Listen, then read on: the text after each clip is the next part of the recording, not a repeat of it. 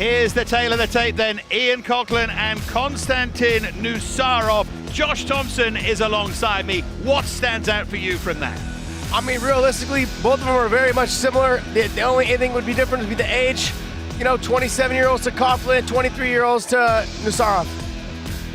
Well, more from Josh, of course, to come throughout the course of the night. But let's get, for the first time tonight, to our ring announcer, Terry Kavanagh. Ladies and gentlemen, this first contest is scheduled for 3 rounds in a welterweight contest. Introducing first, fighting out of the blue corner. He stands 5 feet 9 inches tall, officially weighed in at 167 pounds, with a professional record of 2 wins and 1 draw. Fighting out of Moldova by way of Dublin, Ireland, please welcome Konstantin Nusarov. And introducing his opponent across the cage in the red corner. He stands at 6 feet tall and officially weighed in at 170.4 pounds. Tonight making his Bellator debut from Dublin, Ireland, please welcome Ian Coughlin. Your referee over the action, Mr. Brian Miner.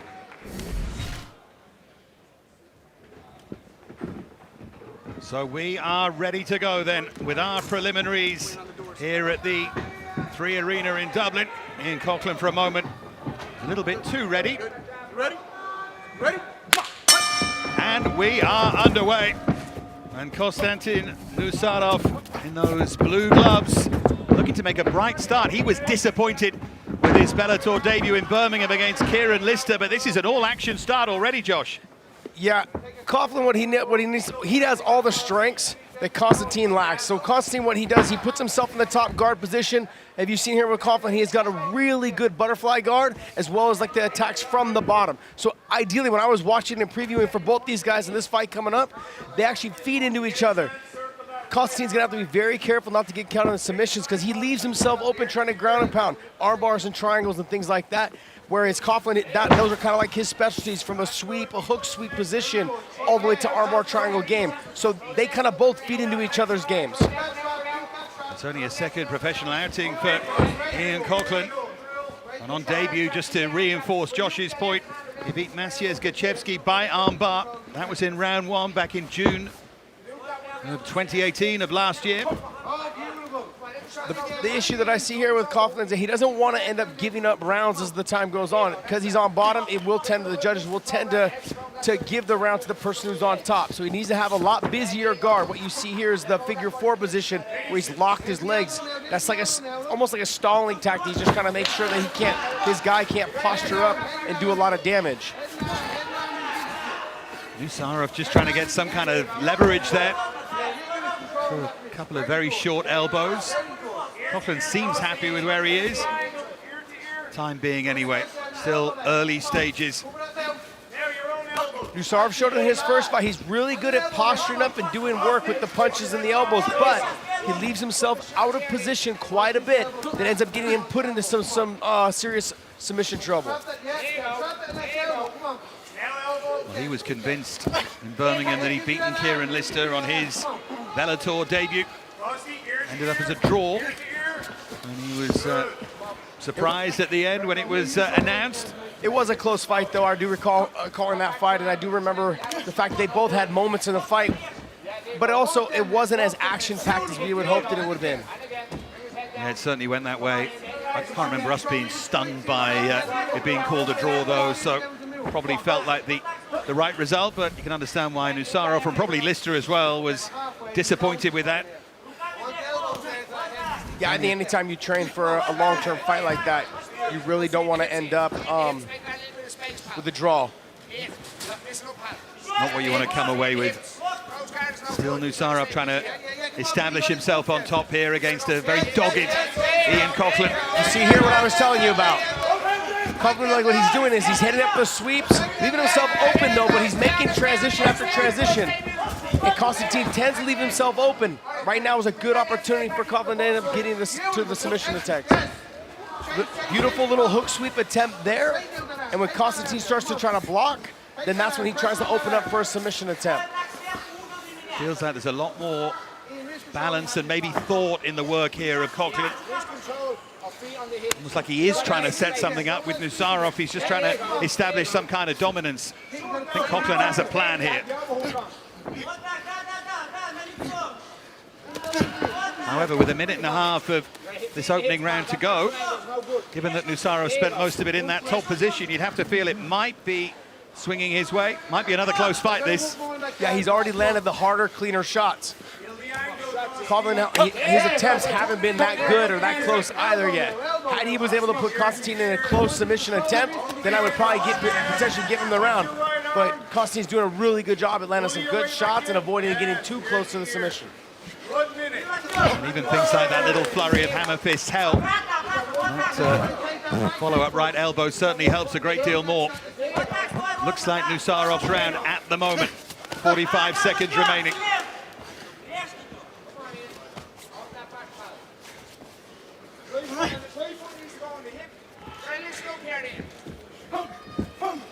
From Chisinau in Moldova, Nusarov from a wrestling background. He's trying to free those arms here to make use of his top position.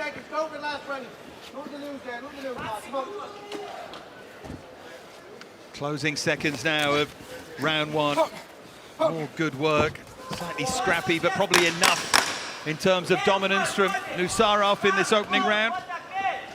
Just get a sense here that Coughlin needs to make something change.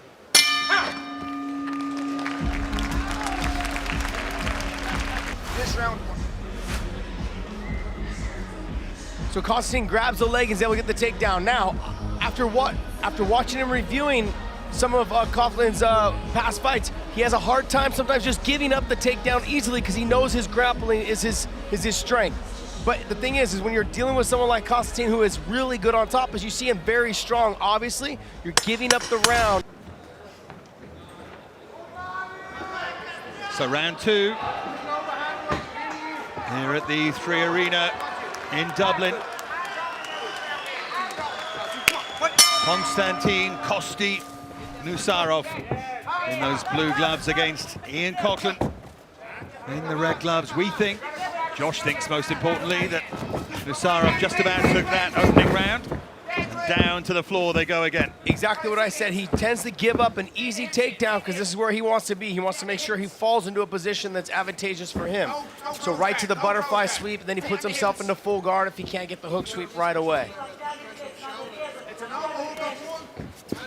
He's got an active guard. He's just got to really commit to it a little bit more. I think it looks like he's more afraid of giving up the full guard and ending up getting past or ending up getting into a worse position than being here where he feels like most of his attacks could be thrown.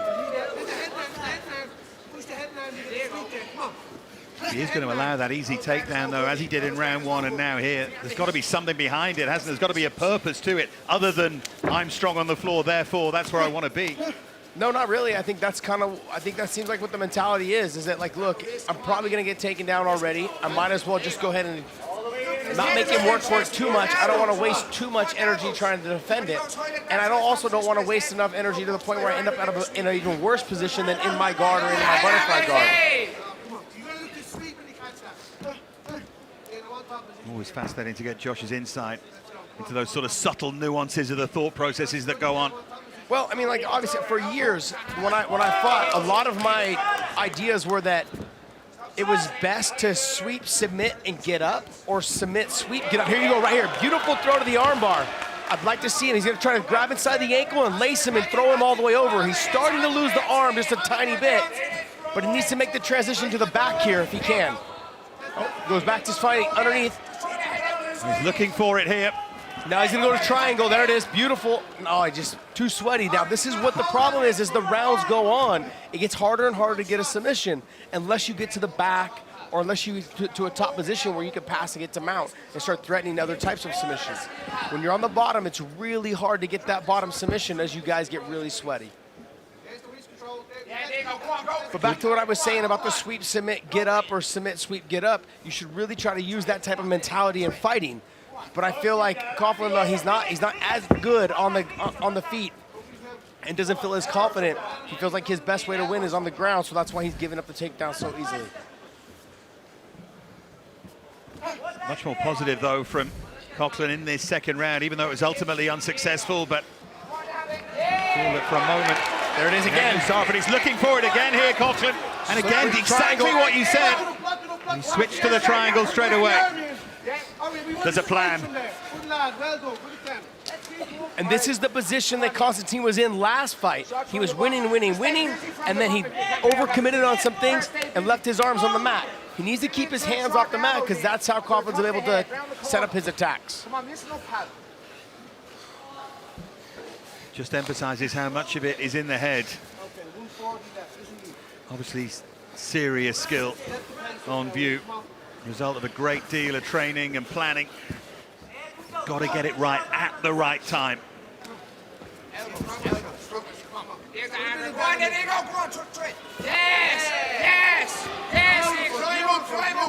So what he's doing is he's pulling down on the head, trying to keep Constantine's posture down. Now he's able to land the elbow strikes as well as attack the triangle, which helps sets up the armbar as well. Really positive second round this for Ian Coughlin. Really motivated tonight by the idea on his Bellator debut that this could be his big break. He knows how important tonight is for him. One of those where you might not get too many chances and you need to take them. I mean, it's a very close fight right now. Seems to be a theme with Nusarov. Yeah. The way he fights, I think they're always going to be close. This is the issue that I think a lot of fight promotions or fighters or judges will have. A guy who just puts his head on their chest and tries to land the body-head type ground and pound. Nice little attempt at a pass there, leaves himself open for a Kimura submission.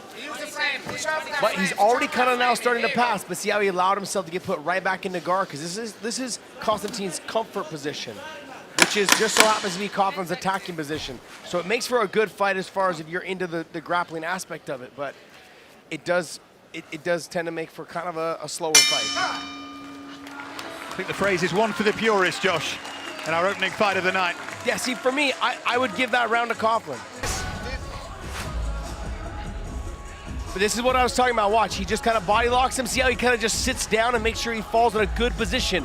Couldn't get the hook sweep right away. Puts himself in the guard seconds later. Now here's this beautiful armbar. Swings the leg over. Tries to reach and grab the leg so he can roll him all the way over to his back. Couldn't get to that position. Then he gets here again. That one was close right there. But then he wiggles the head off, got the leg off. But then the transition though was next to the triangle. Good work.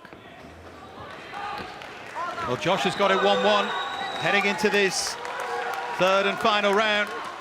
All on the line then for Nusarov in those blue gloves, and Ian Coughlin from Team Rhino in the red. Nusarov a little more aggressive on the feet to start off with at the beginning of round 3. Gotta be careful, that little guillotine right in there. This is one of the submissions that is available though when you are sweaty. It's easier to get under the chin. It's easier to sink in that guillotine. And he's got it in tight right now. You can see he's gonna start to fall to his side to avoid that submission. That's in deep. There he's gonna try to go over to the top. He shouldn't have let it go. He should have tried to keep it. He still kind of has it a little bit from what I can see. And they're pressed right against the cage in front of us. That was another for instance where those are the type of submissions he should be trying to hit when you're sweaty. The armbar triangle game is really hard to get when you're sweaty. Just looked for a moment, didn't it? Like he absolutely had it. As you said, it was in deep. Not deep enough.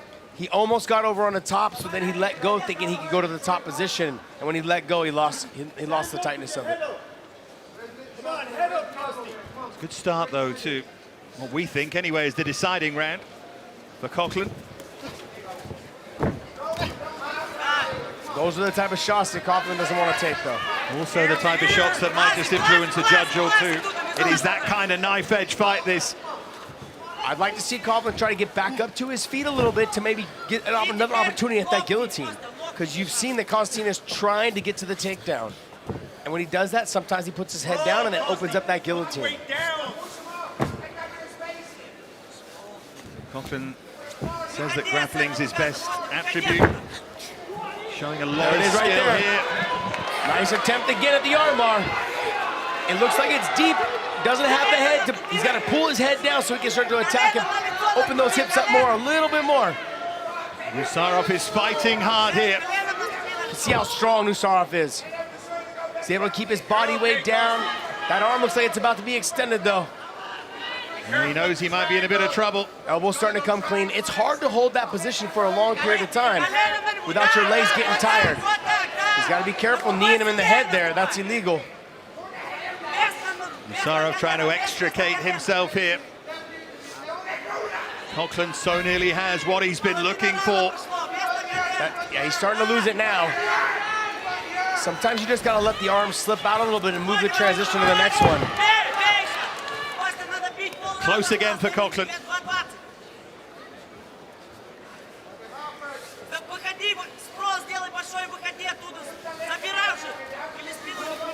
Looking to isolate that arm again. Needs to be careful here though, leaving himself exposed. See Coughlin trying to go back to the guard.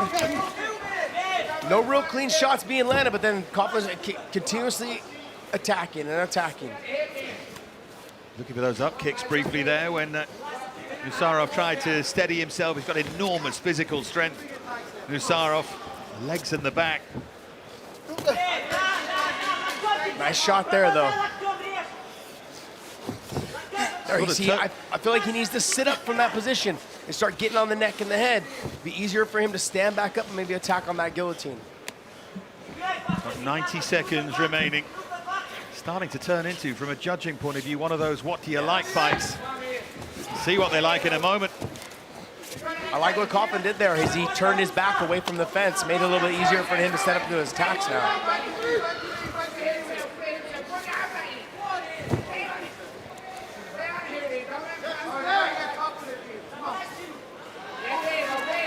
Coughlin trying to get to the top position and sweep.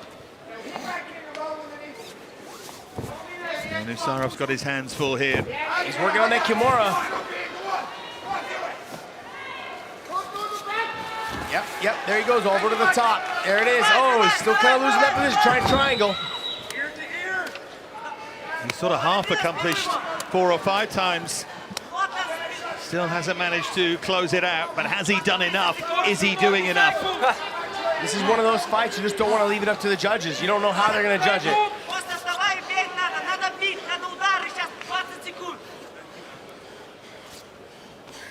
Coughlin certainly started this fight around the better. Elbows there from Coughlin.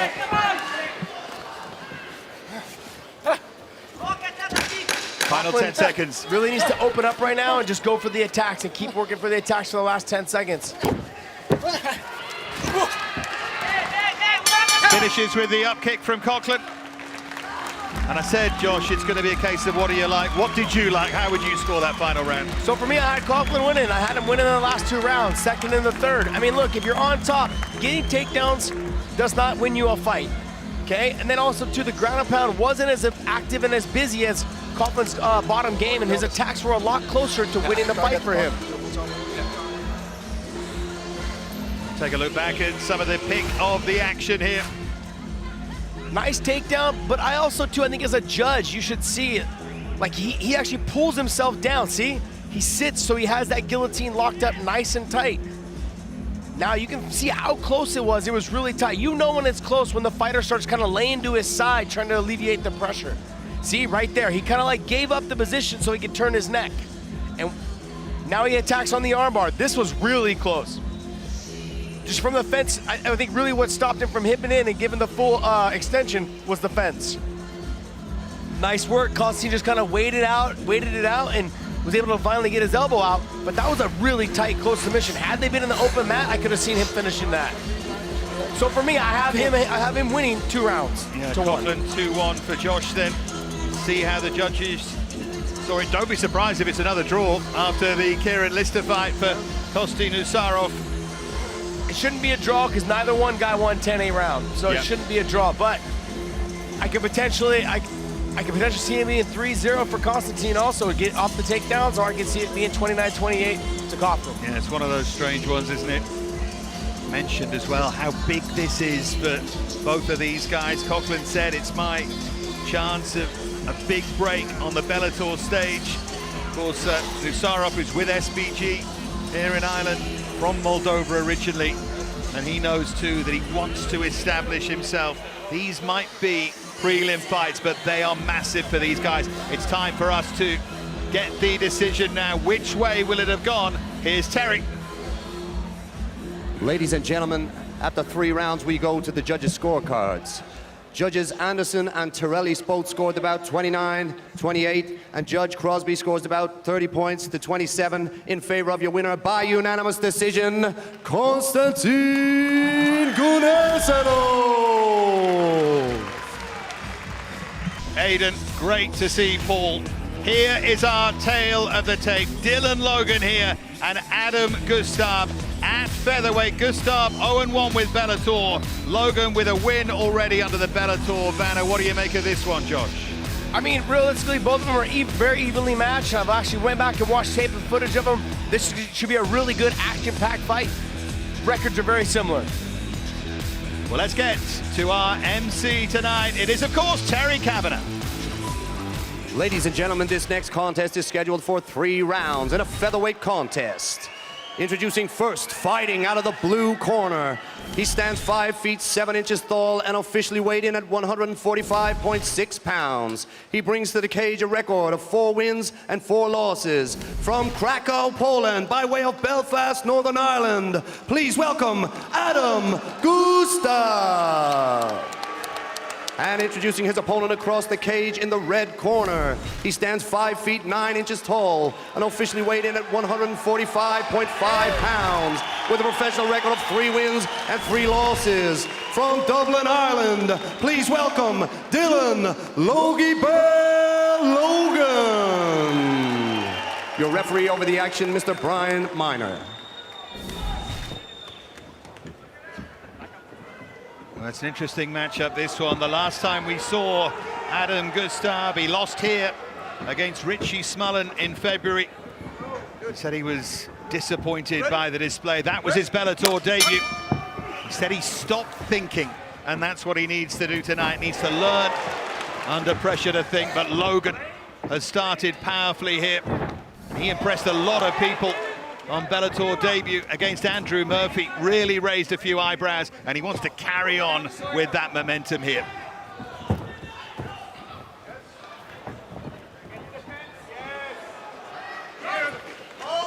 Both men trying to establish that early dominance and do what they're good at.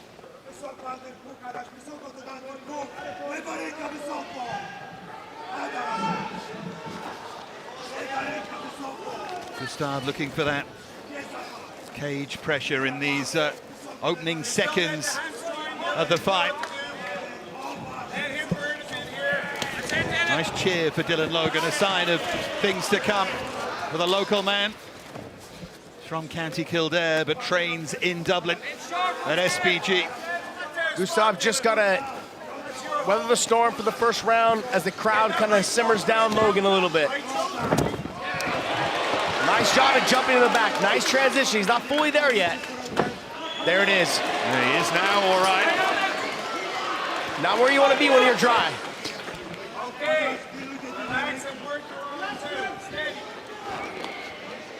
Gustav was under massive pressure against Richie Smolen. Even more of a roar from the crowd that night. But suddenly he finds himself in this cage, in this arena, under pressure against a local fighter again. Anytime you're dealing with someone who's this long and lanky and they can put their far side hook in like that by jumping to the back, it's always dangerous. There he does it again. Gustav's got to work on breaking the hands and the grip and then trying to get his back to the fence so he can turn and face his opponent. Such a good position though, Logan. Gustav talked rather ruefully about being dominated by Smolen. He's being dominated again here at the moment. You have to remember there's a ton of pressure on Logan right now to get the win. Hometown crowd, that feel, the energy. Okay, I would imagine he's not wasting a lot of energy right now. He looks like he's fighting a really smart fight, but there's a lot of nerves that come along with that. So you can maybe potentially start to see him slow down as the fight goes on, where Gustav just kind of staying relaxed, staying composed, trying to avoid all the big stuff that Logan's doing. talked and explained before just how hard it can be fighting at home, all the extra pressures outside of the business that goes on in the cage. That's what Logan's been dealing with. Everyone calling you for tickets, everyone asking you when they should come. There's a lot. There's a lot that goes on, especially during fight week when you're trying to relax. All your friends and family continuously bugging you. So until you get a couple of those fights under your belt where you're used to being at home, you got to learn to be able to say no. That's hard for young guys sometimes. Yeah, absolutely. Tall as knee for featherweight Dylan Logan. 6 foot, and he uses those levers really well. As you said, Josh, Gustav's just trying to hang on in there and hope that his chance comes, hope that Logan slows down. That was a nice little elbow that kind of rocked Gustav. Logan doing a really good job of controlling the space and the distance, pushing Gustav's head down because he's the shorter fighter, able to land some of the knees in the clinch. Gustav doing a good job of keeping him pressed against the fence. He's got to be careful not dipping his head, though, in that position.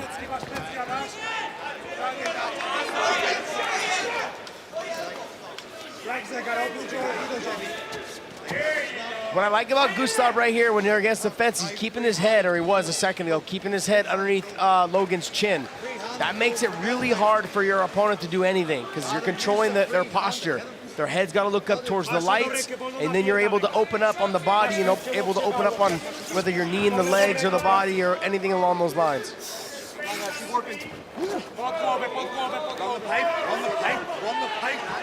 Approaching the final 30 seconds of round 1 here. And a good start from Dylan Logan. Good elbow there from Logan, but Gustav landing a shot as well. See how they are when they're upright in this position. These guys are throwing some heat right now. Good combination that from Gustav, and a terrific right uppercut from him as well. They both landed there. The action took place right in front of us. You can just hear the leather slapping the body. Good opening round. It looked like that's where he wants to be. Beautiful work right here. He comes out, touches gloves, basically just lets the fight develop. Boom, nice spinning back kick to the body. Nice job, and then he also had a push kick right after that to kind of set the distance. Then here, he was able to jump to the back. Couldn't get the far side hook in just yet. So he waited a sec, reestablished position, and eventually ends up gets higher, gets the far side hook in. That's the dangerous part of fighting someone that's as long as Logan is. Nice little exchange here. This is where Gustav wants to fight, okay? Because Logan's so long, it's gonna be hard for him to fight. Both of them smiling, both of them look like they're ready to go. Both of them look like they're enjoying it. If no one's told you this before, fighters were cut from a different cloth. I think cut from a different cloth's a kind way of putting it. Nice straight left right down the pipe by Logan. I mentioned that Logan impressed everyone last time Bellator was here in Dublin. Came into that fight against Andrew Murphy with a losing record and really did surprise a few people with his performance there.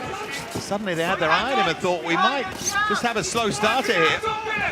Might develop into something, and he's been excellent again. That's a good snaking left jab from Gustav. I want to see Logan go back to using that push kick because that'll take away Gustav's jab. I've always been a big fan of the push kick because you can use that as more of a jab and it's a lot longer range and there's keeping your chin out of the range. Kick to the body there from Gustav. Logan looks nice and balanced here out of that southpaw stance. Gustav looks so much more comfortable when they trade on his feet. Nice little transition to the back here. You can see Logan trying to work his way back up. He's got the toes in the fence. It's a little illegal. But he's working his way, climbing himself up. There he goes, trying to get himself back in. Nice little transitions. Got the far side underhook with the 2-on-1, which makes it hard for Gustav to turn his body.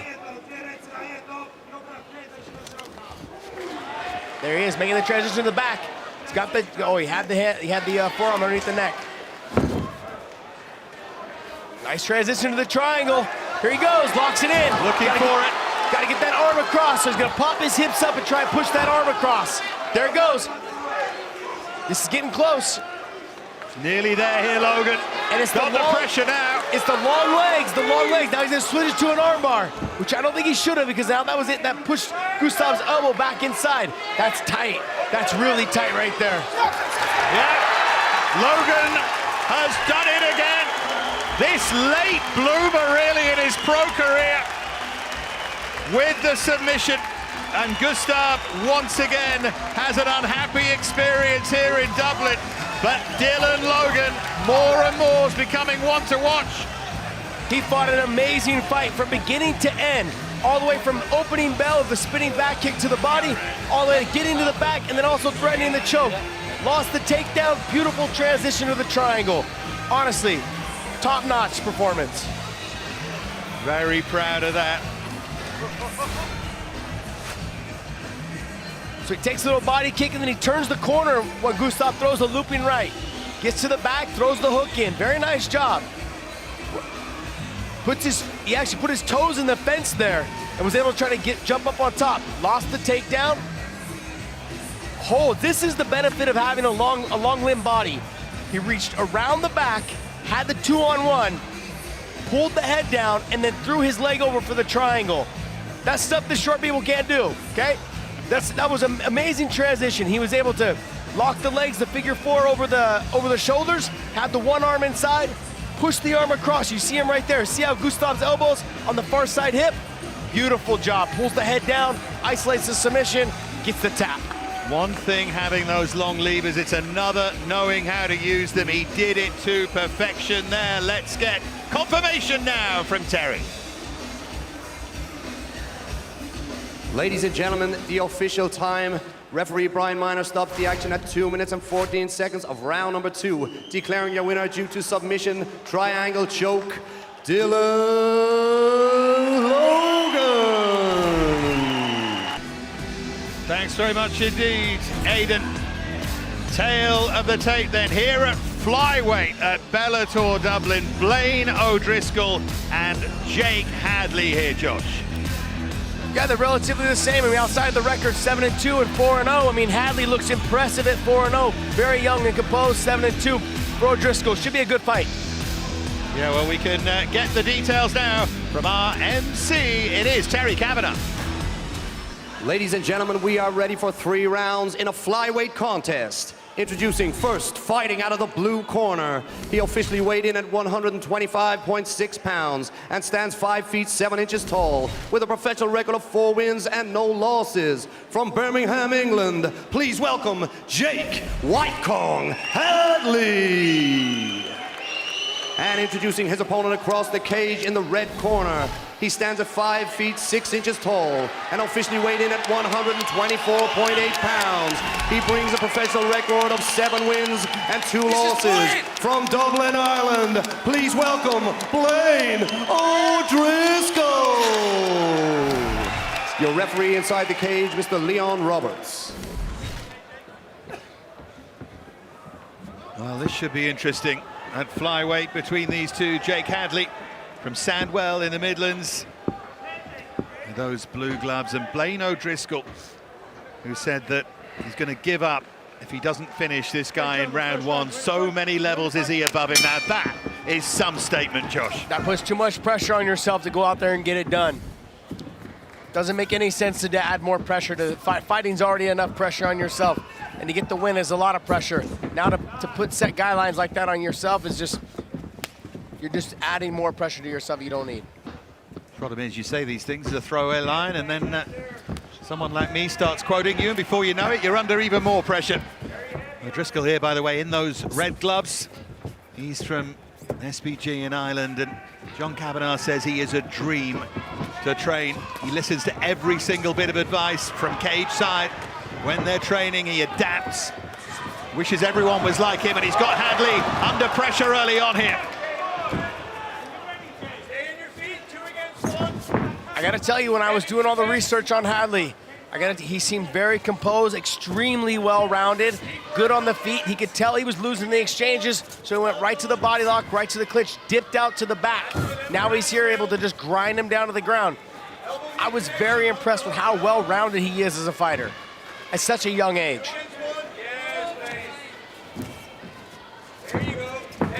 Call Hadley White Kong. It was a nickname given him by one of his old MMA coaches, and as these things do, it's stuck.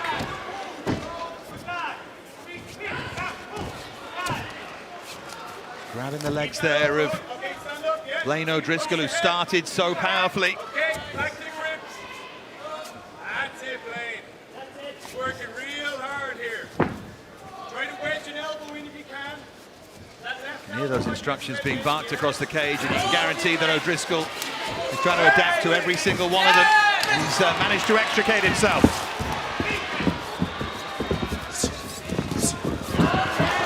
Now he starts to swing, but Hadley swinging back.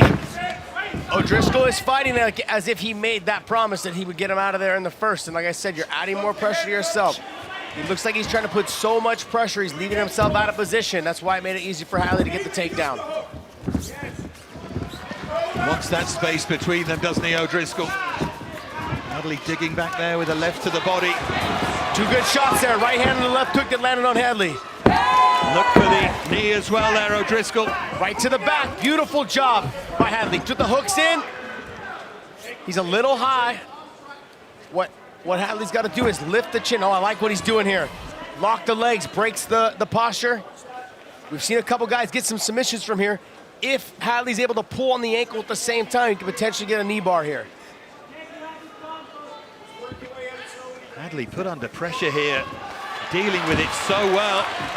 Like I said, he was very young, but very composed. And all the video footage that I saw of him, I thought he fought very smart.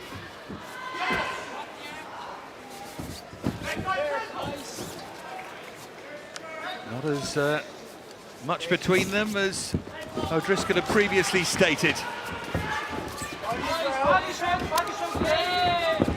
O'Driscoll, you can obviously tell O'Driscoll got a little bit more of the power on the feet and putting the combinations together well.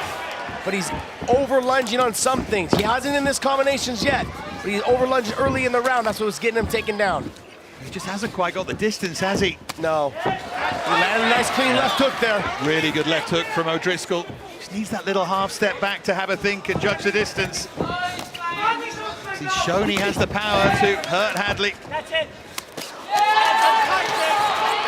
Better from O'Driscoll for the first time there.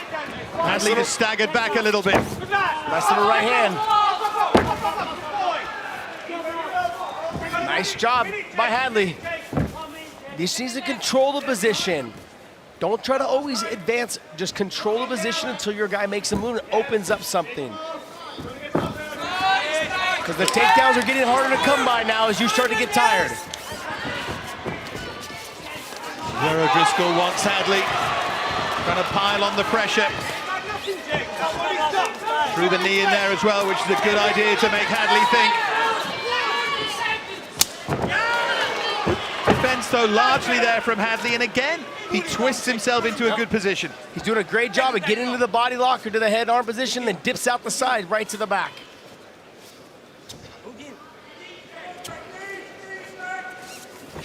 Nice little knee. Well, if he's going to fulfill his promise, he's going to have to do it in the next 8 seconds, O'Driscoll. Left hook again there from him. Hadley still with plenty of fight in him. And we do get to the end of round 1.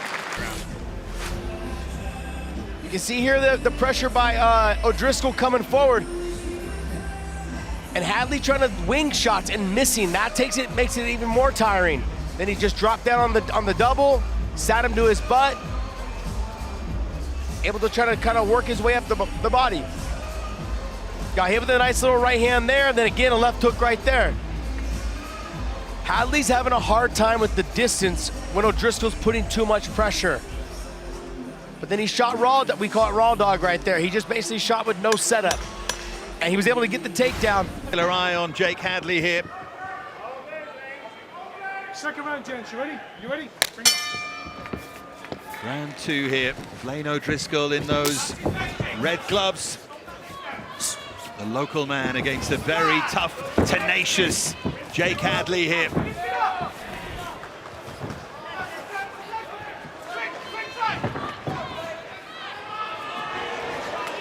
Driscoll doing a good job of getting to his feet there. A little bit of trouble there. He almost got stuck in a little bit of a guillotine, couldn't get out, so he had to turn and give up the position.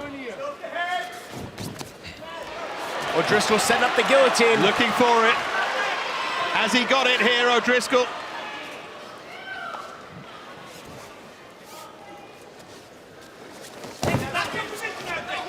That's one of those positions that you either have or you don't. You don't sit up, you don't sit back to your butt unless you know you have it deep. That just comes with more experience. That's all it is. You have two young guys in here that are amazing. They've both made a bunch of little tiny mistakes that have left them out of position.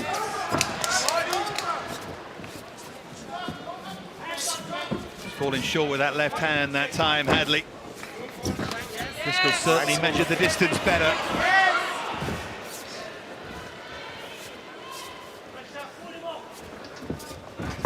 Nice. O'Driscoll went for the takedown and the body lock, and then Hadley just stepped over the body. Got the hook in now. I'd like to see him go 2-on-1, drive his weight forward, try and put O'Driscoll's face to the canvas. So far, O'Driscoll's done pretty well to work these positions out and get back to his feet. Get himself where he wants to be eventually, and he's done it again. Spins and catches Hadley with another left hook. Trying to measure that right hand, trying to walk him onto it. Again, throws in that knee. When you have a guy like Hadley who's really long, your arms start to get tired because you're having to punch such long range because you're trying to keep the shorter guy at bay. And O'Driscoll's just stepping in and getting inside the pocket. I liked what Hadley did there a little bit where he kept trying to like land a couple elbows instead of throwing punches. That's a smart move by him. Doing a nice little job on this half guard here. If he can open up O'Driscoll's heel, scoot his butt out on that side and go to his knees, he'd be able to get to the back.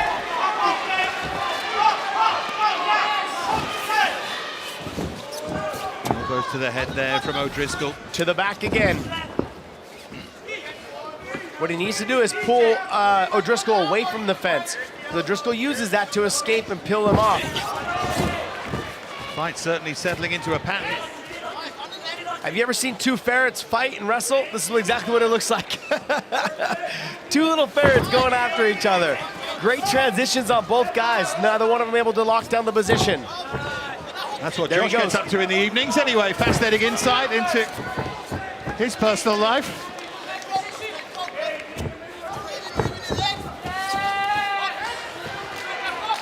O'Driscoll finally able to get on top and see what kind of damage he can do. First time he's had a seriously dominant position, O'Driscoll. I wonder if he just took Hadley a little bit lightly. Not doing that now. Oh, I don't think so. I think Hadley is the real deal. Like I said, I was watching a lot of his, couple of his past fights, and he's a goer, he's a gamer, he's someone who's very well-rounded. So it makes it hard to capitalize on anyone when they can fight from every position. You know, 4-0 versus 7-2. O'Driscoll's got the experience over him as well. Not only just the age, but the actual overall in-cage experience. The right hands there from O'Driscoll. There's times when he catches Hadley that he looks a little distressed, but he's in more control than he looks here, Hadley.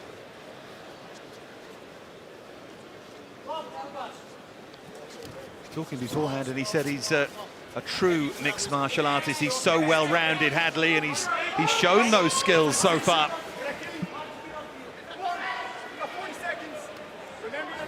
40 seconds remain. Driscoll, just for a moment, was looking for something there, looking to find that position. Elbows to the head again from O'Driscoll. O'Driscoll doing a really good job at putting the pressure on Hadley when he's getting tired. You tell when guys get tired, they circle away and they push off, and they just try to keep covered up. Down he goes and gets the takedown there, O'Driscoll. It's been largely dominant round for him. He looks the one with more cardio here at the moment, O'Driscoll. as we head to the end of round 2. Another good round though, Josh. Yeah, another great round. A great round of transitions, being 1-1. O'Driscoll here with some nice elbows. And the wrist control as well. Now he jumps into this guillotine, which I feel like you shouldn't. You should always try to stay on the top position so you know you got it locked in fully. So Hadley was able to kind of get his legs free or get his body free. Here's a nice little elbows by O'Driscoll to the side of the ear, which are legal. As long as you're making contact with the ear, they're still legal. Explain things that you already know if you're a passionate fan of this sport, but we got new fans arriving all the time in such a fast-growing sport. Bit of Josh explanation along the way certainly helps us all. Blaine O'Driscoll in the red gloves, round 3 here against very tough opponent in Jake Hadley, who is unbeaten. Trains Locks with the hands, pulls him out. Very nice job. Figure 4's the legs, exactly what you see a lot of the new top guys doing. Nice transition towards the back. He needs to get that right hook in. If he gets the right hook in first, he'll be able to maintain that position. There you go, he's locked the figure 4. Now he needs to start pulling the forehead up, maybe to potentially get the choke. O'Driscoll doing a good job at hand fighting right here, keeping wrist control, not allowing Hadley's arm to go underneath the chin. Can he spin himself and extricate himself again here, O'Driscoll, as he's done? You can see Hadley there is looking at the screen to see what position he can get into here. Yeah, what Hadley needs to do is start pulling the forehead back and trying to lean him backwards so you can take him to the ground, because he doesn't want to try to keep that figure 4 for too long. There he goes. Now if he starts trying to like pull his head backwards so he can stretch him out and open him up. He might be listening to me. I feel like I'm coaching now. But O'Driscoll's doing a great job of keeping that wrist control. You need to avoid that wrist control. If it is tight, if it is 1-1, these will be, even if he doesn't get the submission, crucial moments for Hadley. Great start to him for our 3rd and final round. If he manages to stay here for another 1.5 minutes, 2 minutes, or somewhere along the line where he's in a dominant position like this, I mean, this is a finishing position. You could say he won this round, and you could also say he potentially won the first round. It really comes down to how the judges score the first round. Yeah, and after 1 or 2 things that have happened over the year, we can't be sure of that. Still dominant though, Hadley. You see O'Driscoll with good wrist control here. He also knows though if he can't get out of this position, he's going to lose this round at best.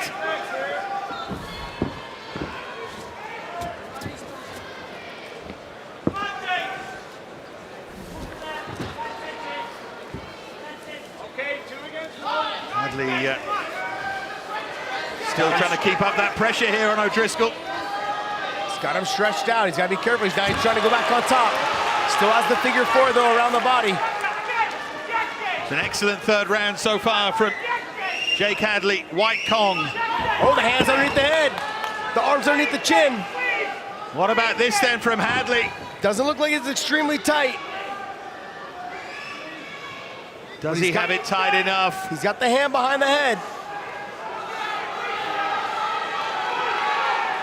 Oh, Driscoll is beaten. He taps.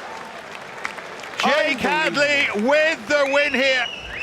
And Blaine O'Driscoll, who said he was at a completely different level to this opponent, has been beaten by this opponent.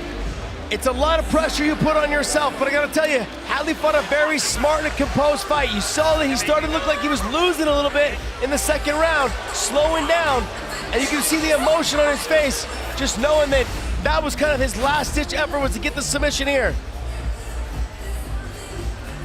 He's able to get the hooks in here. Then he goes to the figure 4 and then goes to the top position.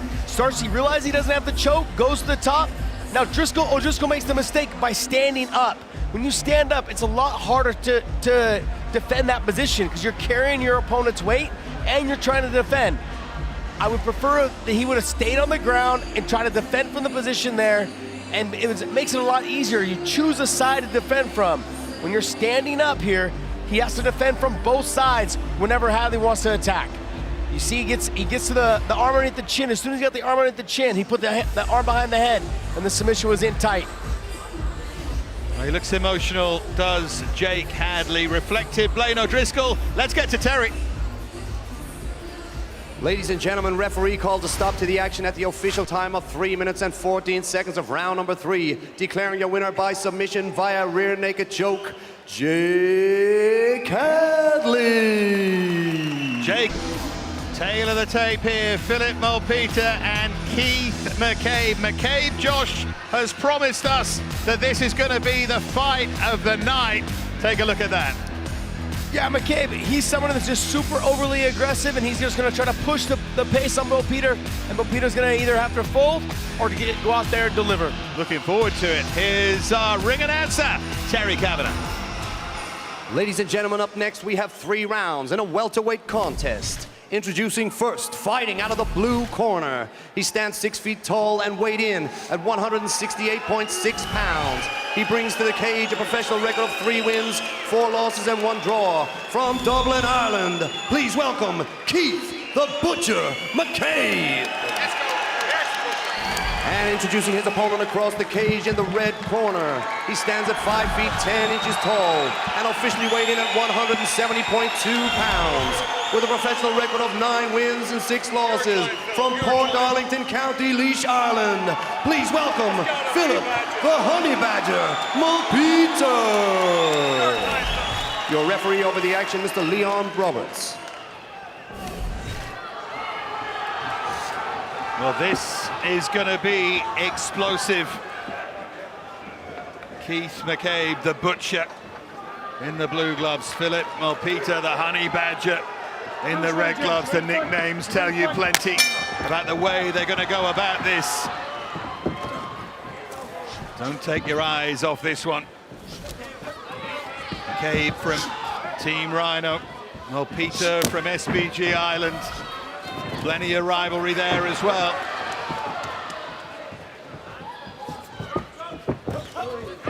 Sweeping left hook there from McCabe. Kick then from Mulpeter. Early exchanges here. Good knee there, flying knee from Mulpeter.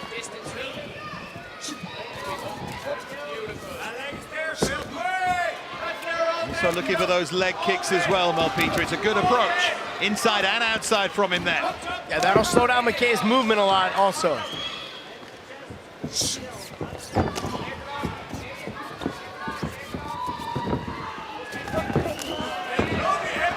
They could both bang.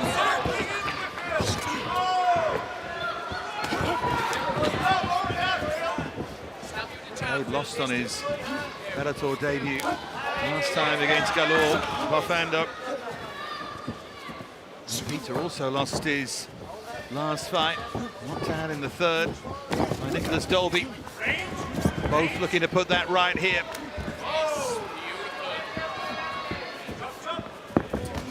Neither of them with stunningly impressive records, but both always worth watching. Right hook from McCabe there. Punch of the fight. Peter just walked right through it, though. Can't take many of those.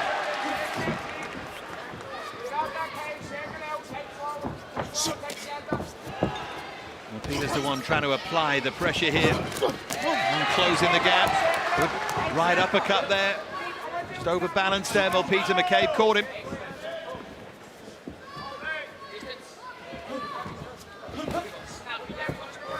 Peter needs to move his head as he walks, as he comes in. He's just coming straight in with his chin in the air.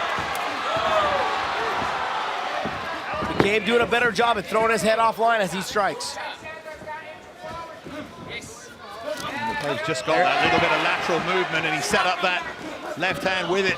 Well, McCabe always knows where his head is because it's right in the middle.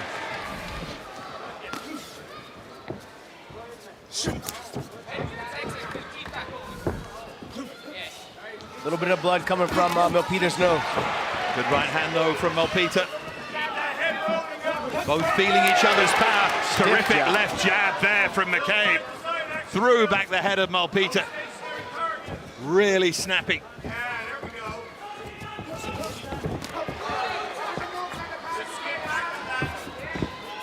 Both going headhunting in this opening round.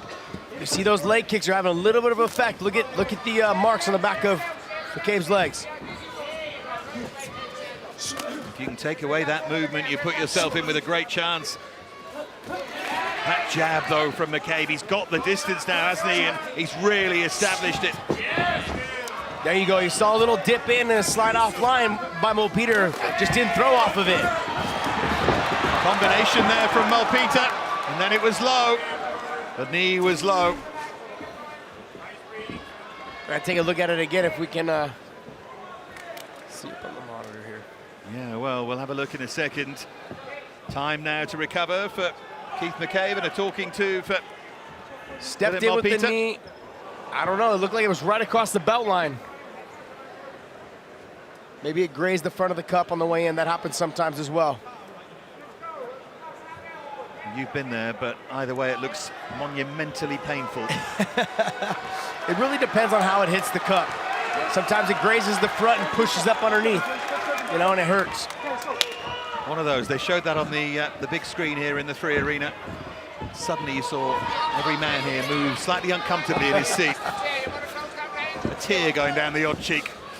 Anyway, we're back. McCabe looks unaffected by it. Oh, nice right hand there from McCabe. Overhand right that.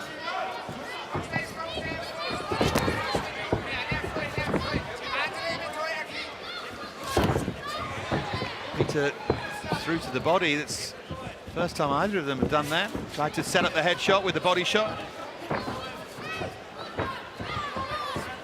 Peter needs to move his head. I continue to say this, he needs to move his head offline as he strikes.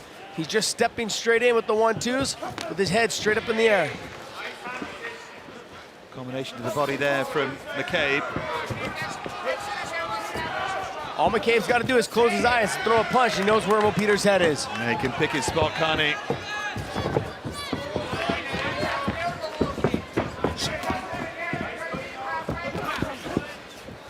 I like how he's going low, though. Yeah, mixing up the levels in a boxing sense anyway. Yes. Clever thing to do.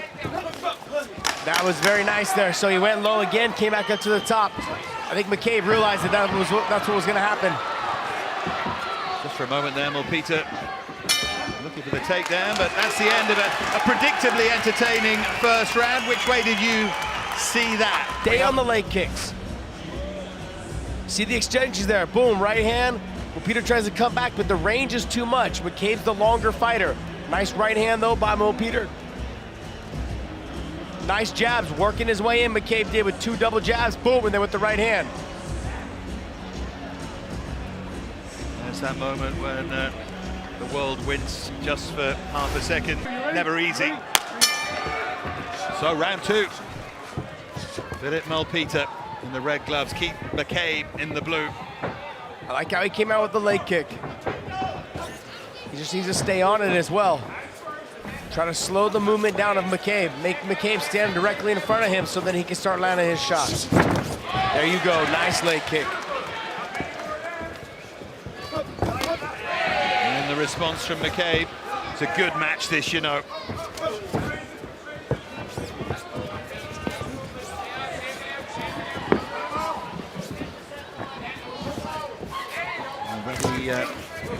Nice little goes the uppercut. distance, it'll be hard to score, I suspect. Knee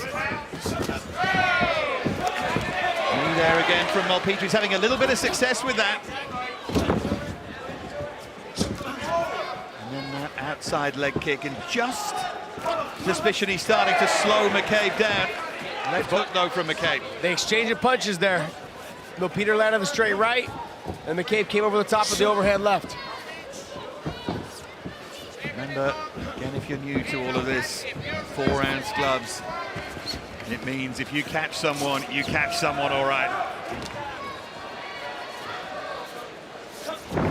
Jab again from McCabe. It feels as if that's the punch that could win in this fight, that left jab. Set everything up behind it anyway. But you see Mulpeter's using that little push kick now. That also is just as long, if not longer, than McCabe's jab. So that takes away some of the long-range punch that McCabe has over Mulpeter if he continues to utilize that a little bit and then mix in the leg kick right after. There it is, left hook.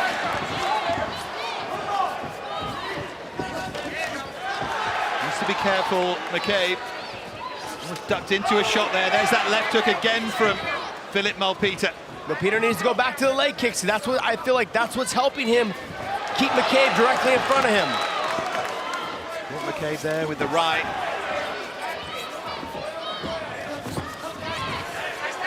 Good pressure by Mulpeter. Keep it up is the kind of pressure that wins you the round, but long left hand there from McCabe. It's sense in the arena that something serious is about to happen. Either way here, both tiring just a little, they're both hurting each other just a little more.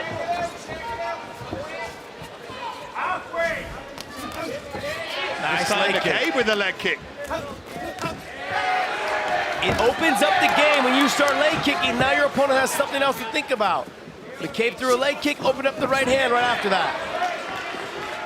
Footwork there from McCabe was good. Lunging shots, really, predictable ones from Mulpeter. Goodness me, we go to the floor. Beautiful takedown. McCabe got too close, got within body clinch range, and then he'll hit the little knee tap to the outside and drop him right to an advantageous position, right to passing guard. Now he's able to get to the mount position. He's trying to free himself here. Looking for those up kicks, and Mulpeter's happy. Standard watch at the time being. This is a good opportunity for Mulpeter to get his breath. He's the one controlling the distance of the fight there. Back on their feet. Back where they can do some serious damage here.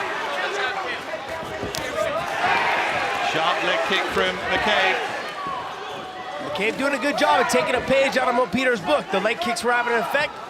When guys used to do something like that to me or some of the other fighters, they'll just kick them right back. Let them know that, hey, I can do it too.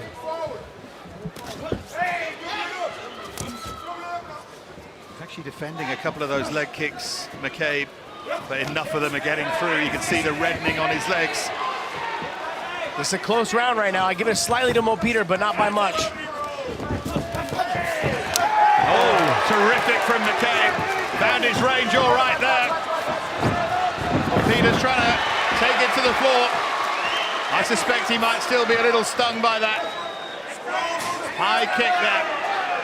Just grazed him a little bit. It might have rocked him a little bit, but oh, nice attempt at the submission.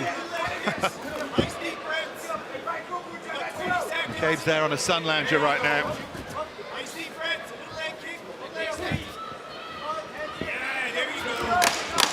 Final 10 seconds of round two. Uppercut from McCabe, and then a left hook. Success for both of them in this second round. Really good scrap, this one. Which way do you see that? Is it 1-1? Some of the action here, Josh.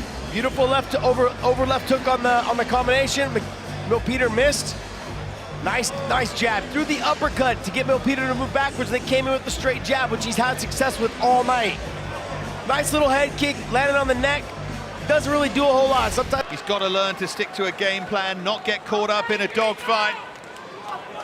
He's done a bit of both here so far tonight. Sounded like Mulpeter's or McCabe's corner told him that it was 1-1.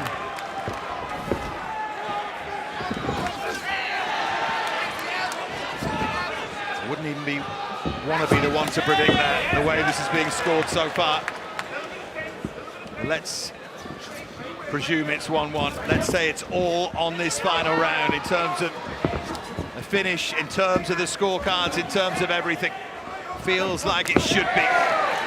Good overhand right. Does that, doesn't he? Mulpeter just overbalances as he comes in, and McCabe's looked for that uppercut. Did it again there. And the left hook that caught Mulpeter on the top of the head.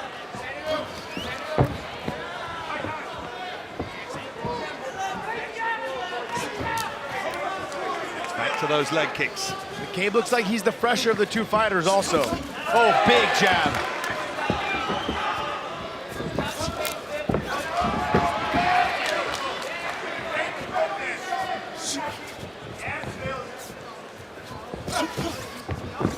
Still got Got some power in those punches, though, Mulpeter. For all that he does look to be slowing a little.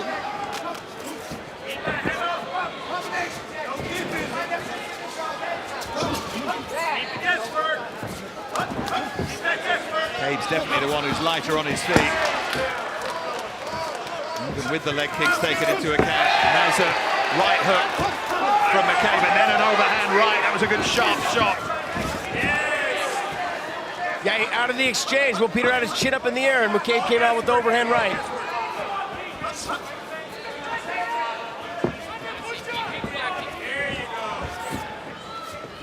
One of those. Start asking you watching at home, wherever you are, how are you seeing this? How are you calling it? Most people are at home just in awe of the fact that they're still standing. Absolutely. A lot of people like to sit and score. Sit with a notepad and keep the score. Good luck with this one is all I can say. I'm really surprised that we haven't seen McCabe kick more, because he had some success with a couple leg kicks.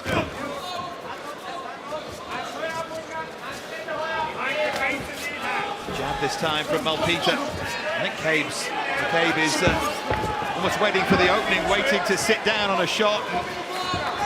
Walk Mulpeter onto something here, maybe waiting too long for it. Uppercut. Blocked though by Mulpeter.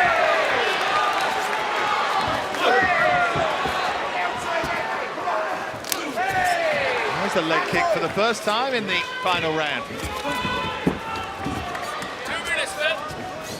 2 minutes to go. They both have been told all-out effort now, surely, to try and either get a stoppage or nick the decision.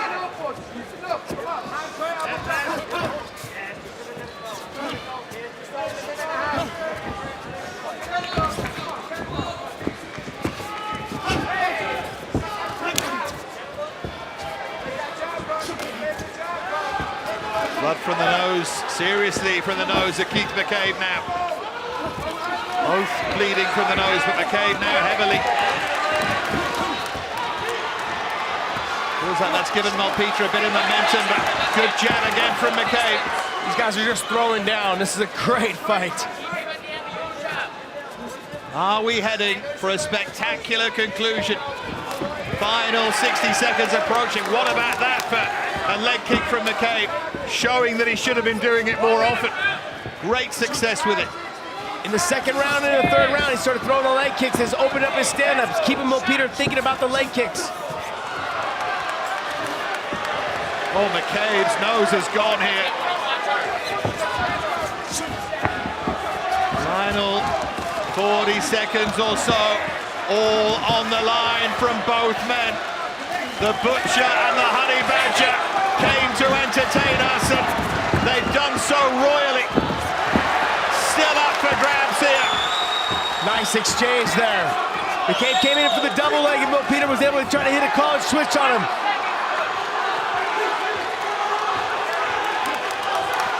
Who can take the advantage?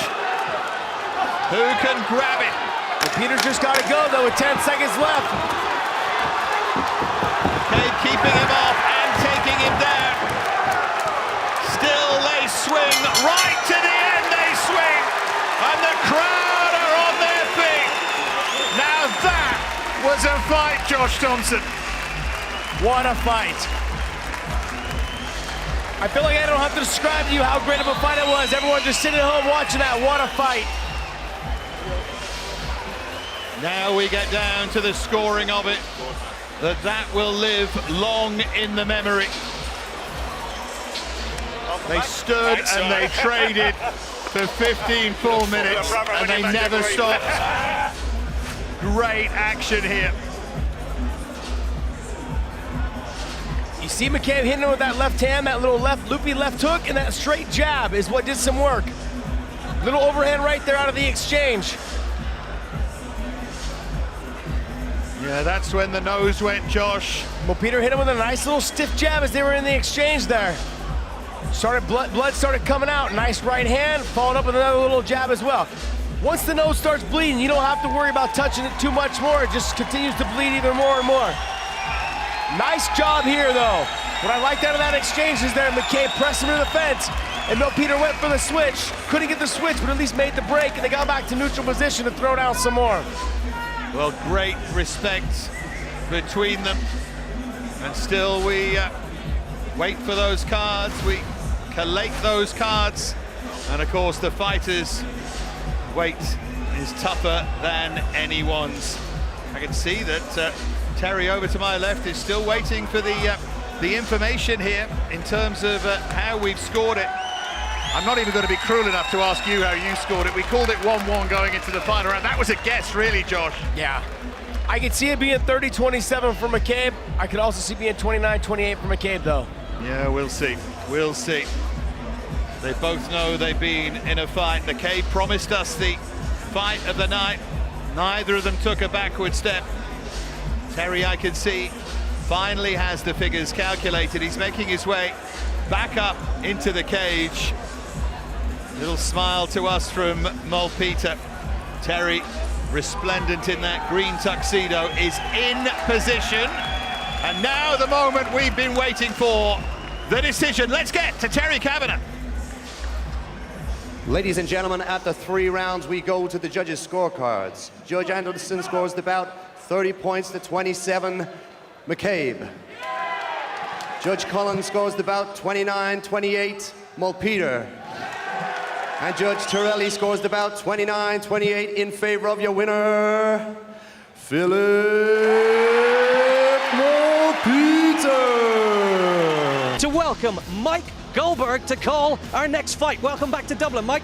It's great to be back. I love the atmosphere here inside 3 Arena, and we have got a good one as the preliminary matchups continue. Our tail of the tape for this fight at 205 pounds. Josh, the very experienced Lee Chadwick against Carl Moore. Yeah, you notice the age difference, though, 34 and 27, but the other thing as well is the reach difference.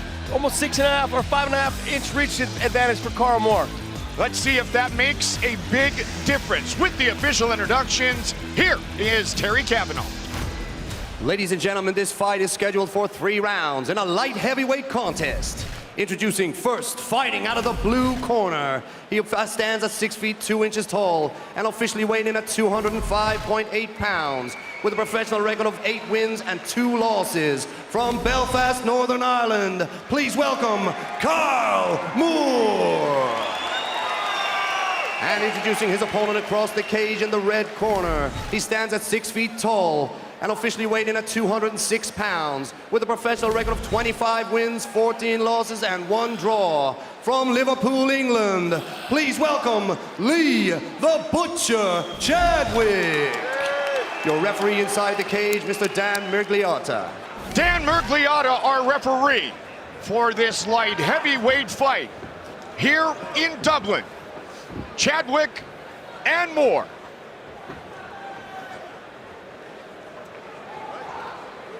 You ready, sir? You ready, sir? Let's go. Fight. Here we go.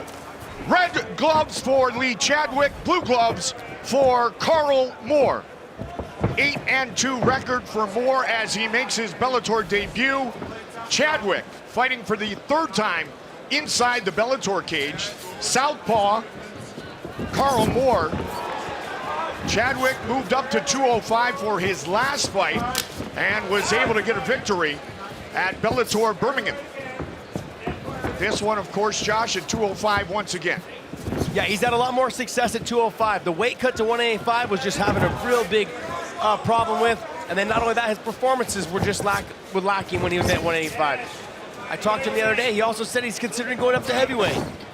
Why not? 34, speaking of, he's strong enough. 41st professional fight for the former Cage Warriors middleweight champion. Good low kick.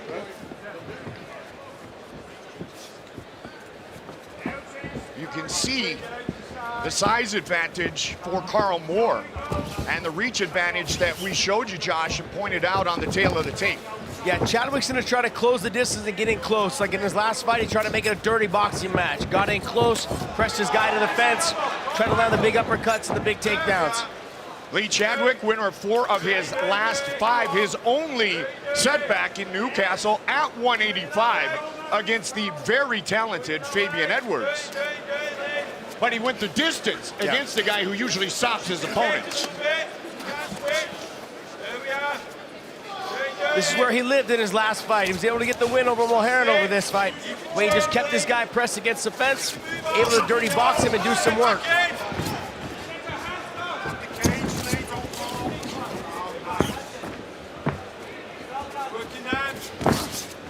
Round one of this fight scheduled for 3 5-minute rounds. Quick little uppercut thrown by Chadwick. Oh, that hurt him. That hurt him. He hit him right on the arm. Yep. Giving me flashbacks of when I saw Quley and Frank Shamrock. Quley threw the body kick. Frank blocked it with the arm. You can see Chadwick still trying to be careful with that arm. Doesn't want to really throw it.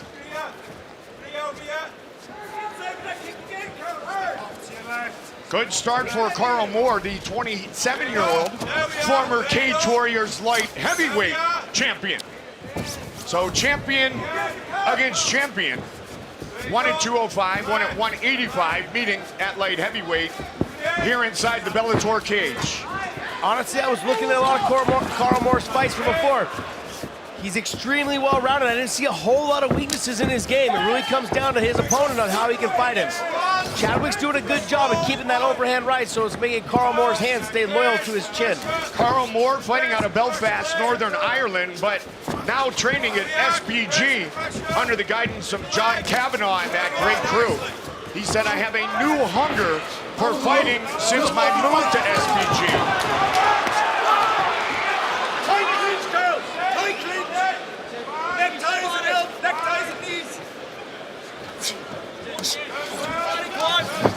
That knee came right up the middle. It looked like it grazed the cup a little bit, but the ref didn't see it, so they continued to let him fight.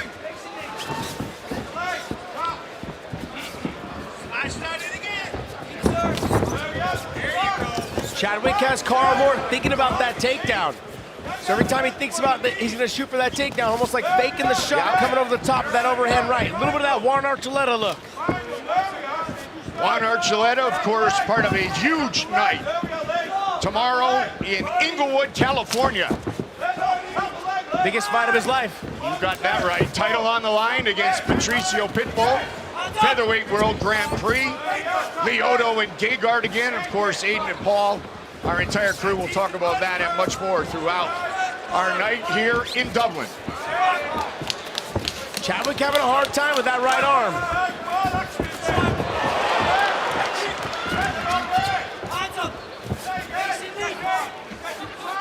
Final 30 seconds of this round. That arm could be broken. Yeah, because he's really holding up there. He's trying to keep it loyal so he doesn't get kicked in the head, but then he's also taking more damage to that body kick. I think about Chuck Liddell, Rich Franklin. If Rich doesn't finish that fight at the end of that round with that broken arm, Chuck Liddell may have fought 5, 6, 7, 8, 9 more times. Round one in the books. Putting water on his back, kind of trying to cool him down. Here's that body kick. Lands right across the forearm and the shoulder. Kind of jams your elbow a little bit sometimes. You see Chadwick kind of fade back into the fence. And then Moore comes forward again, trying to land some clean shots. Hit him with the knee right up the middle, but the angle we can see from here, you couldn't really tell if it landed clean or not. Looked like a clean knee to me from there. Maybe it grazed the tip of the cup on the way up. He said of his opponent, his greatest strength would be his size and reach. His weakness is his mind. Round one in the books, your scorecard, partner. I mean, right now I would have Carl Moore winning the round due to that kick to the arm. Chadwick coming out more aggressively here at the start of round two and looking for that takedown that you alluded to. Yeah, he's gonna have a hard time getting that takedown against Carl Moore. He's got good takedown defense, stays busy against the fence, also with like little tiny strikes to make it harder for you to get in on the takedown. That's it, good splitting.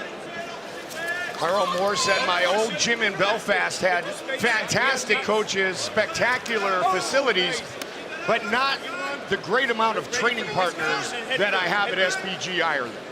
Yeah, you run into that with big guys, though. Big guys always have a hard time finding other guys to train with. I talked to Big Country, Roy Nelson, talks about it all the time. He's like, I just don't have guys to train with, guys my size. You know, you get 1 or 2 guys. If one guy gets hurt, you have 1 guy to train for your whole camp with.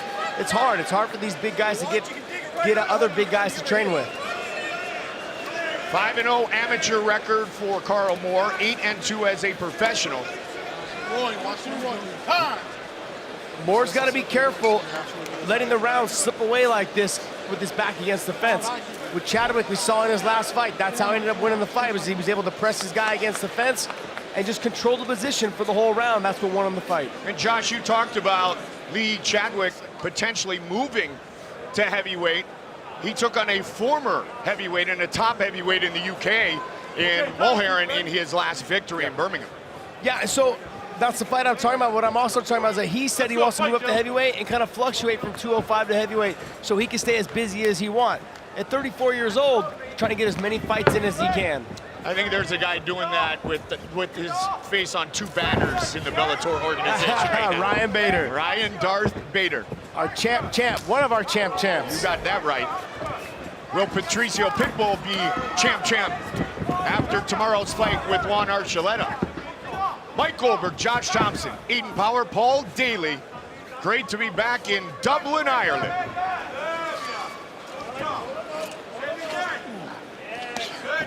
Lee Chadwick from Liverpool, England in the red gloves. Carl Moore representing SBG Ireland, will turn 28 next month, in the blue gloves.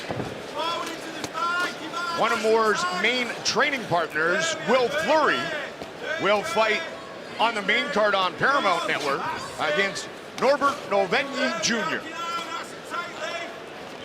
Moore's got to be careful, like I said earlier, about giving away the rounds in this position, because Lee Chadwick makes his career and his living off of this position here. Presses you to the fence, tries to dirty box you, tire you out, makes you fight your fight. That's the signs of a seasoned veteran. And he is indeed a seasoned veteran. As I mentioned, 41st professional fight. He had not fought at light heavyweight prior to his fight in Birmingham back in May that you called, of course, Josh, since March of 2012. His brother Jamie handles his fitness, representing his gym in Liverpool and engaging in the middle of the Bellator cage. Past the midway point of this 3-round fight. I'd like to see Carl Moore start using that kick again and keeping his back off the fence. There you go. Very nice job of circling off. Big swing. Oh, nice right hand.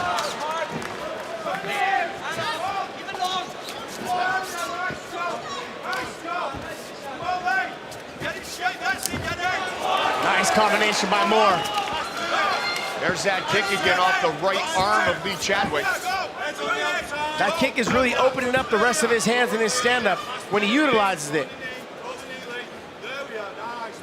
But then he's letting Chadwick press him to the fence, let his back touch the fence, or that back foot touch the fence like you hear about all the time. Trainers will yell, keep your back foot off that fence. Don't let your foot touch the fence line. Get back out to the center, circle out. It'd be smart for Moore to do that. What is the key when they talk about that? That foot on the fence. What's the key? What is their point when they say that? That's your rangefinder. That lets you know if the fence is nearby. You know that Chadwick wants to press more to the fence. So if my foot is touching that or getting close to that, that means I need to focus on circling my back out away from the fence, trying to get the fight back to the center of the cage. It's not really like you can look behind you and go, oh, it's right there, not in the middle of a battle. No, but I'll give you some advice right here. You see that black circle that's in the cage? Right, that circle's the Monster Energy logo. That black circle, when your opponent gets inside that, you know that your back is close to the fence. So keep an eye on that all night long, and perhaps for every MMA fight you watch the rest of your life. I'm just here to drop some knowledge. Yes, that's all I'm here to do. They're world champions. And congratulations on the brand new, huge facility SBG Ireland just opened. All right, ready, sir? Final round. They went from basically a shed to the monster. Third and final round. Are we all even? Yeah, I would say we're all even. I have Carl Moore winning the first round. I've got Chadwick winning the second. You heard exactly what we were talking about in the second round. Chadwick's corner was telling him, press him to the fence, get in there, dirty boxing, throw your hands. You can throw your hands all day. So they were talking about that, and you heard Kavanaugh talking to Carl Moore about get your back off the fence, dig the underhook, and turn the head to circle off.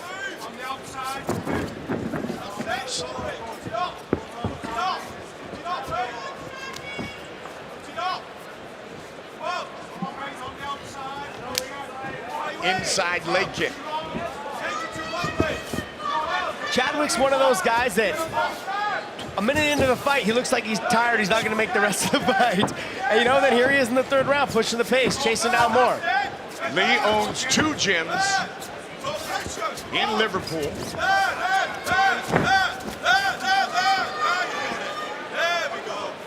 12 years of fight experience. Wanted to showcase some speed, power, and skill in this battle tonight against 27-year-old Carl Moore.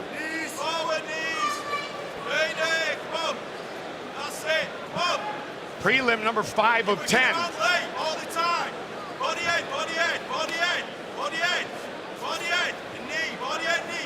This is where Moore needs to focus on what John Kavanaugh was saying. Digging the underhook, pushing the head to the outside, and circling his back off. He can't settle for this position. Time's just ticking away, and it's a 1-1. I have it at 1-1. You have it, I believe, a 1-1 also? Or? Well, I agree with you. Yeah. You're very intelligent. Hold on, let me text Big John and see if he's on board with it. Yes, I have 1-1, Mr. Thompson, sir. 3 minutes. I felt a little, I sensed a little sarcasm in that voice. No. Well, yes.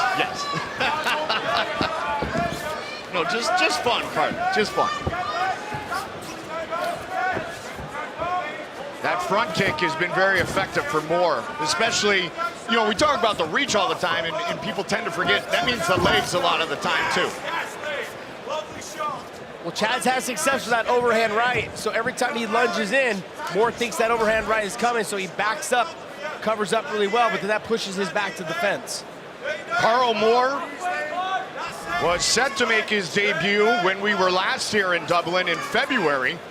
He was in Iceland with basically the entire SBG Ireland team that was on that Dublin card at Gunnar Nelson's gym and tore some ligaments and his meniscus.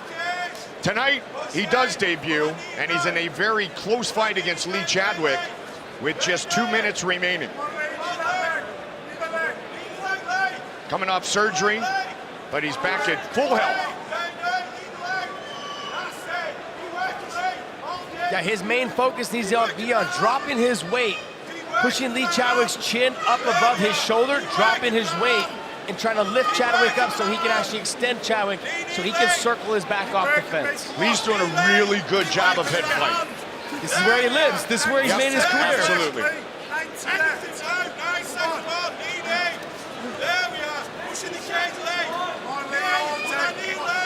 You can't teach experience. You just develop it in the cage, and he has that.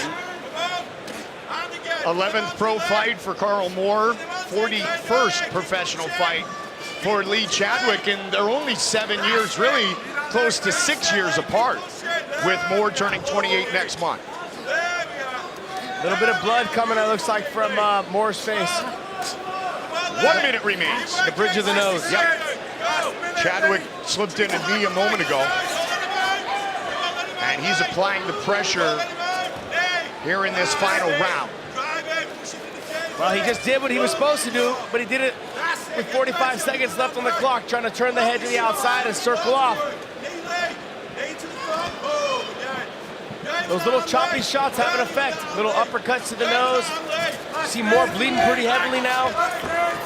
30 seconds remain. Hands down for Chadwick. Still, he delivers the right.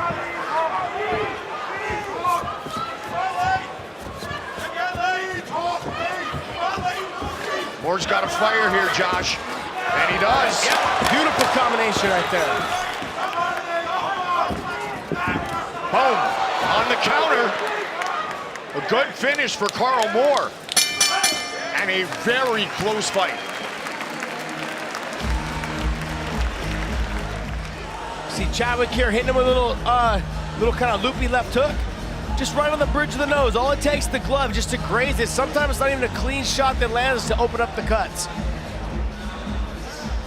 Chadwick lunging in, trying to get the last little couple shots in before the bell rings. But right before that, you saw Moore land some clean shots. It made Chadwick realize, hey, I better try to get this round back. It is now in the hands of the judges. Will Carl Moore earn a victory in his Bellator debut? Or will it be Lee Chadwick winning his second straight inside the Bellator cage? Judges have rendered their decision, and here is Terry Kavanaugh. Ladies and gentlemen, after 3 rounds, we go to the scorecards. Judge Henderson scores the bout 30 points to 27 Moore. Judge Crosby scores about 29-28 Chadwick. And Judge Coughlin scores about 29-28 in favor of your winner by split decision, Carl Moore. Split decision victory. Dublin with our prelims, and it's back to Mike Goldberg. 3-4 years ago, he was 15 years old, Aiden. Our next fight in the featherweight division, our tail of the tape, as both Elias Belade and Vitalik Myoda make their professional debuts, the 24-year-old against the 22-year-old. Reach advantage will go to the Blade, Elias Belade. And once again, with the official introductions, Terry Kavanaugh. Ladies and gentlemen, up next we have 3 rounds in a featherweight contest. Introducing first, fighting out of the blue corner. He stands 5 feet 6 inches tall, weighing in at 146 pounds. Tonight he makes his pro debut from Athens, Greece. Please welcome Vitalik Ironhead Myoda. And introducing his opponent across the cage in the red corner. He officially stands at 5 feet 10 inches tall and weighs in at 145.4 pounds. Also making his pro debut inside the cage from Rotterdam, Netherlands. Please welcome Elias the Blade Belade. Your referee over the action, Mr. Dan Mergliotta. Dan Mergliotta, our referee for this fight at 145. Between 2 men making their professional MMA debuts. In fact, for Elias Belade, this is his first mixed martial arts fight. No amateur fights. But I'll tell you what, you look at their kickboxing backgrounds, and they have, between amateur and professional fights, well over 225 combined wins. Red gloves for Belade, blue gloves for Myoda. We're watching a kickboxing match with MMA gloves on. Yep. I don't expect to see a lot of grappling during this.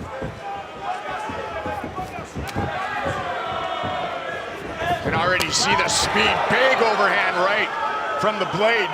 Trains at SBG Ireland, also at home in the Netherlands. His main training partner, the one, the only, Melvin Manhoff. Not a bad guy to strike with. No, it explains a lot of his style, right? Belade, the reigning kickboxing world champion in infusion at 147 pounds with 3 title defense. Comfortable switching stances and definitely the aggressor early.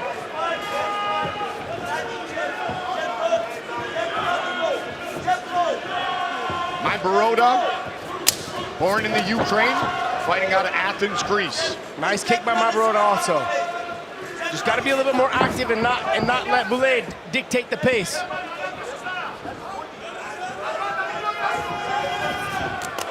Oh, nice combination.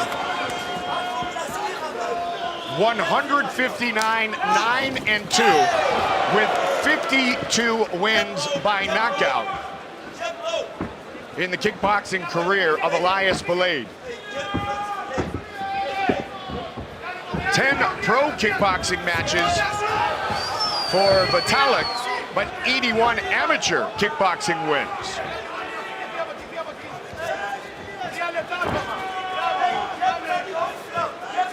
Myoda needs to start throwing something back. Otherwise, Belade's just gonna tee off on him whenever he wants, dictate the pace, and just touch him, and that eventually leads to knockouts. Belade said to us, my speed has always been the key.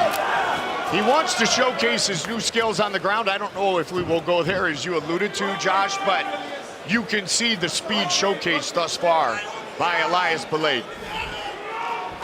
If I was Myoda, I would have tried to at least threaten a takedown here or there to make Elias Belade think about the takedown a little bit. 22-year-old Myoda against 24-year-old Belade.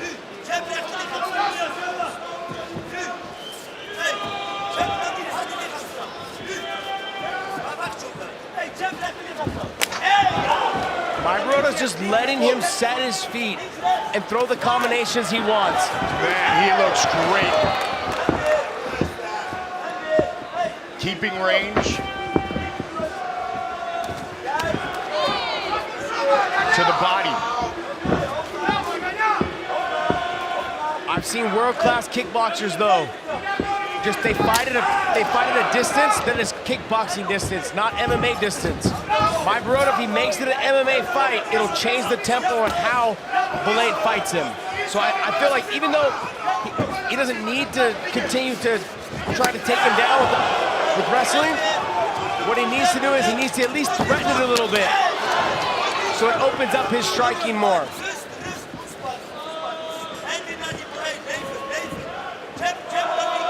The key to that statement, though, Josh, is both men are very young in their MMA careers. Yeah, it's both their debuts, but I'm saying that Myoda needs to at least threaten a little bit of the takedown because he's losing the exchanges on the feet. So if he can make Belade believe that maybe there's a takedown there, I forced him to take him down. Now I've got to be a little more hesitant on how I approach him. Because right now, Elias Belade is throwing everything he wants, anytime he wants, and connecting most of the time. There's Vitalik's first big shot. Iron head over the top with the right hand. And again with the combination. Because with both these guys, a split hesitation will get them knocked out. Boom. So if I threaten the takedown, that hesitation of you thinking I'm gonna shoot will open up my defense, and you can land a clean shot that potentially can knock him out. Switch kick. Final 15 seconds of round one. Caught him low. Looked like he jumped and the foot kind of came up underneath.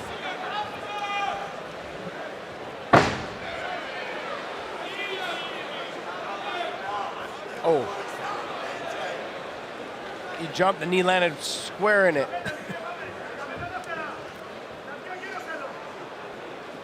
And we show it again because we can. Yeah. Okay, timekeeper time. Ready? Let's go. It's one of those ones where it hits right, clean up, square in the front of the cup and kind of pitches you in the pelvis. Final seconds of a very impressive round one. And it is all over. What a performance by Elias Belade as he finishes the fight with just seconds remaining in round number one. Nice inside leg kick, doubling it up. Oh, right, left knee to the head. Great stop by Dan Mergliata. Kind of throws like a little slapping punch to the, like a hook, but then just clinches from there and then throws the switch knee right to the head. Beautiful job. Perfect example, Josh, and a microcosm of the entire fight. That lasted about 5 minutes. Everything was a multiple strike combination for the Blade in his professional MMA debut, his first MMA fight. I can't stress enough though, that when he gets a little bit more experience and they match him up against someone that has a little bit of wrestling or a little bit of grappling, he will not be able to pull those type of combinations off.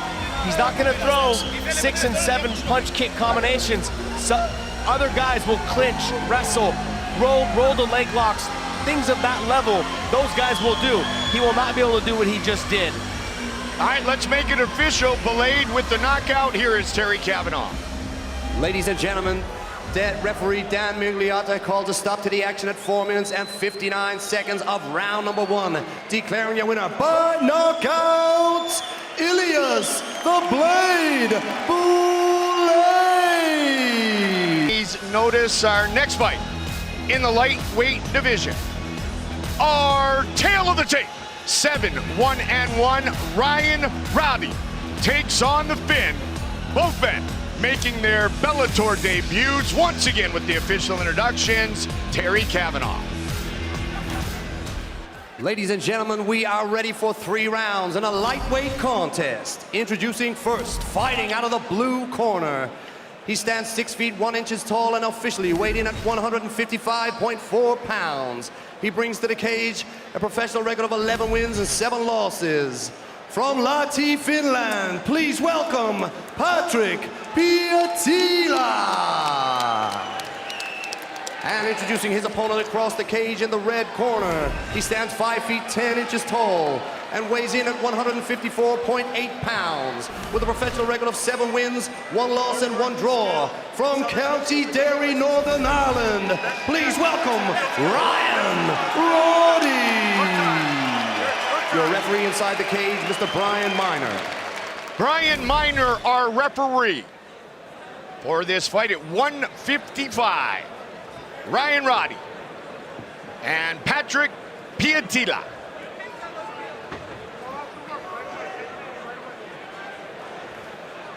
Ready? Ready? And we are underway. Red gloves for Ryan Rody. Blue gloves for Patrick Piatila, who just turned 31 on the 19th of this month. SBG Ireland's Ryan Rody also trains at A Million Styles Boxing under the guidance of Barry Robinson. You see the height difference right off the bat for Piatila. The range, the distance, the length, all those things. But can he keep him at bay? Can he keep Rody at bay for the whole fight? Piatila, winner of 3 of his last 4 fights. Rody has not fought in over 3 years. 3 years, 11 months, 30 days. Just a day shy of 4 years, 1,460 days ago. But ready to go here tonight.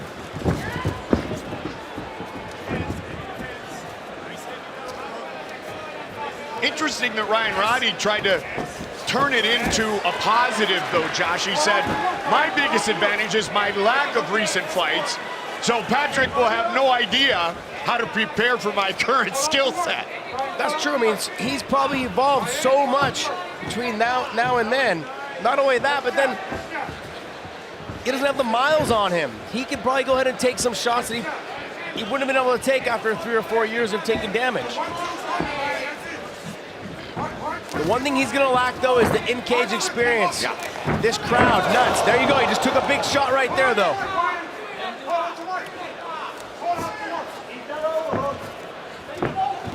Feels very privileged, does Rody, to train and fight martial arts. Obviously mixed martial arts inside the Bellator cage. 7 wins, 6 stoppages, 3 by knockout, 3 by submission.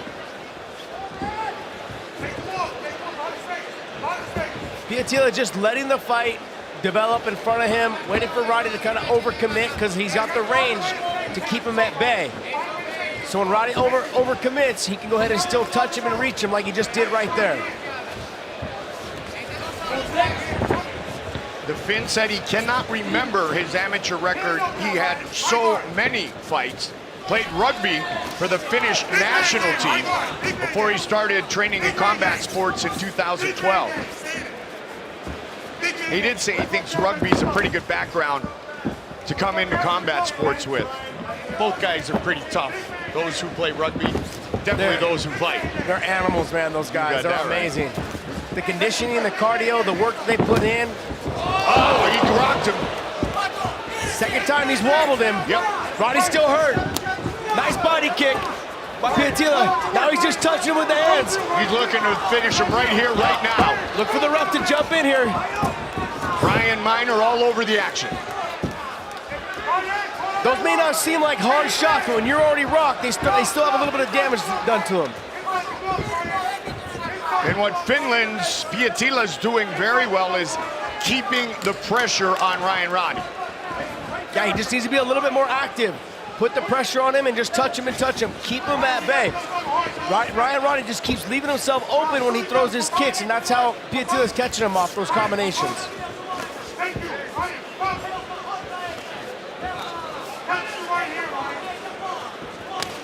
Pietila's been pretty active the last few years. He says he believes he's the underdog in this fight, but he's ready to prove some people wrong. So far, so good. Yeah, he's rocked Ryan Rody twice already this round. And Ryan Rody doesn't seem to be getting any stronger as the fight goes on.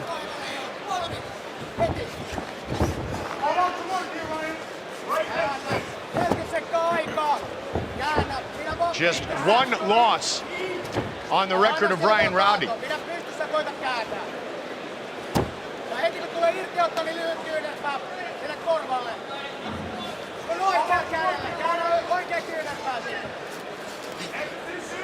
Nice little knees to the body there by Pietila. Doing a good job with his back to the fence. Making Ryan Rody work while he's pressing him there. That loss was to Paul Redmond by a toe hold submission in round number 2 back in 2012. You can train as hard as you want in the gym for 3 or 4 years, but you can't emulate what goes on in there with the small gloves. It just never happens at the same pace in the gym. It never happens, it never hurts as hard. Boom, right up the middle, Josh. Nice little uppercut slash like jab at the back right hand. Nice job, kind of rocked him, set him back on his heels. Great job. He looked like he wasn't really too hurt in that combination there. Took a couple more shots, was able to recover really well, but then you see right here, catches him again right behind the ear, and he really wasn't the same. His equilibrium was off. Rocking County Derry, Northern Ireland's Ryan Rody not once, but twice in the first 5 minutes. Yeah. And it's a borderline 10-8 round. I don't think that they would give him a 10-8 round, but you rocked him twice, had him on his heels, almost like a desperation takedown. We've seen it multiple times. Guys get in trouble and they try to shoot or drag you to the ground, which is what Ryan Rody did. Much better start here in round number 2 for SBG Ireland's Ryan Rody. Ryan Rody is expecting his first child potentially right now. It could be happening right now is what he told us. He said, my focus is on Bellator and my opponent. I hope I don't miss the birth, but it'd be great to get a win, rush to the hospital, and see his child born. So we'll see how that works out. In a picture-perfect world. You got that right. Healthy baby, healthy mom, and a win would be a bonus for Ryan Rody. Round 2.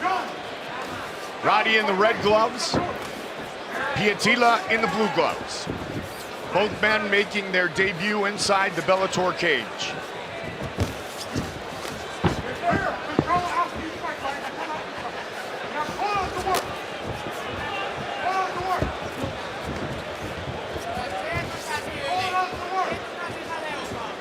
Pietila doing a good job of keeping him at bay with the little kind of kicks and the little short jabs, all those things that kind of keeping the long range fighting, so then Ryan Rody has to overextend when he tries to throw and punch and kick.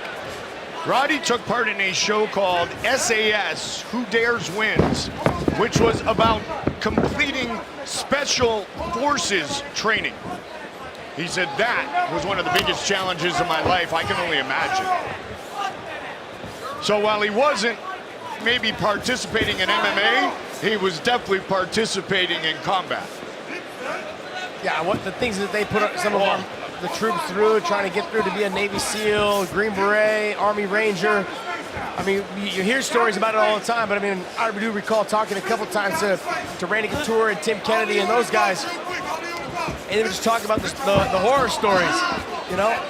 Sitting in the ocean while it's freezing out there, and then they're coming out trying to dump ice on you, and they're trying to, all these type of things while you're freezing, and then you're not really, They kind of keep you from eating for a long period of time. There's a lot of things that go into it. It's more mental than it is physical. Brian Stan said to me when I made my MMA debut, I still had sand in my ears. Decorated Marine and one of the finest gentlemen to ever compete in MMA. Past the midway point of this 3-round fight. Roddy looks like he's feeling a little bit more comfortable in the cage sure. now after the first round. For sure. A little bit more relaxed.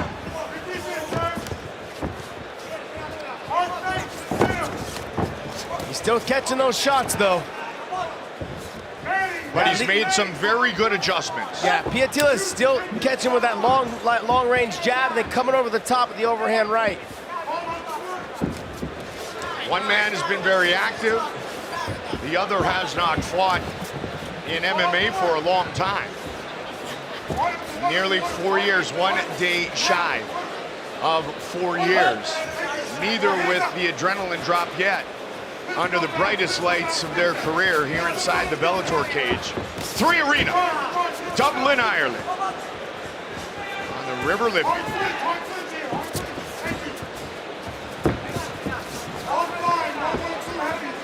1 minute remains here in round 2. Didn't really catch him with that spin.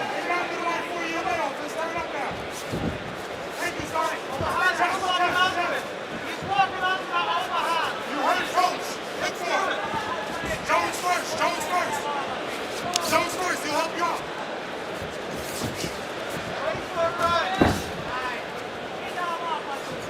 Jones first, jump in. Ryan Roddy trying to not even setting up his takedown, shooting kind of from far range. This could potentially get him in trouble. Nice little push kick or an up kick or a knee from Pila. He's got to start punching his way in to at least get to that clinch. I'd like to see Ryan Roddy kind of punch his way in to get to the body lock, potentially get the takedown there. Nice little overhand right, though, by Ryan Roddy right there.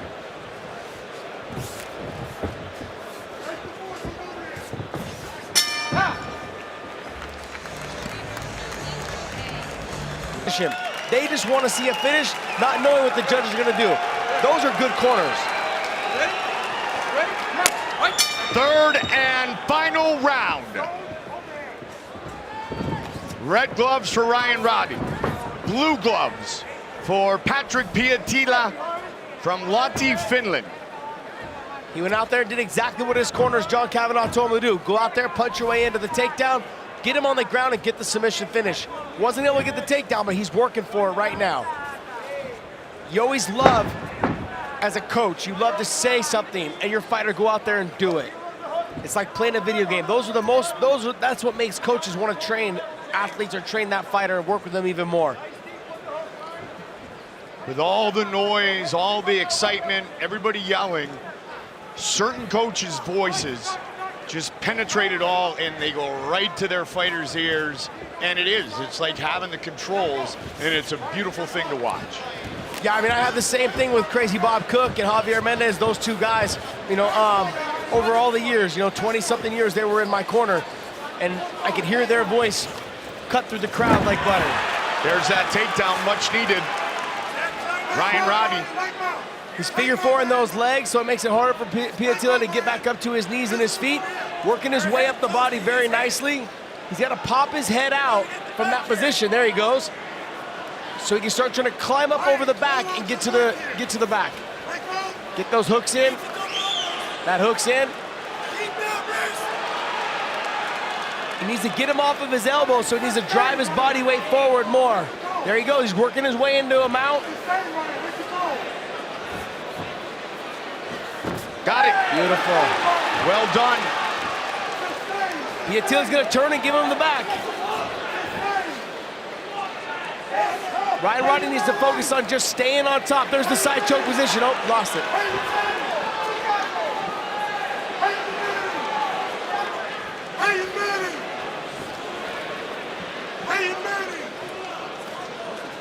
Get ready for the bridge again. Elbows. Take the back and choke. One hook in. Trying to flatten him out here, Josh. You see it, you hear the corner yelling, then you need to finish him. The emphasis is to get to the back and then get with the rear naked choke. Looking to soften him up. Midway point of the third and final round. And here's where John Kavanagh telling his fighter, you're down 2 rounds. It gives that fighter, this one being Ryan Rody, a little bit more of a sense of urgency, and he's taking advantage, full mount. We see it all the time for fighters. They're comfortable with just cruising through the round, and when the corner tells you that, look, you probably lost both those rounds, you need to go out there and get a finish, it puts that sense of urgency, but that sense of commitment that everything you do needs to work. There's no time to give up. You can do anything for 5 minutes. If you put your mind and your heart to it, he's in good enough shape to drive for this 5 minutes, and he's showing right now. Where was this guy for the first 2 rounds? 1:45 remains.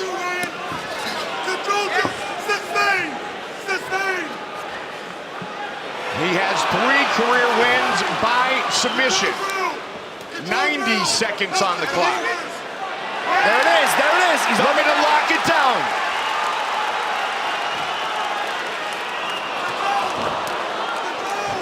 I'd like to see him jump to a side choke so he can go right back to mount. Oh, now he's on the back. He's got him flattened out. Big ground and pound. Big work right here. Brian Miner watching very closely. 1:05. Third and final round. All Ryan Rody, the brown belt in Brazilian Jiu-Jitsu, here in the final round. Sometimes you just need to go for it. Just let a flurry of punches go, and the ref will jump in and stop it. Right now, he's just throwing one. He needs to throw 4, 5, and 6. You hear the ref calling for it. That means you let the combinations go. Looking for it again. Got the body lock, Josh. On the good side. He needs to go. I feel like he needs to go back to mount and let the flurry of punches go, because Pila is just going to hold that wrist. It's so hard to get the finish with just one hand. I feel like Ryan Rody should just go to the top mount position. Pila is ready to give up. 20 seconds. There it is. Squeezing. He's got it on the jawline, but we've seen those jawline finishes work. There's he just that needs mount. the flurry.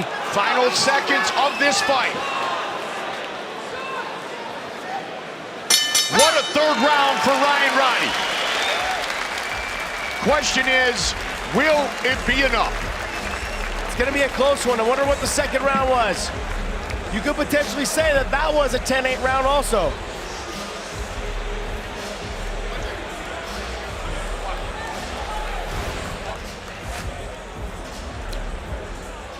So you see Ryan Rody setting up the punches. That actually makes Pila turn his back just a little bit.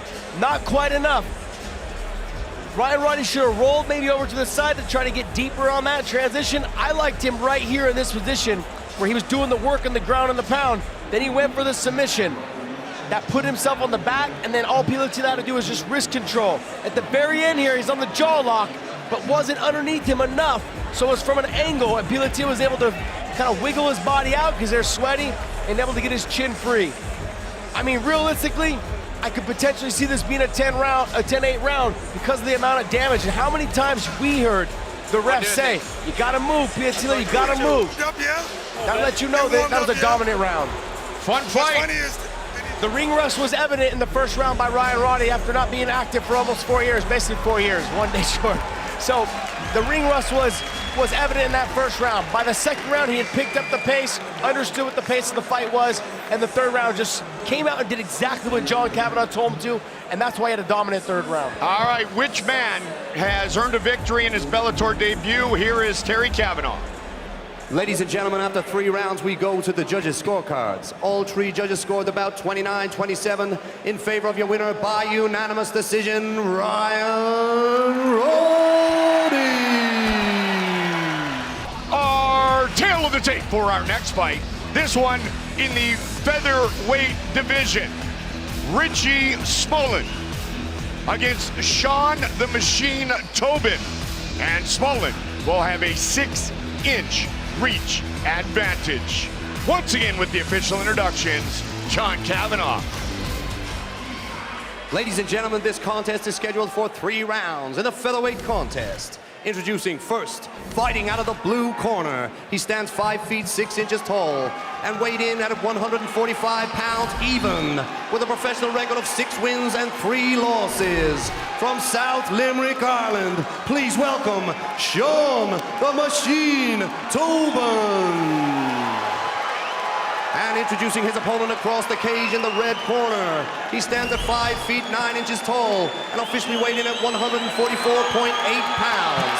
He brings to the cage a professional record of 4 wins, 4 losses, and 1 draw. From Arklow, Ireland, please welcome Richie Smolen. Your referee inside the cage, Brian Miner. Brian Miner, our referee. And I should note that that was Terry Kavanaugh. John Kavanaugh will coach. Terry will do the announcing. They did not switch for this fight. We're in Ireland. There's a lot of Kavanaughs here. Thank you, Terry. Here we go. Richie Smolen, second Bellator fight. Victorious back in February against Gustav. Wanted to pull the trigger more. Won by unanimous decision. He's in the red gloves. Sean Tobin, out of South Limerick, Ireland, in the blue gloves. Nice takedown right off the bat by Richie Smolen. Right to the pass, and was able to start hitting on that guillotine, that arming guillotine, but wasn't able to secure it. Nice work.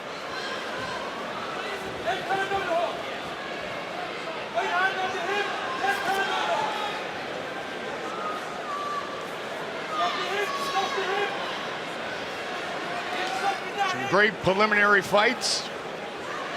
Fights on Paramount, fights on Channel 5. I'm sure there'll be some singing and some rowdiness here tonight inside what is a sold-out 3 arena in Dublin, Ireland.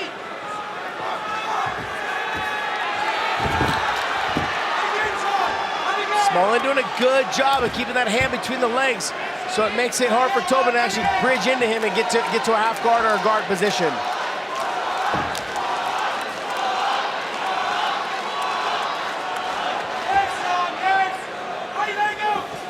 Smolen working on that guillotine. Can he get it early? Nice reversal to get himself back on top, though. I like how he threatens it for the finish, and he loses the position and goes to the guard. He uses it to get himself right back up on top to the dominant position. Nice work. Richie Smolen has finished 3 of his 4 wins, 2 in the first round. 2 wins by submission. Both shots have been heel hook victories. Main training partners include Blaine O'Driscoll, who fought earlier, Artem Lobov. He has been at SBG with John Kavanaugh for the last decade. Tobin out of Trials MMA. There are more than 1 Trials MMA gyms. One in Ireland that he owns, and then the main one in Fort Collins, Colorado. He's under the chin. He's got the nice little palm-to-palm grip. Nice work. He's stretching him out. Looks like he's about to go out. Oh, he's fighting the hands. There he goes. Back to the palm-to-palm grip. Squeezing tight. Oh, he's asleep. He's out. And it's all over. Just like that. Richie Smolen by submission. Dominant from bell to bell. He came out, got the early takedown, took away Tobin's advance in the power on the feet, took it away from him right off the bat. Dominant top position. Then he made a couple quick transitions. Every time Tobin tried to do something, he was already a step ahead. Very nice work by Richie Smolen. Richie said, and I quote, "I feel my grappling will be my advantage over my opponent." He was absolutely 100% correct. The brown belt under John Kavanaugh wins by submission, moves to 2-0 in his Bellator career. So he works on that guillotine right here. Falls off to the side to go ahead and try and finish it. Couldn't get it, so then he basically hook sweeped him back over to the top position. Now he's going back to work here. The transition that he went, Tobin actually tried to turn back into him. He went to the S guard, went right into passing, right to the back. Nice transition, went palm to palm grip. Finish the choke there. People always think that you need to finish the choke by putting the hand behind the head. You don't need to do that as long as you keep that palm-to-palm grip and that forearm behind the back to use your forearm pressure against the back to add more pressure to the choke. Very nicely done by Richie Smolen. Third career win by submission. Second win here inside the 3 arena. As a Bellator fighter, to make it official, here is Terry Cavanaugh. Ladies and gentlemen, referee Brian Miner calls a stop to the action at 2 minutes and 43 seconds of round 1. Declaring your winner by submission via rear naked choke, Richie Smolen. Our tail of the tape for this featherweight fight. George Courtney, 37 years old, his second professional fight against the 24-year-old making his professional debut. 2 inches taller, everything else is virtually identical. And once again, here is Terry Cavanaugh. Ladies and gentlemen, this fight is 3 rounds in a featherweight contest. Introducing first, fighting out of the blue corner. He stands 5 feet 8 inches tall, officially weighed in at 146 pounds even. Tonight making his pro debut from Drogheda, County Louth, Ireland. Please welcome Kieran Clark. And introducing his opponent across the cage in the red corner. He stands 5 feet 6 inches tall and officially weighed in at 144.6 pounds. He brings to the cage a professional record of 1 win and no losses. From Ballymena, Northern Ireland, please welcome gorgeous George Courtney. Your referee over the action, Mr. Dan Mergliata. Dan Mergliata, our referee. Featherweight matchup between Kieran Clark and gorgeous George Courtney, who earned his first professional victory right here in this building back in February with a guillotine finish of Ian Cleary in 54 seconds, and we are underway. Courtney, switch stance. He is in the red gloves, Clark in the blue gloves. Early kick and slip. Clark, yet another member of the SPG Ireland team.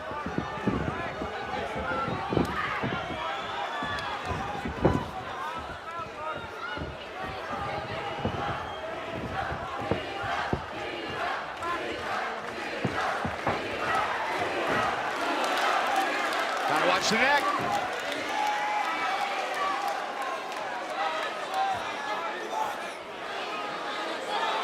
Courtney in that arm and guillotine, just not able to get to the right position. He's on the wrong side. Courtney 7-1-2 as an amateur. Most of those wins by submission. As I mentioned, his Bellator debut was a finish by submission. But from this side, it's gonna be pretty tough, eh, Josh? Yeah, it's virtually impossible. Almost like virtually identical. Almost, but different. but the exact opposite. Same, but different. He's cranking though. He's waiting for Clark, I think, to try to pull out a little harder so that he can maybe position himself to get a better position.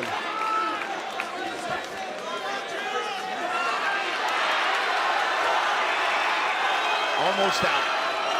And there he is. Nice job by the 24-year-old making his professional debut. Right to the mount.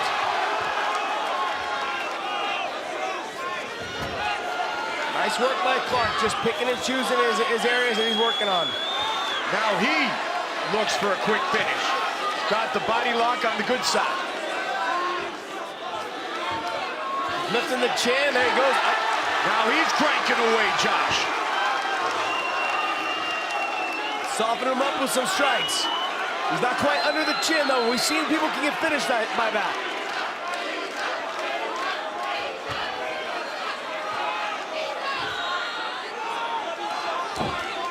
Courtney trying to work his way out of this body lock. There it is. He can get his left, if Clark can get his left hand free, he can start working on that submission. Oh, he let it go. Clark, 13 wins as an amateur. 4 of those were submission victories. Got a good hold of the body. He looks really calm and composed for someone who's making their debut. Been a big night here at 3 Arena.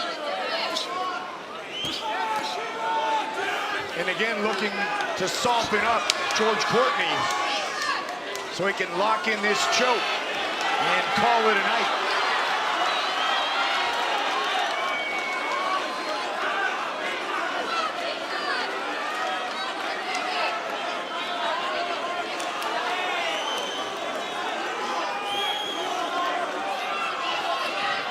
Clark looking over to his corner, looking for instructions and advice. Got a good corner to look over to.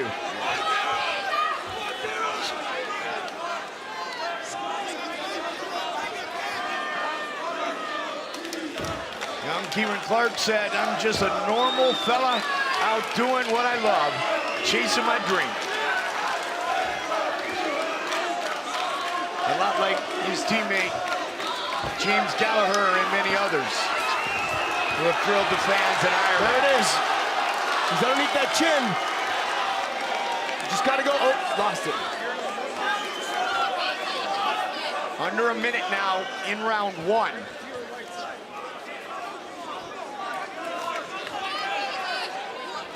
Courtney on the defense for the last 2.5 minutes.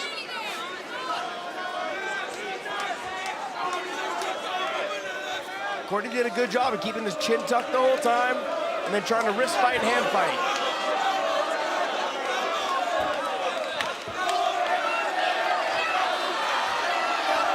Courtney's head coach, Rodney Moore, one of the original OGs of Irish MMA. According to 37-year-old Gorgeous George. Next generation Northern Ireland. His home gym, final 10 seconds of round number 1.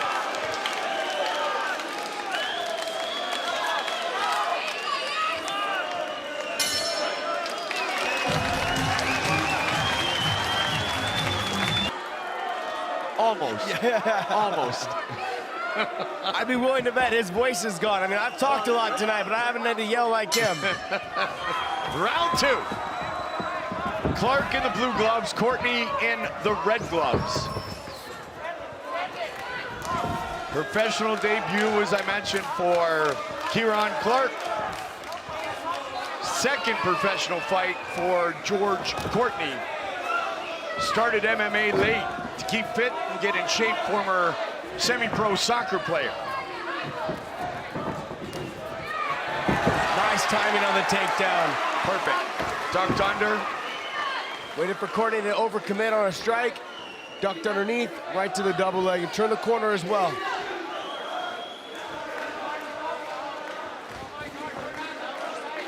Clark talked about his ability to mix things up and push the pace.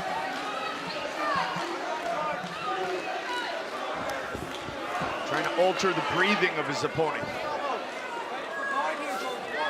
Featherweight fight scheduled for 3 5-minute rounds.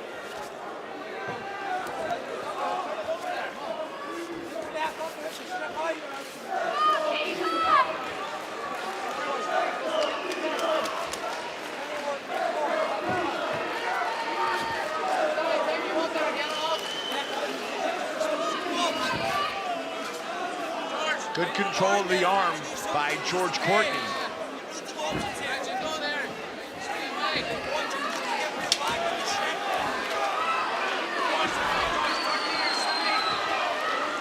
Clark looking to get heavy on top.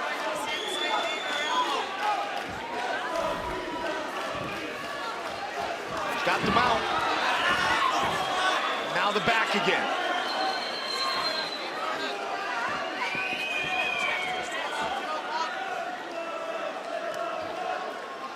Now that they're a little sweatier in this round, it should be a little easier to get underneath that chin. Josh Clark's doing a good job of being very patient. Methodically looking to break down Courtney get under that chin as you talked about, lock it in, and earn his first professional victory. On a very large stage here in Dublin. Midway point of the fight. Cranking on that neck.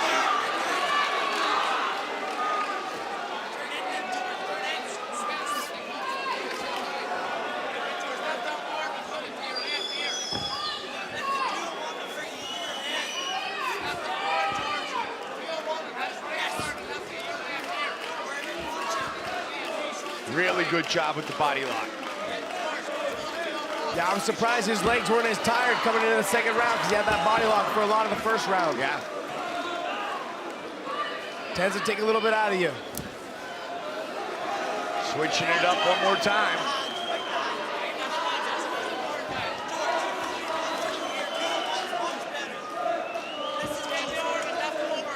Courtney keeps trying to turn it to the tough side, if you will, where there's pressure on your foot. And Clark goes back to the good side with the body lock.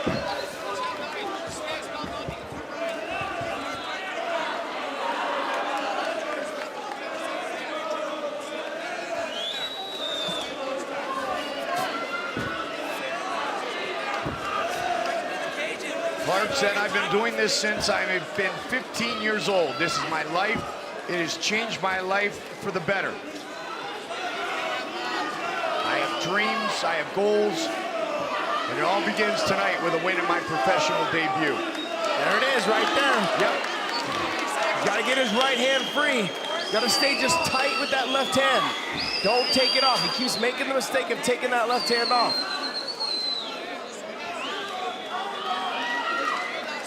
He's 40 seconds now left in the round. He's doing a great job of switching his figure four left to right. Every time Courtney rolls to one side, he switches the lock to the other side. That's nice work.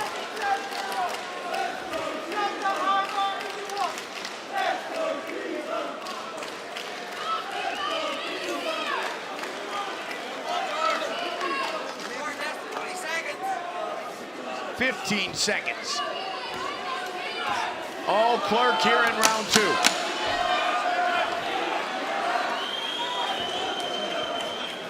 And it started with the well-timed takedown.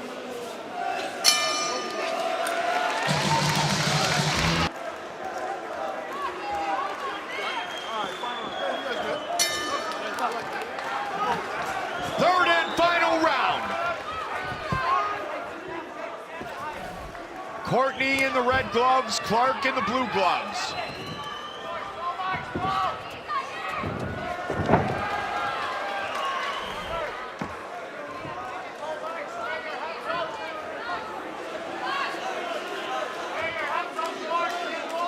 Looking for something from the bottom here.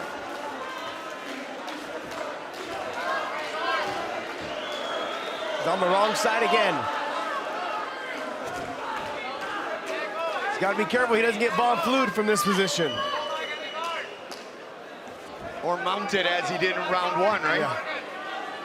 I see the mount coming here shortly.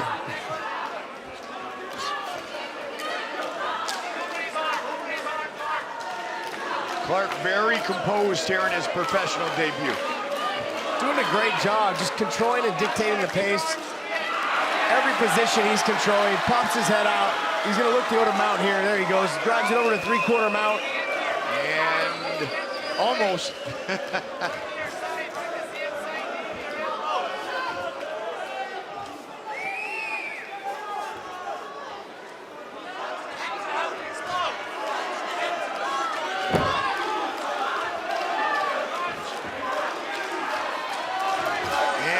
Got the back. Both hooks in. And he loves that body lock. I can see him possibly going to like a Kimura grip and then maybe going for an armbar this round. I heard Kavanaugh suggesting that position, potentially going for the armbar towards the end of the round. He may try to get the rear naked from this position here. Probably with like 30 seconds, maybe a minute left, he can go for that armbar. Is that Terry Kavanaugh or John Kavanaugh? John did. Okay. I don't think Terry's giving advice right now. You never know. You never know. Under three.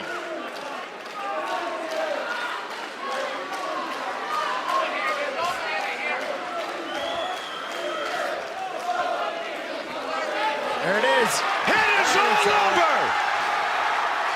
Kieran Clark with the victory in his professional debut. Look for it in round 1, again in round 2, and finally got it in round 3. As a young man on his pro debut, I thought he fought very composed, very smart. His timing on the takedowns was impeccable, was amazing. Did a great job. Everything you want a pro debuter to do, he did. Got out of trouble both times, as you said. Courtney had it on the wrong side, and it led to mount or taking the back or the body lock. Clark displayed some great patience. What he did that time was he pulled his right glove out first before he attacked the neck. So that hand was free, to go right to the choke. Courtney had been trapping his glove with his armpit the whole time. So every time he got around the neck, he couldn't get that other glove free to go behind the head. So this time he pulled it out first and then attacked the arm around the neck, and they went right to the palm to palm for the choke. Nicely done. Rear naked choke victory for Clark. Terry Cavanaugh will make it official.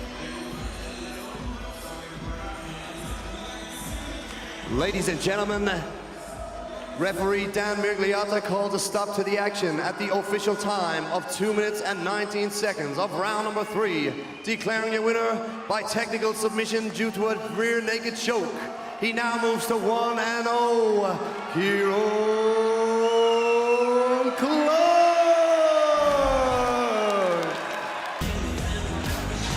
Here's the tail of the tape then for the strawweights. A pro debut for Danny Neland. Camila Riverola, 1-2, drawn 1, lost 1.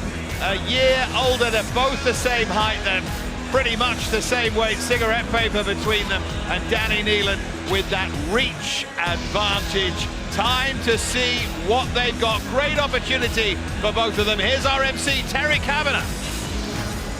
Ladies and gentlemen, this contest is scheduled for 3 rounds in a strawweight contest. Introducing first, fighting out of the blue corner. She stands at 5 feet 4 inches tall and weighed in officially at 115.5 pounds. Tonight she makes her pro debut from Mulligar Island. Please welcome Danny Neland.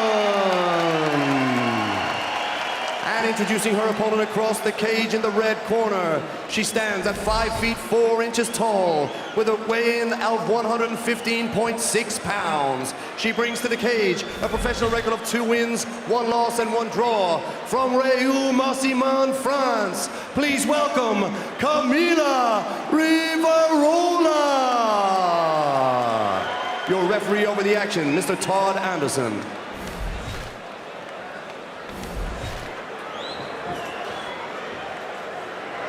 Final word then for both of these fighters. Camila Riverola in the red gloves, Danny Neland in those blue gloves on her pro debut. Trains out of SBG in Ireland, also from Relentless in Mullingar, which is where she's from. She co-owns that gym with her fiance, Alan McCormick, proudly representing both. Southpaw as well, as I mentioned before, she says she can strike cleanly and well. Took a right hand there from Riverola though. And another.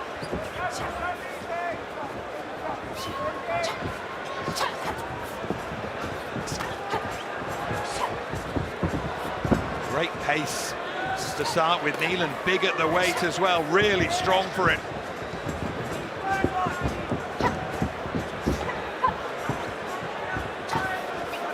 Falling short, she hasn't found her range yet. Riverola here. She falls as she tries the kick as well. And Neland pounces on that mistake. Riverola's actually not bad on the ground. She's just better at the striking department, so she tends to use the striking a lot more. I like to see her mix it up a little bit more. That'll open up her striking. She's a mover as well. She moves a lot with her lateral movement, and she throws off of that. But you're finding that she's, like you said, she's coming up short right now. Found her range there, all right, and then she backed up the right hand with an outside leg kick, Riverola.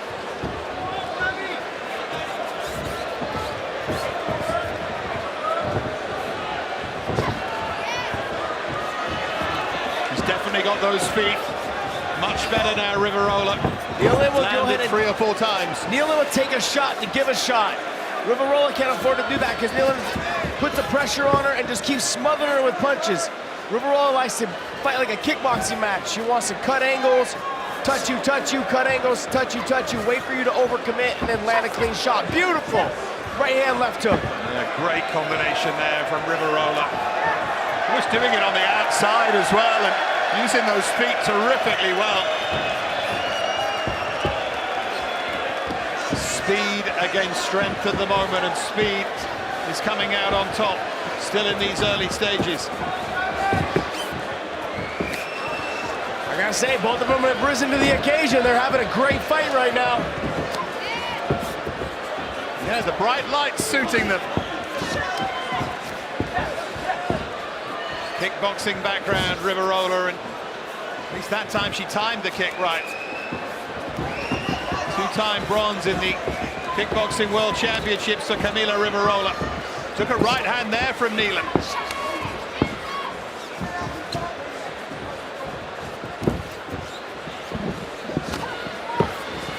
Riverola's finally starting to find her mark.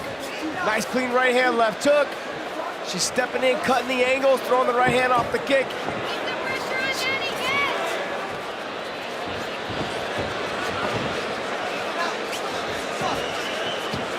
I think they've earned each other's respect, all right.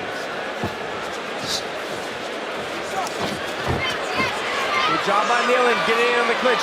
That will help open up her striking as well as the fight goes on.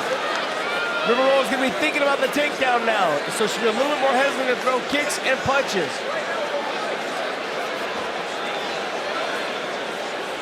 Well, she did win a grappling title, a minor one in Paris, Camila Riverola.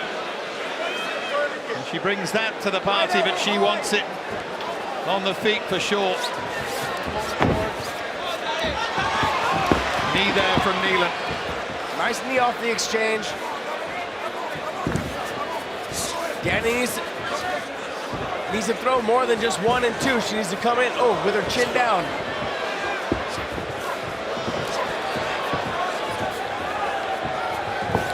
She does leave herself exposed, Neland, as she comes in. Neland needs to get inside the boxing range and be outside of the kicking range. So then you only know that Riverola has those weapons of just the hands and not the knees and the kicks as well. She has a hold of that leg and she's looking for that takedown, Neland.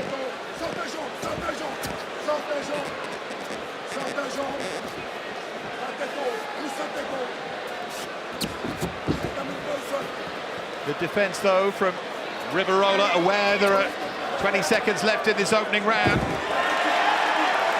In the end, though, Neland does get that moral victory. That will stand her in good stead as they head into round 2. As she finishes on top, she does throw those elbows that she'd wanted to.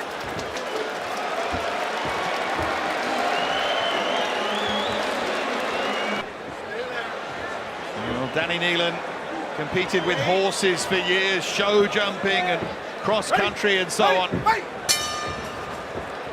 Needs to get back on the right track here as round 2 gets underway. A little bit of success at the end of that opening round, though, will have given us some confidence.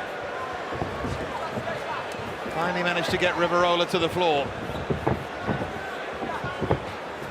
Neland, she needs to move her head offline when she throws her combinations.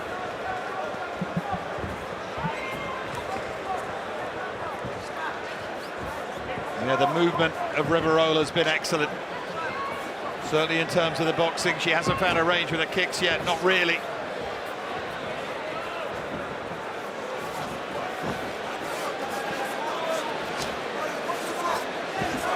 Another of those low leg kicks from Riverola. I'm surprised she hasn't done that more often.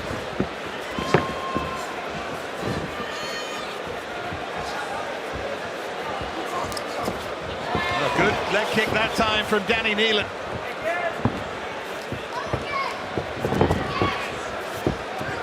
Riverola gave it the check that time. That's changing how Riverola's fighting Neland now. If Neland keeps kicking, that's kind of changing the dynamic of how Riverola's approaching her. Another leg kick from Danny Neland that time. Nice knee up the gut. Warming to the task a bit here, Danny Neland now.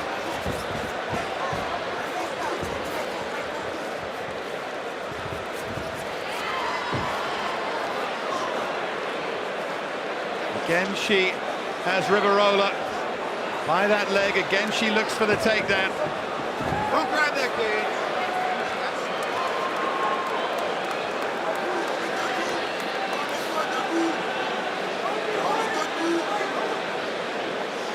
Good strength this from Neland, who's bided her time.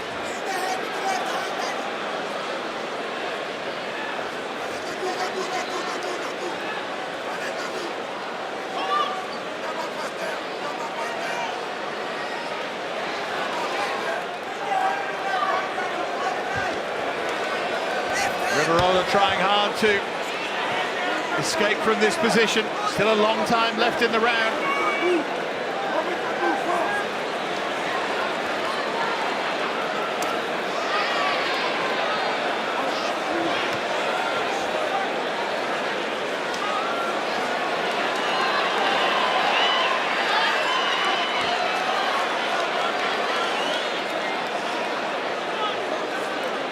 Defending with those hands there.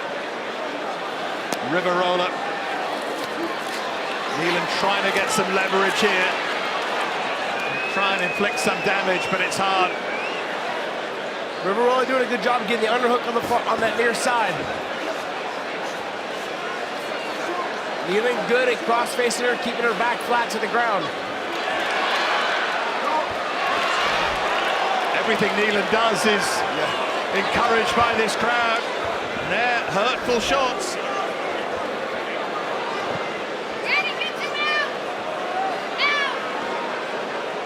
Out of her eyes.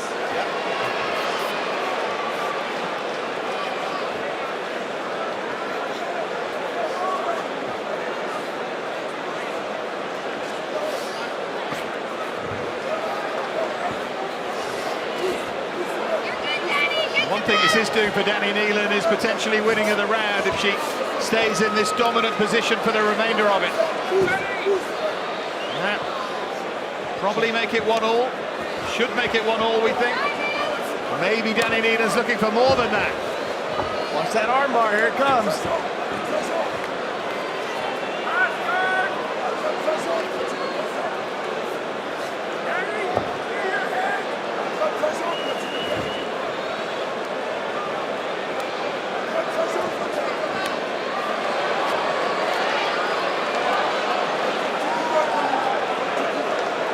Just over 30 seconds for Riverola to survive here.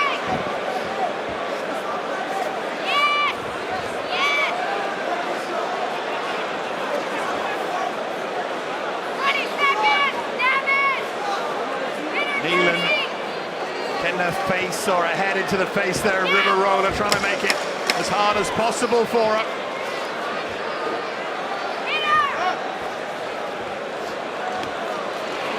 It's a good response to this from Danny Neland in round 2. Neland did a good job of responding with the takedown, got the takedown, dominated the top position. Don't be surprised if Neland comes back in the third round. Here we go. Ready! Ready! Ready! Third and final round. Without putting words in your mouth, Josh, have you got it 1-1? Yes. Yeah. But you did just that, put words in my mouth. I did, didn't I? You can always be sure if someone starts a sentence without putting words in your mouth, that's exactly what they're trying to do. Riverola's corner said the right thing. Don't pressure so much that you end up getting taken down. She's more tentative though, Riverola, after that takedown in round 2. A little bit more on the back foot at the start of the third. Neland full of confidence at the moment.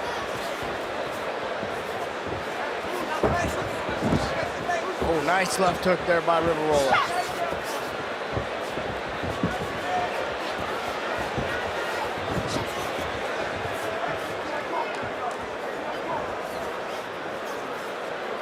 They both must know that potentially it's on the line. This fight right here in this third round, they've both been told that.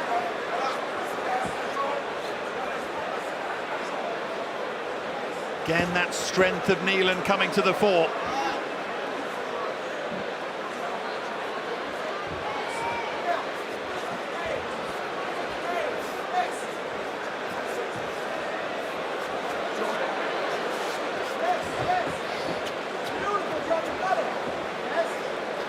And she's looking for the takedown, and she nearly got that.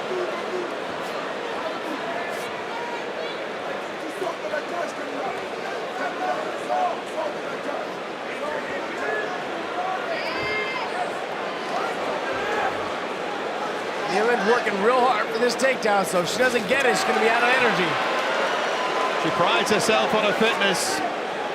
She looks phenomenal right now. She came out in the third round looking a little fresher than Riverola. This is not where Camila Riverola wants to be. She needs all of that Uruguayan fighting spirit that she's talked about.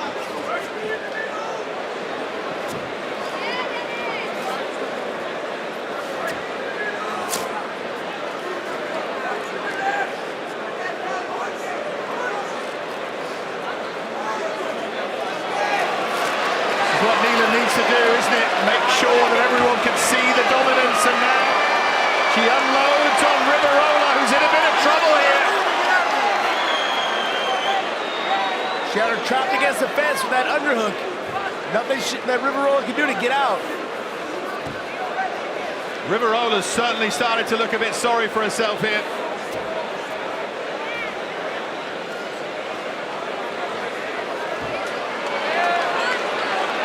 Lost the opening round of her professional career. Is Danny Neland roaring back to win her debut pro fight? At the moment, it feels like it. Neland needs to pull her away from the fence. See how she's walking up the fence? It's causing a problem so that Riverola can come out the back door. She needs to pull her away so her feet don't touch the fence. She's got her in that little crucifix right there, landing shots.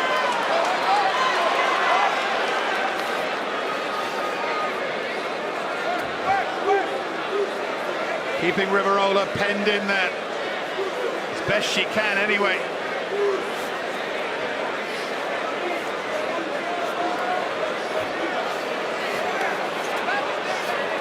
Oh, she's on the neck.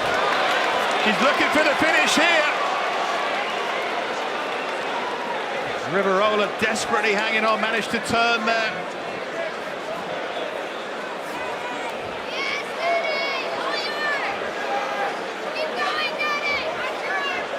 But at the moment, even if Riverola hangs on here, you can only see this as a Danny Neland win, having lost that opening round. Stranger things have happened, of course, but it's hard to argue against her in the second and third. It really is.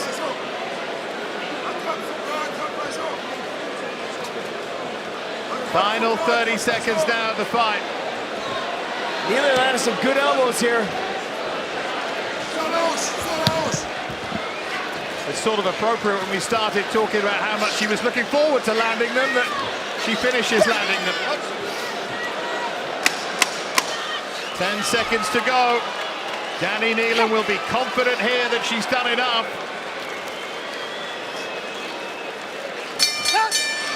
Great debut. Felt like a learning process for her as well. She adapted. Surely done enough here, but she made the adjustments after the first round, got the takedown in the second round, ended up winning the round, and she went right back to the well in the third round to do the same thing, won the third round easily.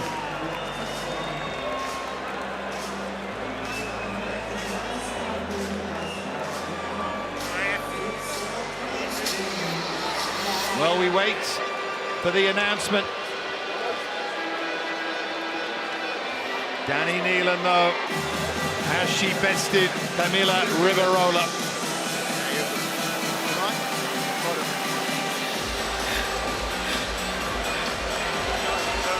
Don't forget,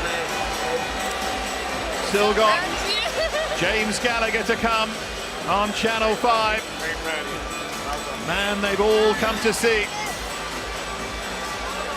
But an extra bonus here, the debut of Danny Neland. And with these events doing so well for Bellator in Dublin, great atmospheres, that need for talent and new faces, it's not the worst place for her to be.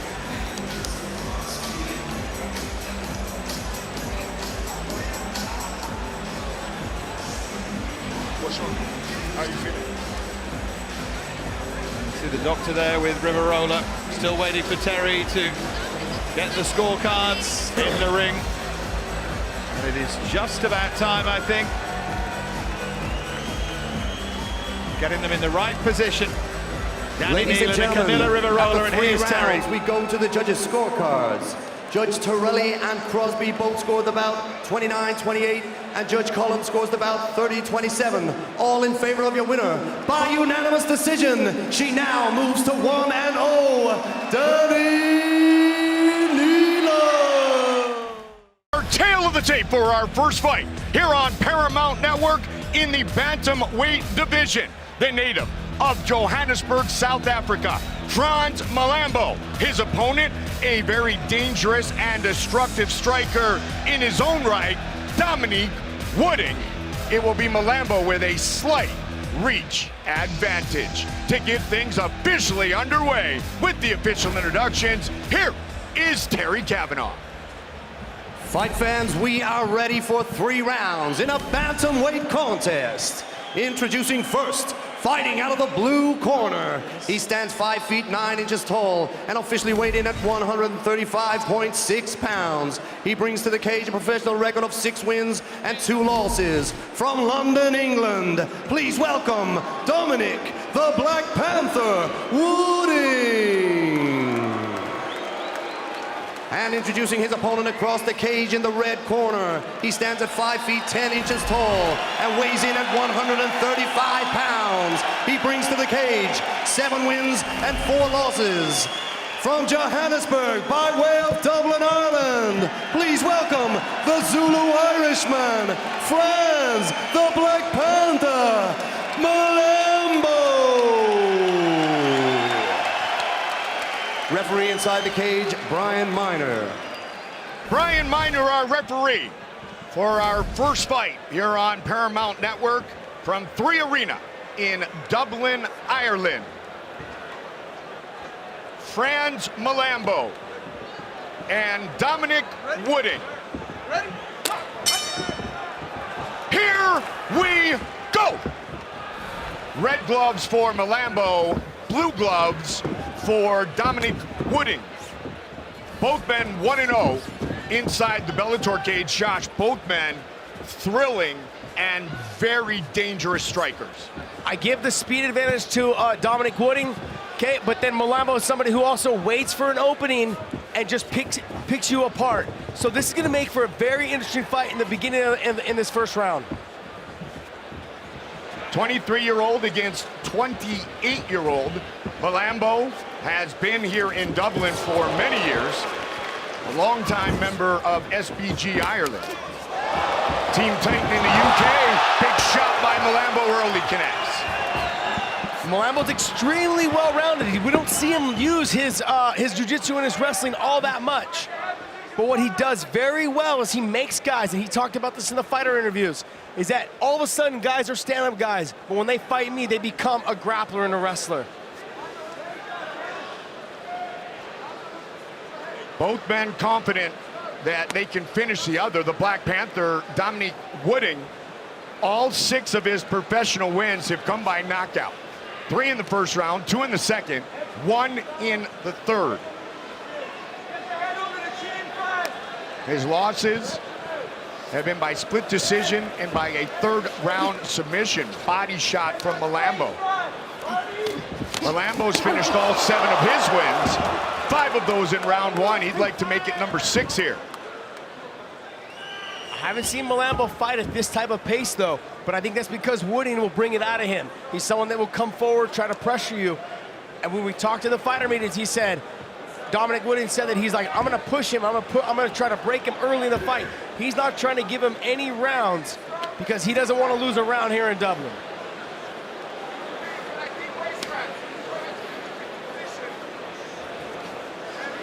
A grapple here, 2 minutes in to the first of a scheduled 3 5-minute rounds. Good knee. Actually, bad landing.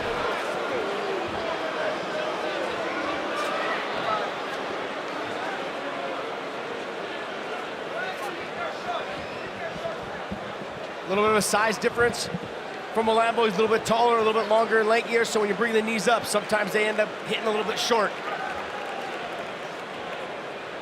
Oh yeah, that was right on the button.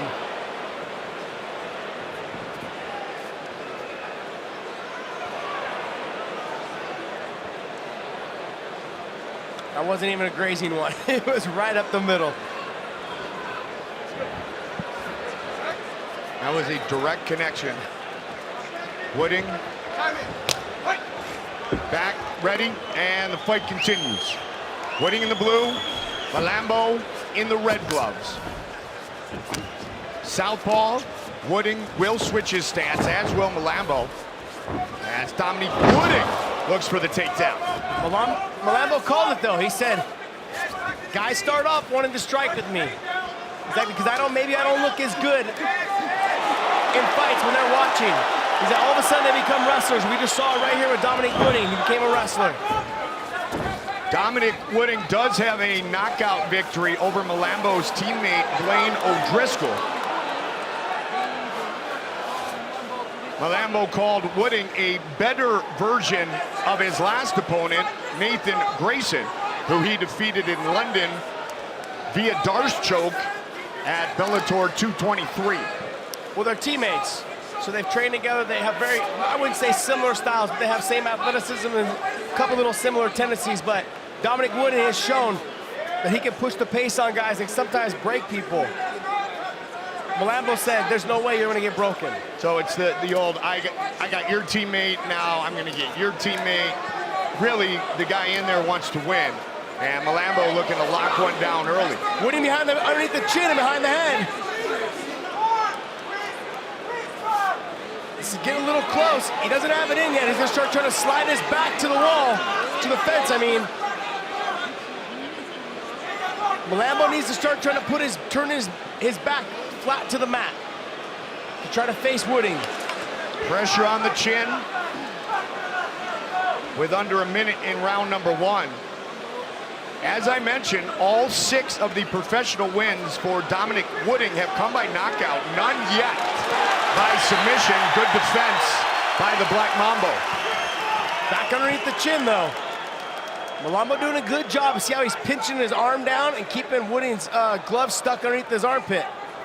But not out of trouble yet. Nope. He needs to spend more time focusing on wrist control and defending than punching from this position. Last time Wooding fought here inside 3 Arena was when he knocked out Blaine O'Driscoll in the 3rd round of a fight back in November of 2017. So the 2 strikers end up grappling and looking for submission finishes here in the first 5 minutes. Easy to get in that submission. I don't think he was extremely close with it. Right here you saw he hit Dominic Wooding with a nice straight right, rocked him, set him back on his heels to his butt. Nice job. Then jumped right on top of him, trying to get the finish. Dominic popped back up to their feet. Good transitions. You see here, he's underneath the chin, but he's off to the side, so he's not behind him, able to get another. Wooding with a submission that was not finished. Round 2. Both men 1-0 in their Bellator careers. Red gloves for Franz Malambo and Dominic Wooding, the Black Panther, born and raised in London, England, the 23-year-old in the blue gloves. Scorecard in the first 5 minutes, Josh. You know, I would give it to Malambo because of the punch and the follow-up, and he was kind of winning the round up until the knee to the groin. But it was a close round. If it goes either way, I give it a toss. Can't do that. can't do that. You're not allowed to do that. Just so you know. Hey, I'm the judges want first rounds of taunts. You're not allowed to do that. Well, you just did. Yeah, I did. Round 2, and again, they are grappling.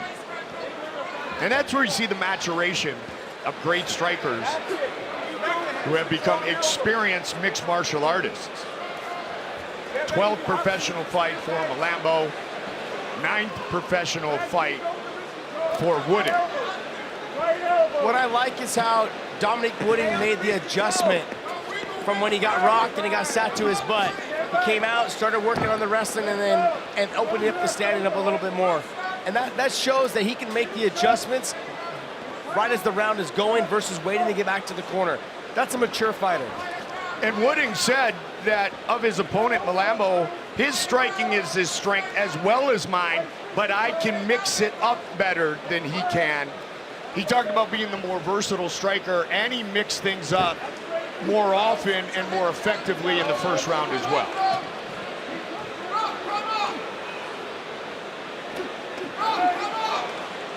It's not where you want to have your head hanging there with Malambo. You see him hitting some nice elbows to the side of the ear. Those are all legal. Equal opportunity finisher. Malambo with 4 wins by knockout, 3 wins by submission. Both men have finished all of their professional victories, 13 combined. Approaching the midway point of this 3-round fight. Mike Goldberg, Josh Thompson, Aiden Power, Paul Daly. Paramount Network, 3 Arena, Dublin, Ireland. Main event later tonight, Benson Henderson and Miles Jury.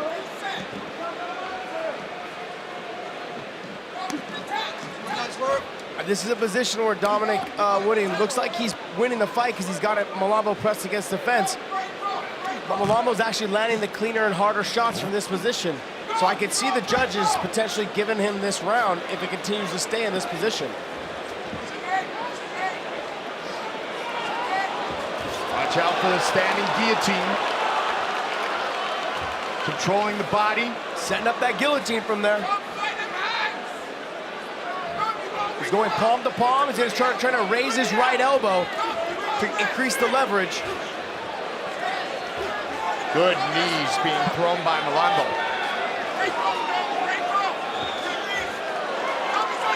Trying to create some more space for that potential guillotine finish.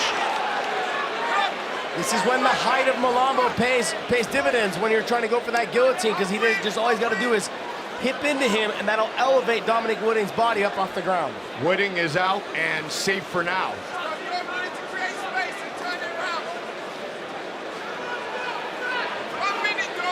Work, guys, work. 1 minute. Good knee thrown back from Wooding. Nice right hand by Wooding. They're pouring it on some now. good clean punches. Right in front of us, Josh.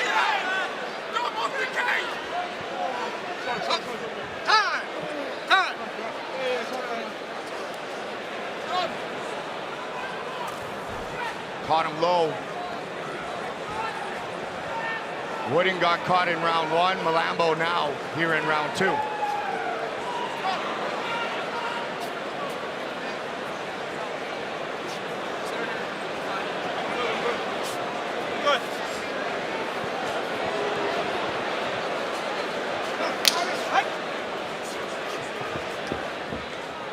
The action continues.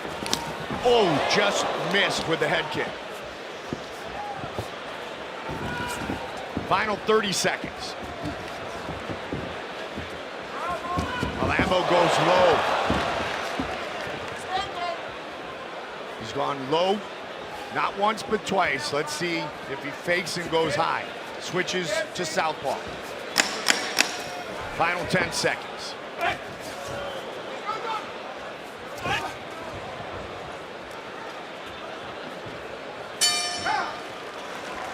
It's on the feet as well. Third and final round. Franz Malambo, Dominic Wooding. Very close fight.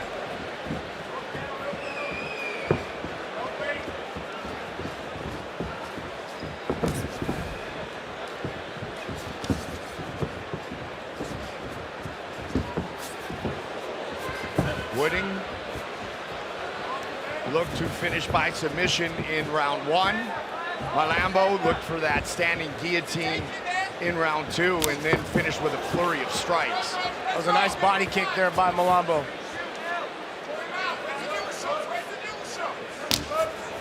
Both men 1-0 here inside the Bellator cage. A win in London for Malambo, a win in Birmingham for Wooding.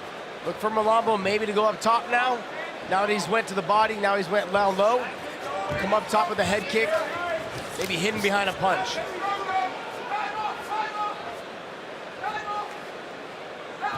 There it is.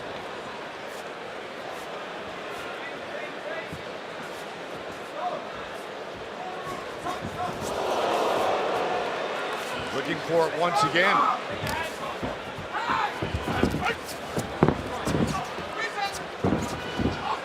They work in the clinch.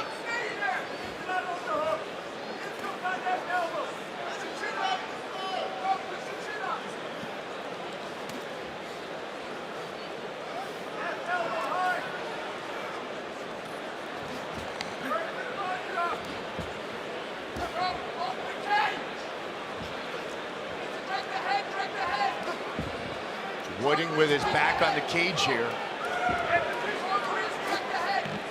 Our first fight here on Paramount Network.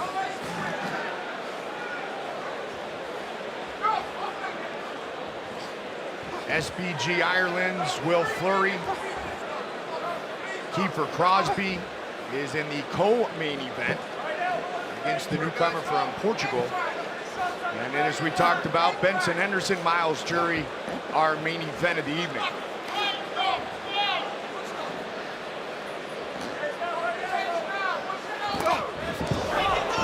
Beautiful. Hear the coach say, yeah, watch the elbow, and there it was. Right off the break. Past the midway point of the third and final round. Now Wooding trying to be the aggressor. Little switch. Malambo read it, and he was able to strike first. This is what I was talking about at the beginning of the fight. He's someone that's very patient. He waits for an opening. He sees how you try to are reckless sometimes, and he capitalizes on that. Fade and go, fade and go. 2 minutes. 2 minutes, Rod, 2 minutes.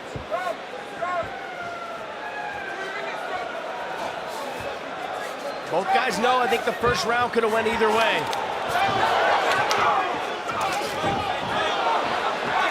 Malambo almost got caught with his chin right up a moment ago. Wooding shoots for the takedown and gets it. Trying to hit that switch with the arm on the inside.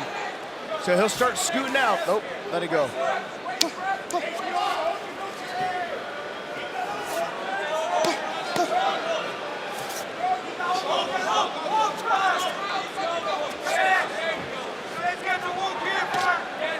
Malambo, a tactician. He said he likes fighting strikers. He's worked very, very hard to combat his opponent's wrestling. He has worked on his groundwork. He has now lived here in Ireland longer than in his native South Africa. The 28-year-old moved here to Ireland at age 11. Under a minute. It's still really anyone's round. Malambo, I've got Malambo slightly ahead on this round. The only time Dominic Wooding has gone to the judges' scorecards, he suffered a split decision loss. 30 seconds away from the second time the Black Panther could go the distance. And potentially go to another split decision loss. Yeah, you got that right.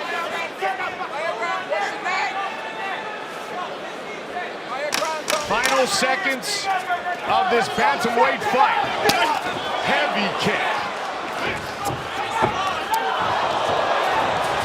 They battle to the finish and go the distance.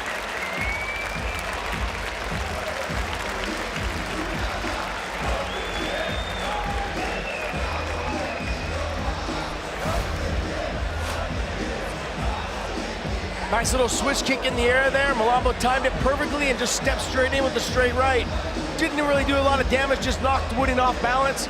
Wooding recovered really well, and they got into a couple of other exchanges right after that. So Wooding, with the win over O'Driscoll, has Malambo now answered and defeated Wooding's teammate. Our official decision is coming up next.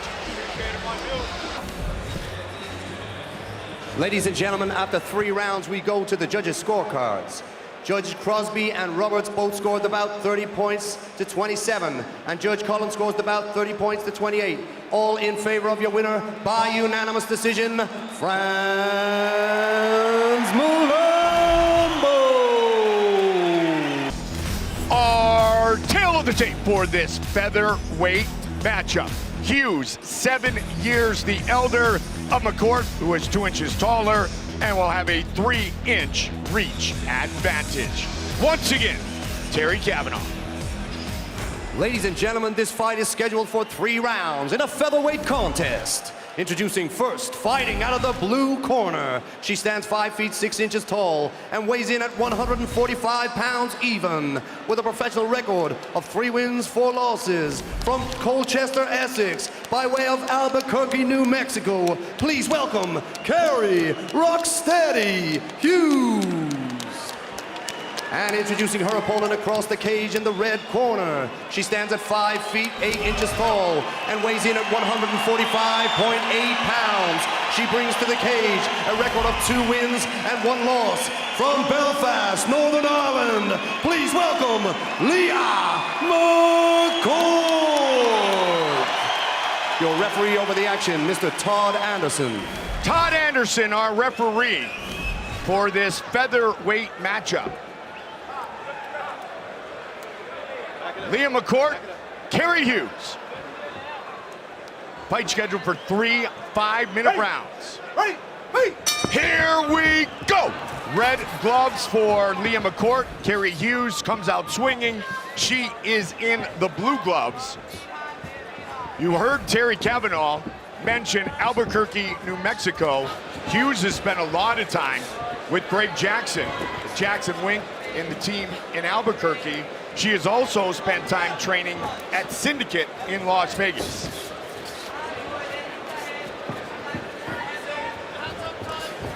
McCourt asked to touch gloves, and Hughes said no, right before they came out for the break. Definitely a step up in competition, as Aiden talked about with Paul. Carrie Hughes said she has a really good bond with Greg Jackson. And also, Greg's wife is a police officer. They're very welcoming. She has great training partners. And she said the ranch is unique. And both you and I laughed when she mentioned that, to say the least, right? Hughes took a nice right hand from McCourt early. Still kind of trundling forward, though, and setting the pace. Leah McCourt, a black belt in judo. Busy with her daughter Isabella. Said 6:30 to school. Drives the 2 hours to train with Owen Rody. Has her second session in Belfast. Does that 4 times a week minimum. She feels skill-wise she's better everywhere, even though she knows Carrie Hughes is a talented striker. Nice knee. Watch out for a little judo. Paul Daly talked about it a little bit earlier about how McCourt was over in Thailand training over there, and I'm seeing a little bit of it now. Nice clean combinations, using her kicks a little bit more. She's landing a couple good right hands. Nice, using the elbows against the clinch. She's doing nice work. Looks like she's trying to set up her judo now. Boom, right on cue. Nice little hip toss. Looking to get the hooks in.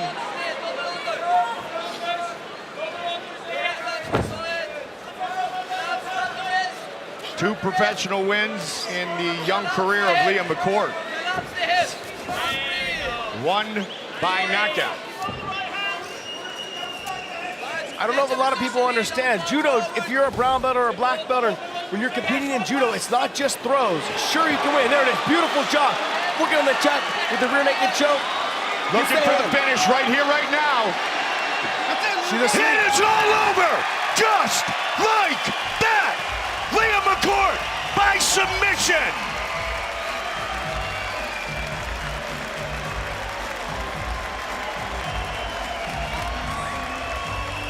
We've seen judo into the armbar many times. We see judo into the rear naked choke here tonight. Yeah, she did everything she was supposed to do. Came out, landed some good combinations, and like I was saying right before she got the finish, judo also involves the rear nakeds, also involves the arm bars. The new top judo players now are using the submissions to their advantage, and she did exactly that. Right to the hip toss, right to a good position, then right to the back and finish. Nicely done by Leah McCourt. Her first career win by submission. So here's the judo we were talking about. She had the head and arm position. She almost overthrew her to where she ended up on bottom. She's able to base out, get to the side control position from the turtle position. Then she's here grabbing the far side underhook, puts her hooks in. Hughes starts to turn. When Hughes goes to post and turn a little bit, she sets the choke in right away, and it was quick. Shoved the hand behind the head and the finish. Very nicely done. Leah McCourt with the submission by rear naked choke, the victory in round number 1. Our official decision here on Paramount Network from Dublin, Ireland is coming up next. Ladies and gentlemen, referee Todd Anderson calls a stop to the action at the official time of 2 minutes and 48 seconds of round number 1, declaring your winner by technical submission due to a rear naked choke, Leah McCourt. Congratulations, Leah McCourt. Her first win by submission, and she will visit with Josh. I'm here with your winner, ladies and gentlemen, Leah McCourt. So you talked earlier this week to me about you tend to be a little bit emotional during fight week, but you said you were a lot calmer this week. Talk to me about how that played out today and how that helped you this week.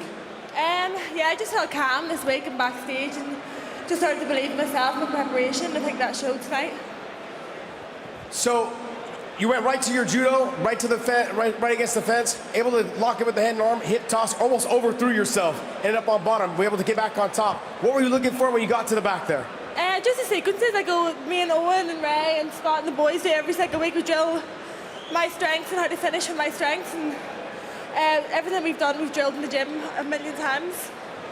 So how good does it feel to get this win right now in front of this crowd, your hometown here? Yeah, it's amazing, Dublin!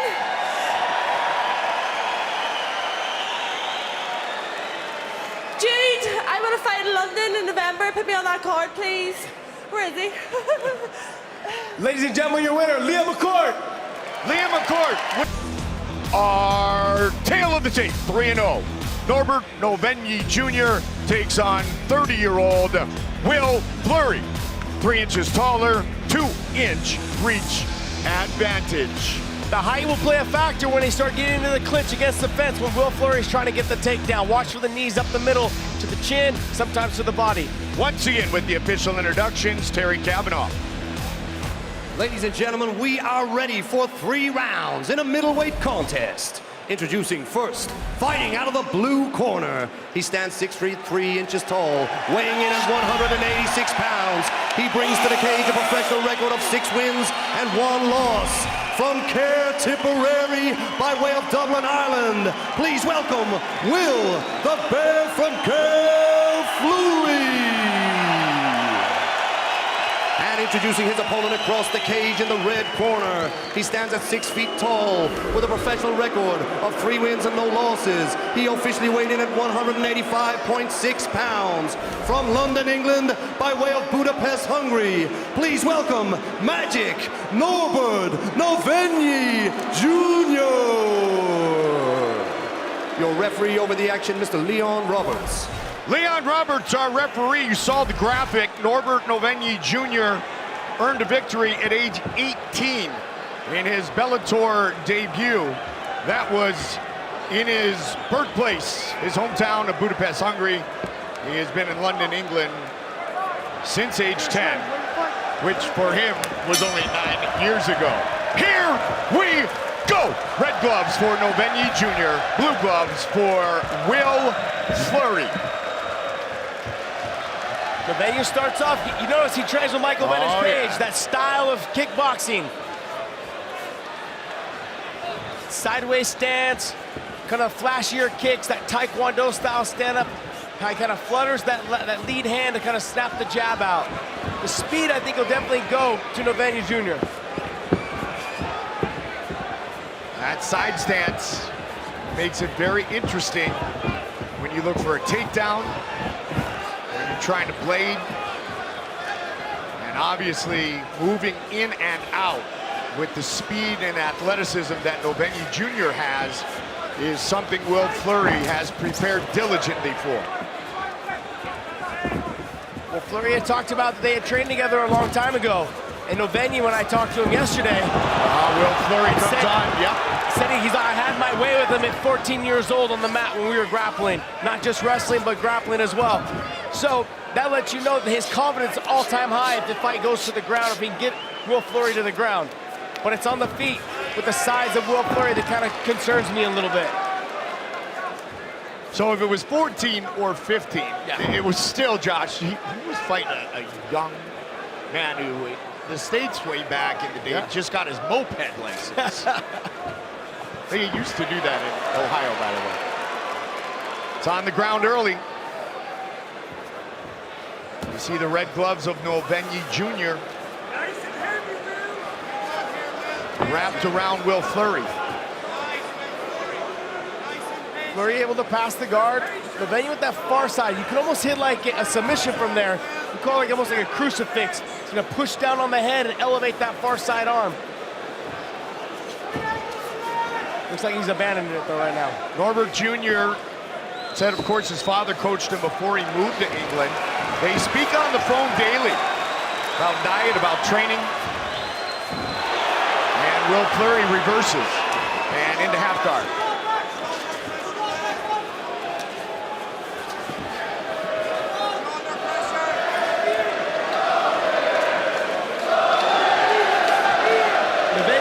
Said all the things that you want to hear from a young man.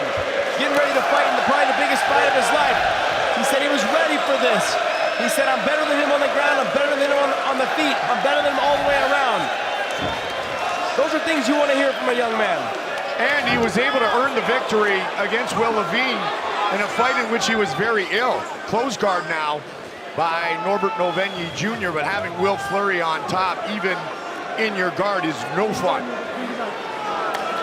Fleury back at 185, his normal weight class after a couple of contracted weight fights at 190.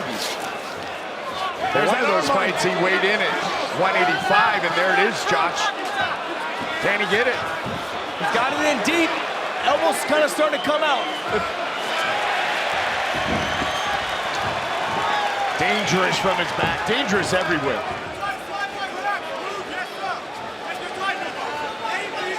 What Novenya does really well is he kind of waits for you to step in a little bit, then he throws a side kick or a straight right, and then dives in on a double leg, like kind of hooks the leg for a double leg with a trap leg. Will Fleury said, he pressures, I counter. Oh, big overhand right. But he got rocked instead. Looking for the finish right here, right now. Will Fleury doing a good job of getting himself back to a basic position. Nicely done. He's trying to bury his head between the legs so the strikes can't land. Novenya doing a good job of attacking the guillotine, palm to palm. Fleury's still rocked. Fleury standing in the pocket, though. What a round one. Fleury's still rocked. He's not able to get his feet underneath him right now. Brian Miner watching this ground and pound very closely, under 30 seconds. This is not where Fleury wants to be because he's going to take shots as well as give up the submission position. He needs to stand to his feet because he's this taller person. He's up. He's still on wobbly legs, so as you mentioned, Josh. Novenya's got to be careful. He doesn't get careless here. Final 10 seconds. And that overhand right connects again and again.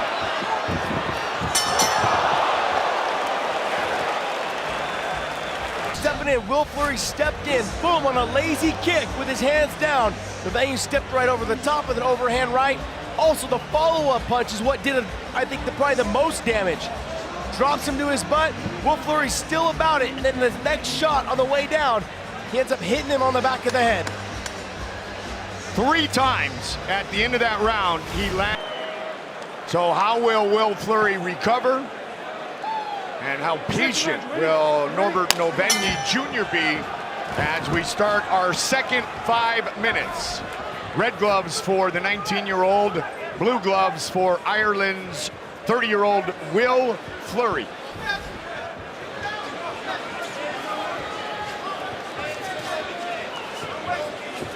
The approach is different starting this round. Will Fleury-Giselle is still now a little hesitant to just step in.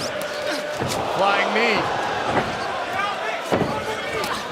Will Fleury has been in a ton of scraps in his life, in his career. Played rugby from age 8 to age 21.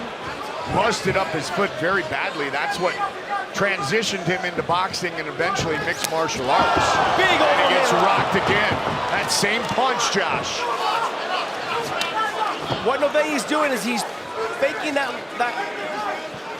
leg kick to the front of the thigh, and he's coming over the top as he plants his foot to the ground and landing that shot. Getting those hands of his opponent to drop. Yep.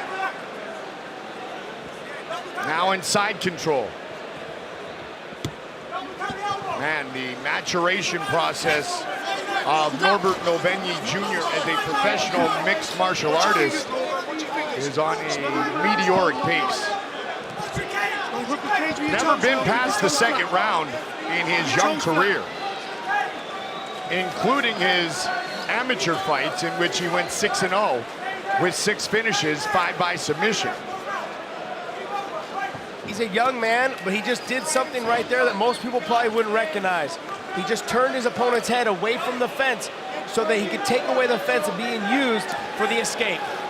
In fact, this is only the second time he has gone past round number 1. All Norbert Novenyi Jr. thus far.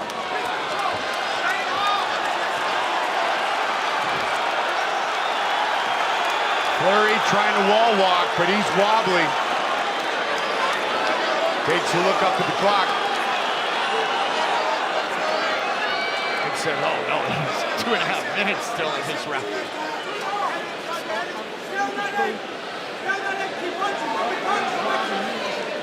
Fleury's an animal though. He's gonna just keep fighting through this. Yep.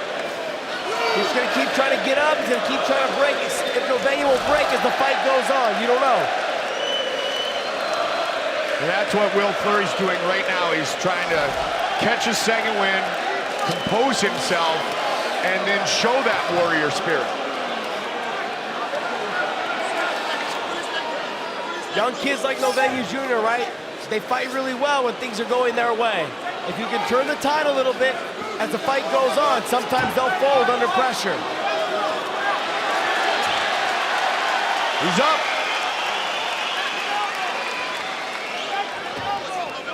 This round has belonged to Novenyi Jr. though thus far. After a dominant round 1, Fleury with the takedown. This is exactly what I was talking about. If Will Fleury can start landing some clean shots from the top position. Trying to get past that guard of Norbert Novenyi Jr. This is where the experience pays off by Will Fleury. And Will said this is his first real fight. No disrespect to his previous opponents. How will he react under pressure? Fleury continues to be aggressive.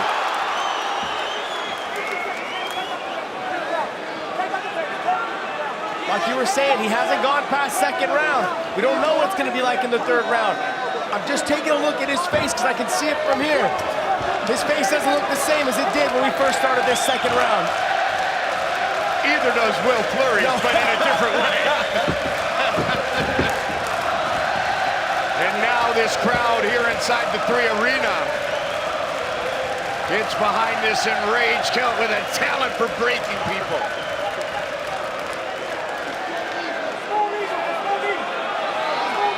Nothing like a hungry Irishman who wants to take home a big paycheck. 20 seconds left in round 2.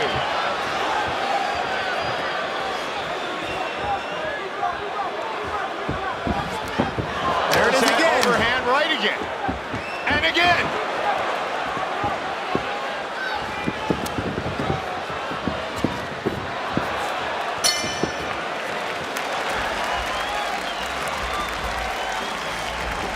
In round number 1, he started off this round that way. Boom.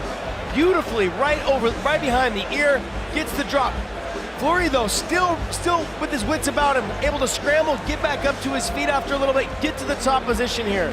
I thought he was going to be able to do a little bit more damage because you could see Novenyi Jr. start to slow down a little bit, wondering what do I got to do to Will Fleury to stop him.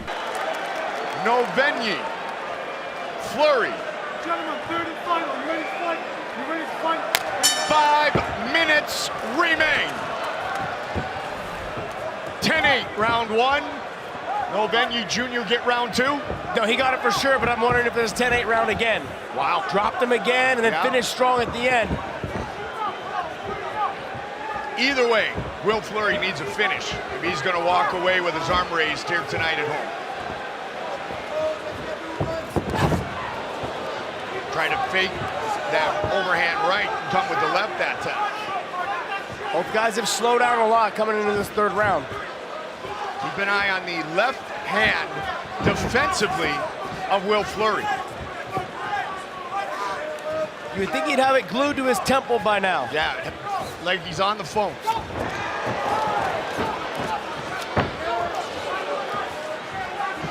Without a speaker or a headset, you know, like an old phone.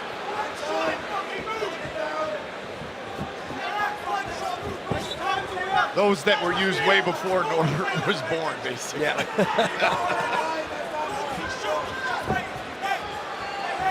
Fleury needs to push it here. He may very well be settling in and waiting for his opportunity to look to explode, erupt, and finish. Norbert Novenyi Jr. with 3.5 minutes on the clock here in the third and final round of this middleweight matchup. There it is again. Fleury switched his stance, but just for a half sec. He just walked over and then flipped back to orthodox.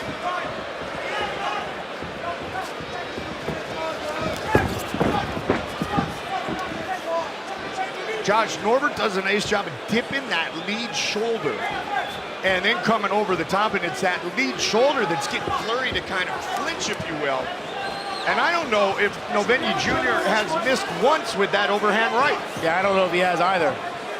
And he's landed him so clean that he's sat him down, I want to say 4 times already. Almost finished him in round 1, saved by the bell. I mean, Novenyi Jr., all he has to do is just keep distance to stay away to win this fight. And you would think that Will Fleury would be either pushing the pace, going for broke, or if he's just thinking to himself, look, man, tonight wasn't my night. Let's just get through this and move on to the next one. He had a win at age 18, looking for his second win at age 19 inside the Bellator cage.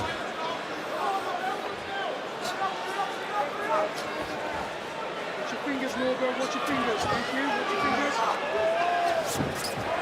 Good genetics, too, when your father's an Olympic gold medalist.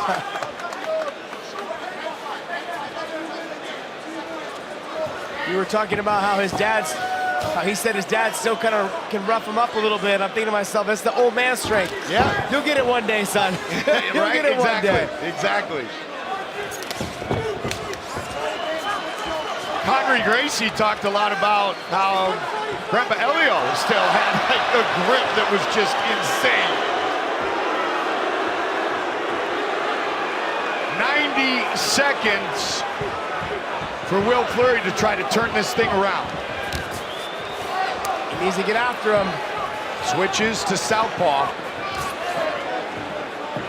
Not a bad idea with that overhand right. But how effective is Will with the switch stance?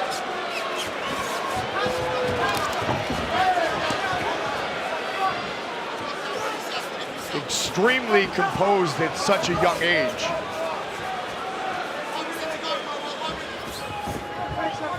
But yet we have a handful of extremely composed and talented fighters who are very young on this Bellator roster, including a young man named A.J. McCabe, who will fight tomorrow night in his first battle in the Featherweight World Grand Prix.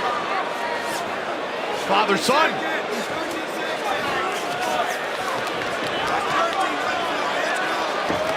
Big overhand right again. Unbelievable. I'd say he's about 12 for 12 with that overhand right. Unofficially, of course. 20 seconds. Might be 13 for 13. There you go. You've been counting, haven't you?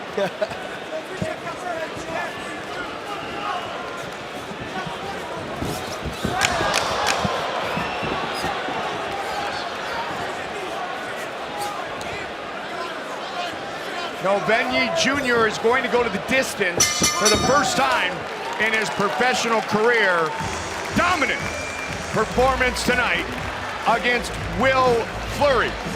Tonight's fight replay is brought to you by the Marines. You see right there, Fleury throws a lazy outside leg kick, but then he just steps right in with the right hand, drops him. It was the next shot that you guys didn't see right there that caught him a little bit behind the ear, and you can see Will Fleury start to hesitate to get up. Got wobbled, boom, got dropped again, that overhand right. Like we were talking about, I don't think there was an overhand right that he didn't land today.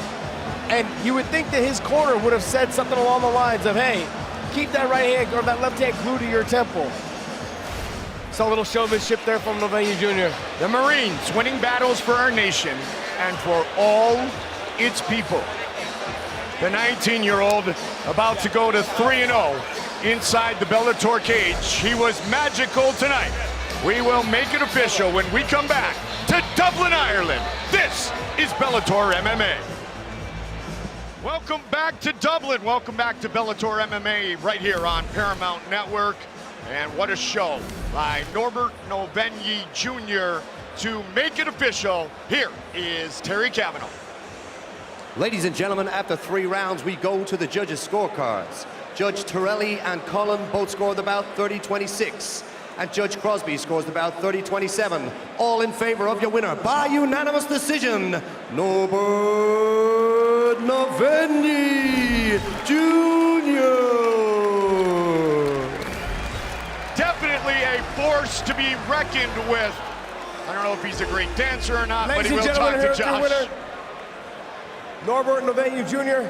Look, you said you had trained with him before on the ground. It wasn't the grappling that won you this fight. It was the overhand right and the stand-up. Talk us through it. Listen, firstly, massive shout out to Will Fleury. He's a, can I swear? Okay, he's a beast, yeah? He gave me a mental breakdown during this round. I went through hell. I cried, I bled, I sweated, I did everything. And he's an absolute monster. Irish fans, make some noise! I'm so happy. I'm so happy that I could come here and fight in front of you guys. You guys are just amazing, and how much you supported him. I hope you're gonna support me the same way in the future. I'm 19, next week I'm 20, and I'm gonna be a fucking world champion.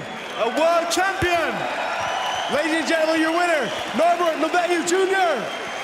Unattractive, 165-pound fight. There you see the 6-1 record of the 29-year-old. 37-year-old Hugo Parada. Everything else is virtually identical. And once again, with the official introductions, Terry Cavanaugh. Ladies and gentlemen, we are ready for 3 rounds in our co-main event in a contracted weight contest at 165 pounds. Introducing first, fighting out of the blue corner. He stands 5 feet 10 inches tall and weighed in at 164.8 pounds with a professional record of 4 wins and 2 losses. From Setúbal, Portugal, please welcome Hugo Parada. And introducing his opponent across the cage in the red corner.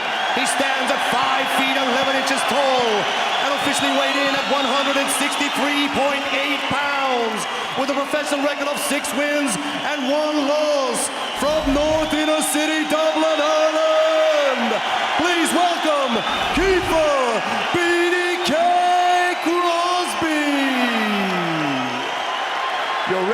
inside the cage, Mr. Todd Anderson. Todd Anderson, our referee for our co-main event of the evening. Parada and Big Daddy, Kiefer Crosby. Here we go. Red gloves for Dublin's own Kiefer Crosby. Blue gloves for Portugal's Hugo Parada.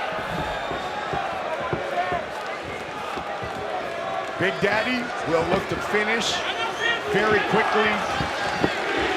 He loves destruction. You gotta make sure he feeds off the energy, but doesn't let it overexpose him to things. The adrenaline dump is real. Those type of things happen all the time. He's gotta make sure he lets the fight develop in front of him.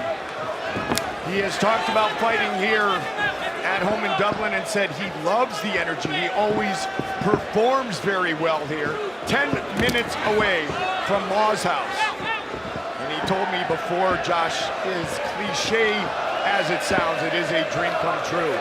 As a young kid, he went to a boxing event here, and now he fights once again inside 3 Arena here in our main card against Portugal's Parada.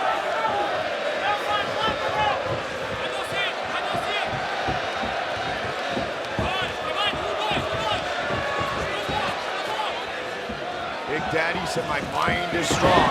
That kick was caught. The Brazilian Jiu-Jitsu black belt closes the distance. Yeah, nice little setup for the head kick. Did a nice job. It landed also. Parada was able to catch it on the way out, though. Go. Kiefer told us, Josh, that he is 100% healthy coming in to this fight. Wants to win every second, every position, every battle. Believe in his technique.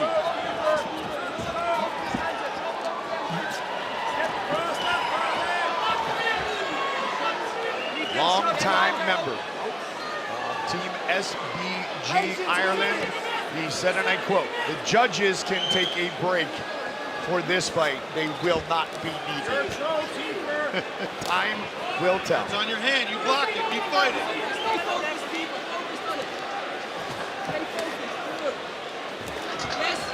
Parada would love to utilize his jiu-jitsu. He doesn't believe that Crosby can handle him on the ground. Not many people probably can handle his high-level Brazilian jiu-jitsu black belt. What I don't like is I don't like how Crosby keeps looking at the ref. A couple times he's got hit close with a low blow, and he keeps looking at the ref for a little bit of, hey, action. Problem is, though, is that's not going to stop. It's not going to stop the action. A couple times he's covered his cup, and then Parada hit him, actually knee him low, but the glove was in the way, so the ref doesn't stop it. He's having flashbacks of his last fight, too. When the call went against him. Good takedown defense up against the cage, though. Those continuous knees from Parada. And now Crosby puts Portugal's newcomer against the cage and throws similar type knees, although getting that hip and turning it, looking for the extra torque. Old school Chris Lieben foot stomp. Grab that cage, Kiefer. Get them fingers out. Let it go. That Chael has told us Chris didn't practice a couple of times, but only a couple times because Chael said I did it back to him. See John Cavanaugh right there in the corner of Kiefer Crosby. And they break. Kiefer needs to take this back out to the center of the cage. Keep his back off the fence. See the redness on the inside of his thighs, of Kiefer's thighs from those knees from Parada. Those were good knees, Josh. Parada having a little fun. Telling Kiefer, let's go, bring it. All 4 wins by knockout for Hugo Parada. Nice body kick. That'll pay dividends as the fight goes on.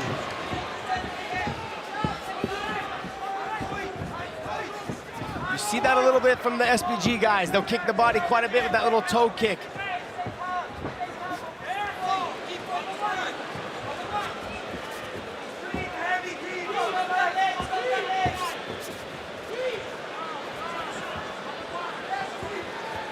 20 seconds now here in round one.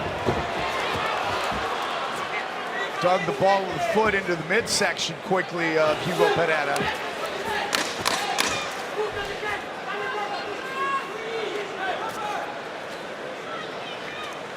And a good start for the Bellator newcomer.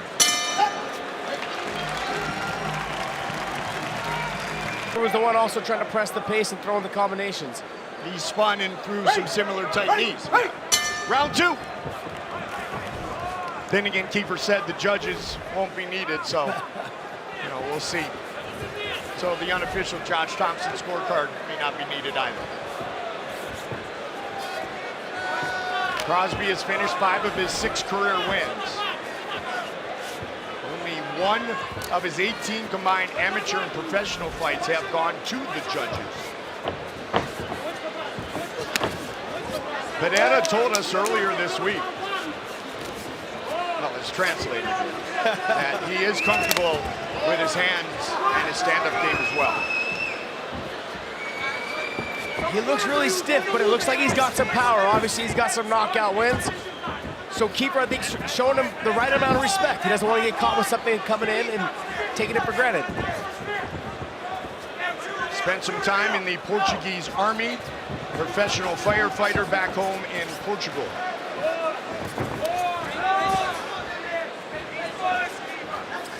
Kiefer needs to be a little bit more active right now. This is minutes that are slipping away. And Pereira is actually throwing more punches and combinations than Crosby is.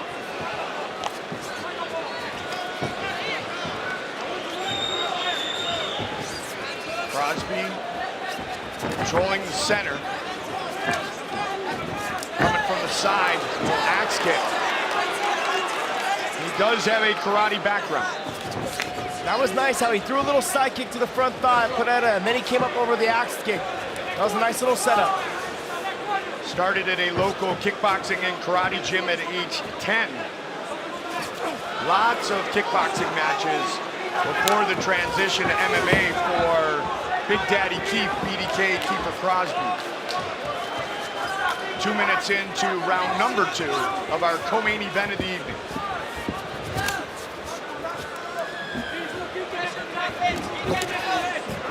Good return by Hugo Pereira. I think what we need to see from Crosby is what we saw a little bit with Ryan Scope and Patricky. Pereira's catching the foot when he kicks to the thigh. Maybe go lower to the calf kick instead, so that the threat of catching the leg is taken out. Speaking of the calf kick, Benson Henderson, Miles Jury up next.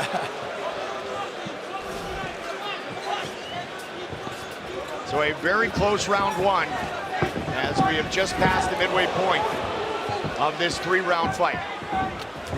Crosby winning the round right now, but barely.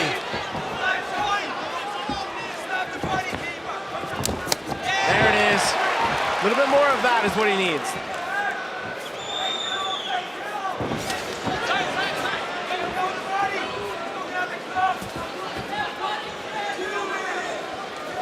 Kiefer seems to be settling in here in round number 2.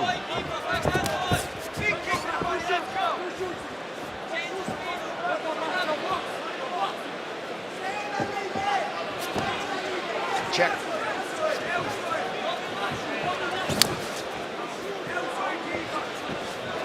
Pereira turns 38 on October 15th. Hugo said that he believes Kiefer Crosby's left leg is vulnerable. And now we see Kiefer in the southpaw stance.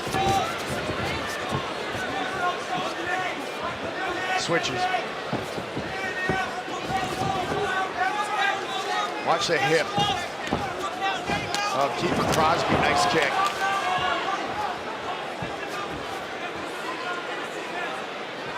He got that Muay Thai whip into that one, Josh. Yeah, he's doing really well with his kicks. The thing is, I want to see him set it up a little bit better. Not just throw a kick, then come back, and then try and throw a jab or a right hand. Put the two things together.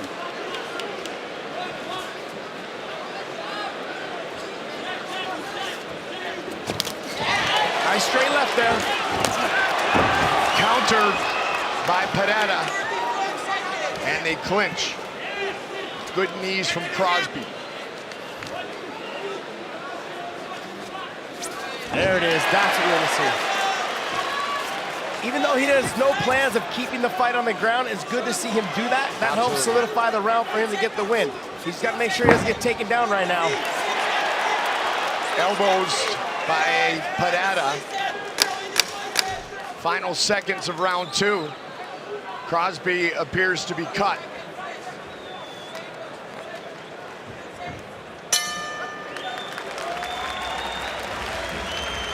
The 37-year-old native of Portugal, Hugo Padada. 5 minutes remain. Red gloves for Crosby, blue gloves for Padada. Kavanaugh told Crosby that he's up 2 rounds to none and that Padada's got to come to him. I don't quite agree with that. I think it's 1-1 split. I have Padada winning the first round. I've got Crosby winning the second. So this is kind of anyone's fight right now. Keeper was looking to taunt Padada a bit verbally a moment ago. Hands are up high. Spin. Keep an eye on the hips of Keeper Crosby. And look to see if he spins again, either with a kick or an elbow. Loves those spinning techniques.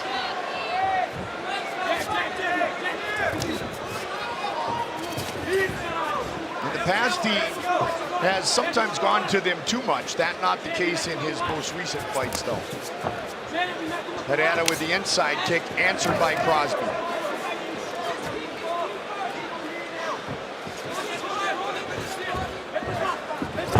Crosby's kind of figuring him out. He's able to start landing his stuff. It looks like Padada's slowing down a little bit, so his counters aren't as fast. He's picking and choosing when he does counter.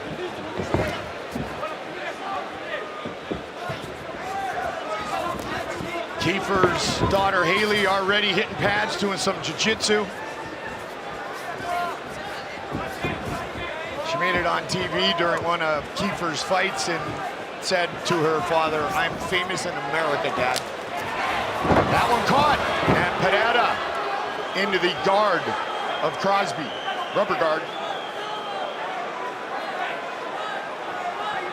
3 minutes remain in this fight. Got a nice little high guard here.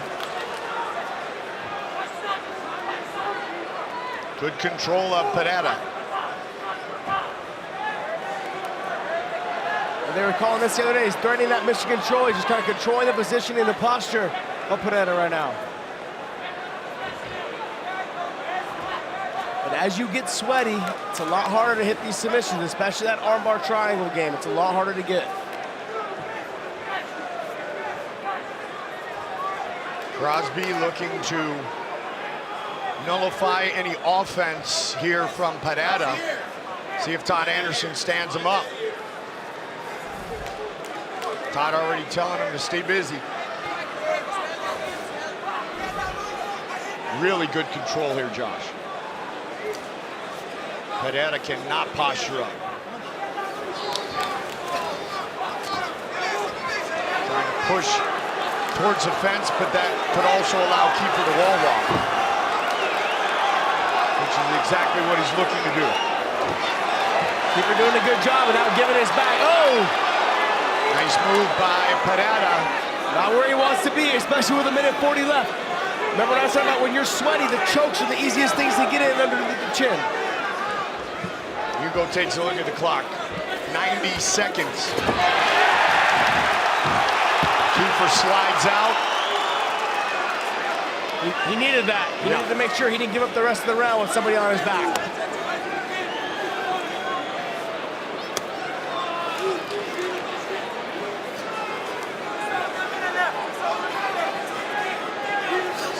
Can get that double underhook and that quick trip again on Hugo Padada.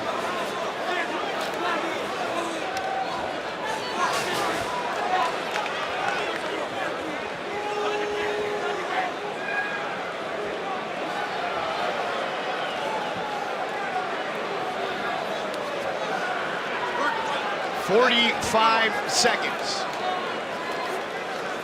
His longtime teammate, good friend Conor McGregor watching closely. Courtney, Ireland's Kiefer Crosby, looking for his third Bellator win. There's a takedown.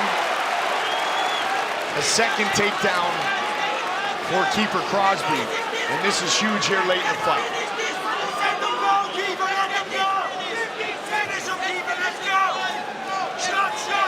If there was any solidifying to be done, that may have been it. Final seconds.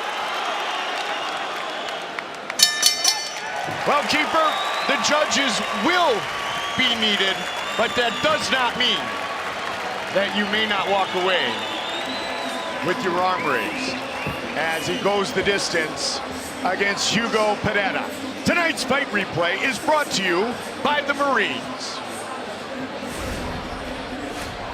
I mean, right here you see Pereira, he actually slips out of the arm, goes right to the back. I was concerned and worried. I thought maybe the rest of the round he'd spend the time on his back. You see Crosby right here, separate a little bit of the feet, basically just limp arm out the back door because they're so sweaty. Very nicely done. What I liked is how Kiefer actually went for the takedown, got the takedown, and when he got on top, he didn't hesitate. He didn't just try to hold him down. He tried to finish with a bang. That potentially may have solidified the round for him. I can see him winning 2 rounds to 1. The Marines winning battles for our nation and for all its people.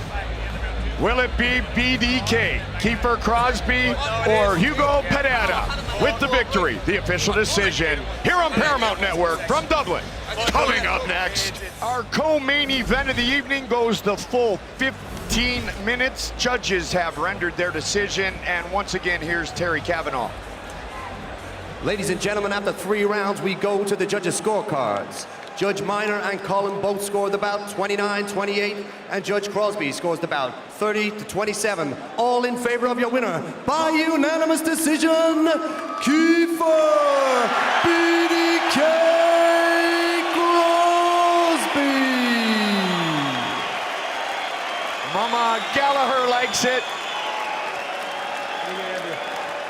Ladies and gentlemen, I'm here with your winner right now.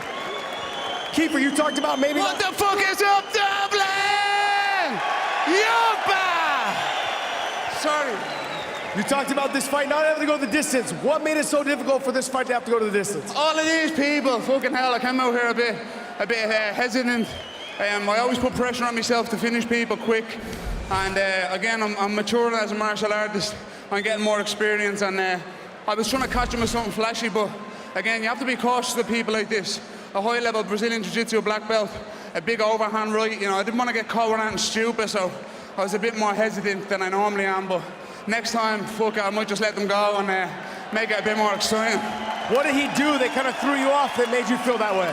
Nothing really, do you know what I mean? It was more me than him. Like, I didn't want to walk onto something stupid. You know, I consider myself a perfectionist when it comes to striking, especially. And when you get hit with a big overhand, you kind of look like a fucking idiot. So I didn't want to, sorry my language, I didn't want to do that. So I was just playing a bit safer, trying to catch him with a bit more snappy kicks. How good does it feel to get this win right now, right here? What, with the best crowd in the world? Oh, stop. Give me a bottle of proper 12 and I'll be fresh. Yo! Ladies and gentlemen, your winner, Kiefer Crosby. Our tail of the tape for this, our main event of the evening. Henderson, 5 years the elder of Miles Jury, who is 2 inches taller and will have a 3-inch reach advantage. Once again, we get it over to Terry Cavanaugh. Ladies and gentlemen, this is the main event of the evening. 3 rounds in a lightweight contest. This contest is supervised by the Mohican Tribe Department of Athletic Regulation. Chairman of the tribe, James Gelsner. Supervising cage side, Michael Mazzulli and Brendan Choliwa. And now, to those in attendance and to those watching on Paramount Network, ladies and gentlemen, it's about to go down! Introducing first, fighting out of the blue corner. He stands 5 feet 11 inches tall and officially weighed in at 156.2 pounds. He brings a professional record of 17 wins and 4 losses. Fighting out of San Diego, California, by way of Hazel Park, Michigan. Please welcome Miles Fury Jury. And introducing his opponent across the cage in the red corner. He stands at 5 feet 9 inches tall and weighed in at 156 pounds even. He brings a record of 27 wins and 8 losses to the cage. Fighting out of Phoenix, Arizona, former world champion, Smooth Benson Henderson. Your third man inside the cage, Mr. Dan Mergliotta. Dan Mergliotta, the referee. All right, guys, been through the rules in the locker room. Want to obey my commands at all times. Want to protect yourselves at all times. If you're ready to touch gloves, good luck to both teams. Back to your corners. Benson Henderson. Miles Jury.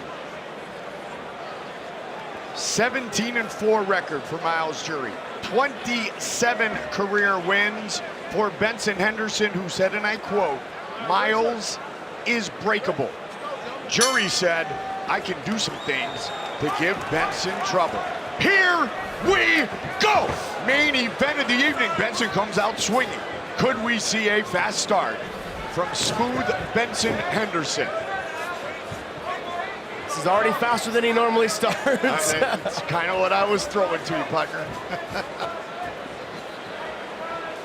He switches to southpaw. He came out traditional, and there he goes again. He told us in the meetings the other day that he may switch things up and come out in a traditional stance.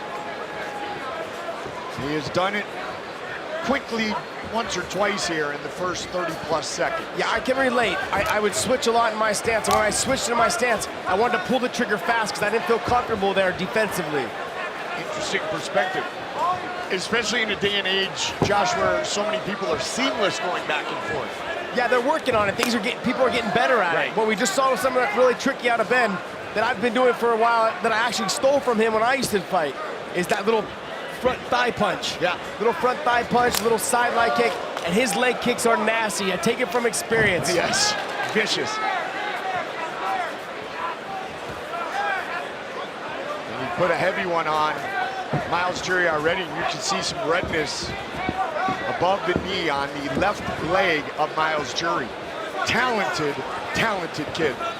Alliance MMA, ended up in Power MMA for a bit. Very close friends with Little Heathen, Jeremy Stevens. Lived with Jeremy for a long time. In fact, first went to San Diego to be a training partner of Jeremy Stevens. Eric Del Fiero and Miles saw each other at a wedding, and he said, "Come on back, kid."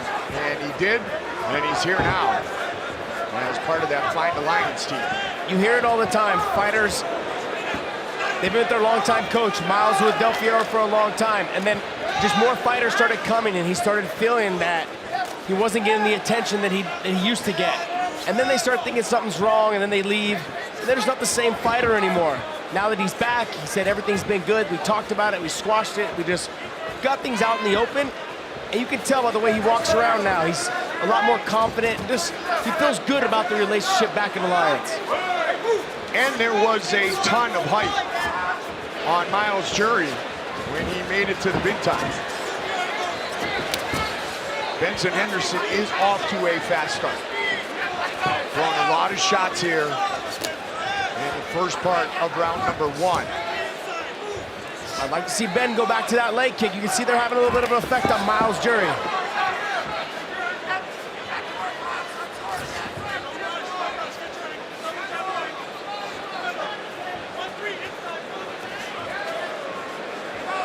Miles, in the interview earlier this week, Josh talked to you about the fact that he finally had to realize that Eric Del Fiero was only one man. Yeah, there's so many great fighters at Alliance and so many guys over time fighting for titles that there was only so much time in the day. So there was never a disrespect or an ignoring thing. It was just the fact the man can only spread himself so thin.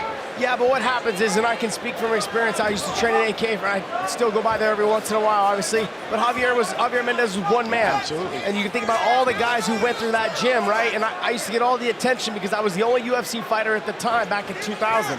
And then slowly a couple other guys came and they got some attention, and then slowly more came, and we started building a big team, and that's exactly what Alliance did. You know, like Dom Cruz and, you know, all the other guys, and nice combination by Miles. Interrupt my talk. But a good combination there. But that's exactly what he went through. When you're young, you don't see that. Yeah. He's matured as a person. He's developed as an athlete and a fighter now, and he understands where he stands now at that gym. He can certainly be a huge factor at 155 here inside the Bellator cage. Final minute of round number 1 of our main event, scheduled for 3 5-minute rounds. This would not be considered a slow start for Benson Henderson. This is an extremely fast start for Benson. Of course, we'd like to see it pick it up a little bit more, but Miles needs to also start a little bit faster. Yep. He's starting to open up. Nice straight left, though, right there by Benson.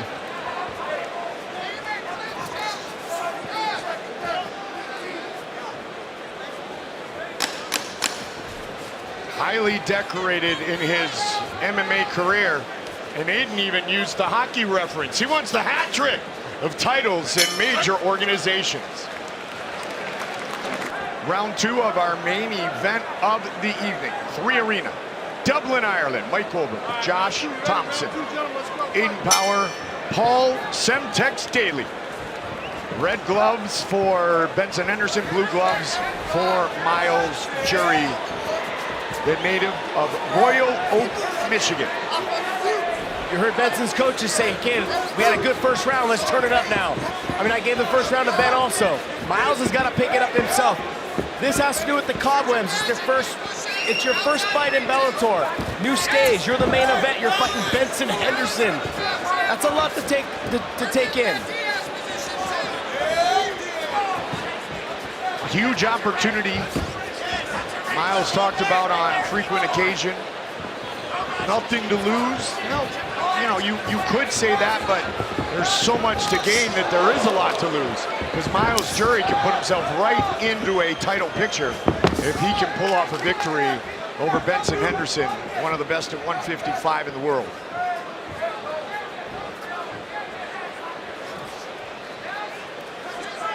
It's been a stand-up battle thus far. Miles Jury, the first fighter to knock out Takanori Gomi in Japan. That was back in September of 2014. He was on the verge of his own title shot when he fell to Donald Cerrone years ago. So he has been near the top of the mountain before. And man, there's some redness on the left leg of Miles Fury Jury as he switches to southpaw. Yeah, those leg kicks are having an effect. You can see he's switching his stance back and forth, but he's also hesitant to pull the trigger with his hands. Which sometimes means that he can't set his weight because the leg's feeling a little injured. Benson with a nice 1-2. Stepped into that jab, and he throws the kick again.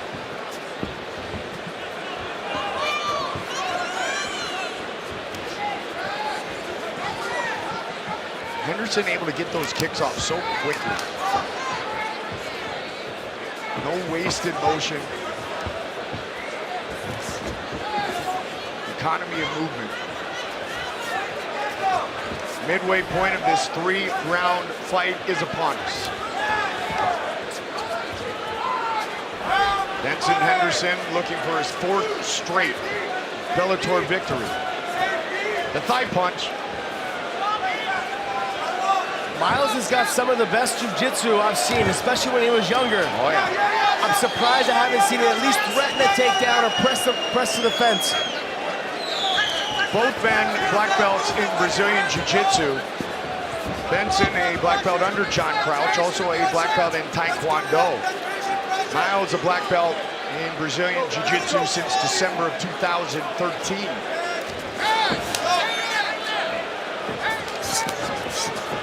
Following the kick up with the left hand.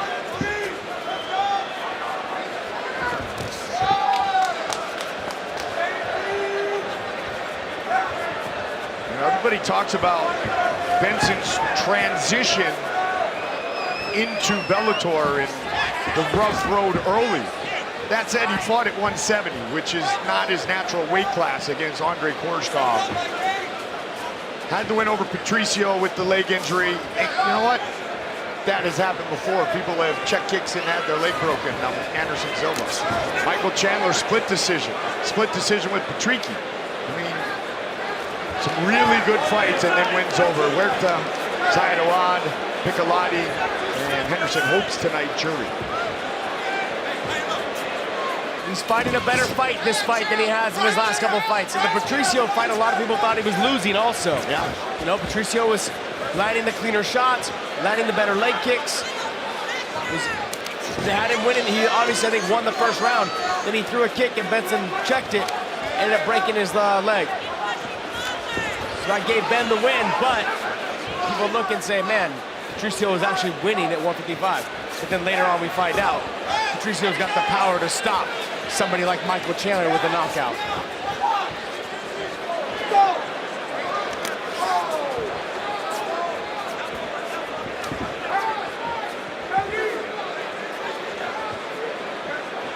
Final 10 seconds of round number 2.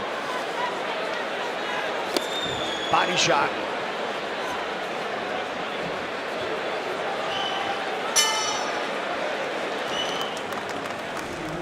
As you can see right now, what's dictating the pace of this fight is Benson Henderson's kicks. Look at the red marks on Miles Jury's side of his leg.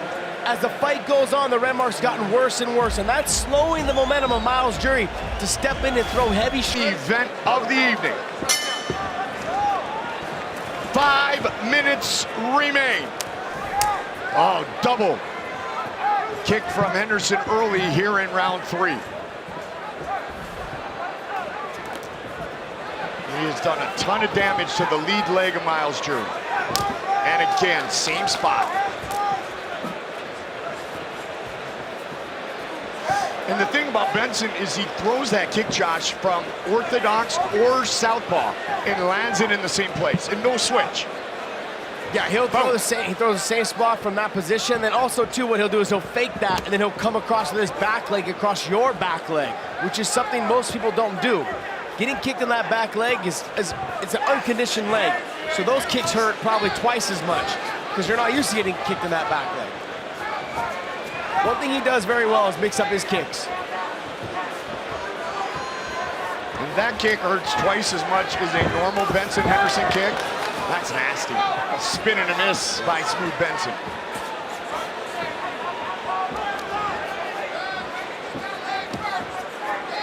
There it is, that little... Yeah, to the thigh again. Little jab to the thigh. Just one more thing for you to think about. Yes. That's all it is. And we talked earlier in numerous fights, Josh, about when you are able to mix things up. And in here, Benson's mixing up his striking techniques, but if it's the entire arsenal of your MMA capabilities, when you mix things up, you oftentimes have great success. And he's kept Miles kind of guessing by mixing up his strikes here thus far tonight. Yeah, I'm surprised Miles' corner hasn't told him to change up the game plan. Let's make adjustments, let's change this up, because this isn't working. Oh, heavy body kick. 2 minutes into the third and final round. Henderson, much like Chris Cyborg, now a member of the Bellator family, would like to do, wants a world title in 3 major organizations. It's a race. It's a race to see who can get there first between those two. And of course, the lightweight champion puts his 145-pound belt on the line tomorrow exclusively on DAZN. In his first fight of the Featherweight World Grand Prix against the Spaniard, Juan Archuleta.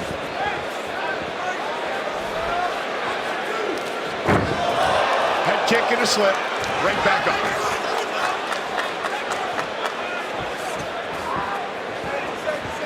There's been nothing slow about Henderson tonight. Straight left, right down the pipe. That rocked Miles a little bit. Best shot of the fight right there. Henderson has been ultra aggressive throughout this fight against Miles Jury, and he knows Miles dangerous. Ton of respect for his opponent coming into tonight.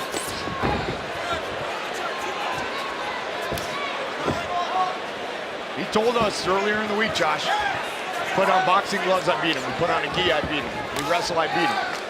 Whatever I do, I beat him. So far, he's beaten him. But there's still 1 minute and 25 seconds remaining. You hear the crowd getting a little restless.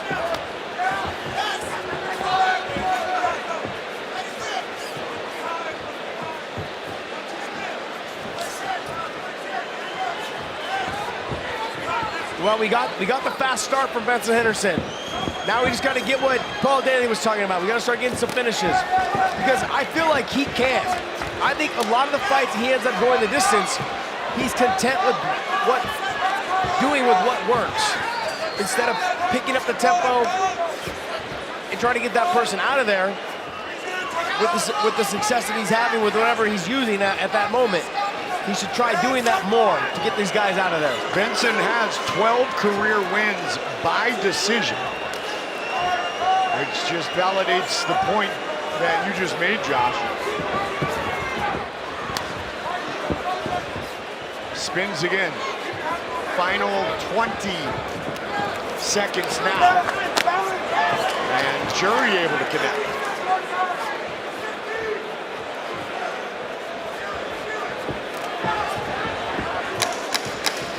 Define the fight. Stare at your past and the future goes flying by. Certainly, Benson Henderson has defined this fight tonight as they go the full 15 here inside 3 Arena in Dublin.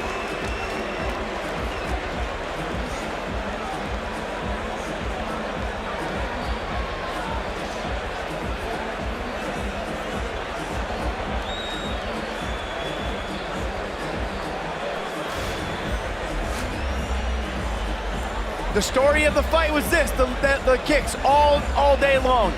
Benson's been landing the kicks the whole time. That was probably one of the most highlights that Miles Jury had of the night. I think the new home, this is what you see from some guys in their very first fight. It's just they're hesitant to pull the trigger. Nice little straight left by Benson, probably the best shot of the night. I would just like to see Benson pull the trigger a little bit more. He got off to a fast start. There you go, that straight left. Good fight for him tonight. Started off faster. Just needs to try to pick up the pace as it goes on. Use the things that are working for him. Jeremy Stevens in the corner of Miles Jury.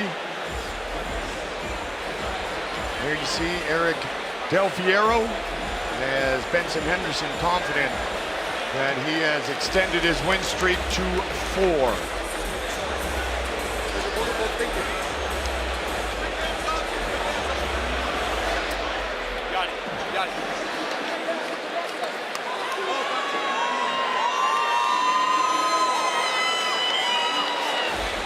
The MMA Lab, Glendale, Arizona.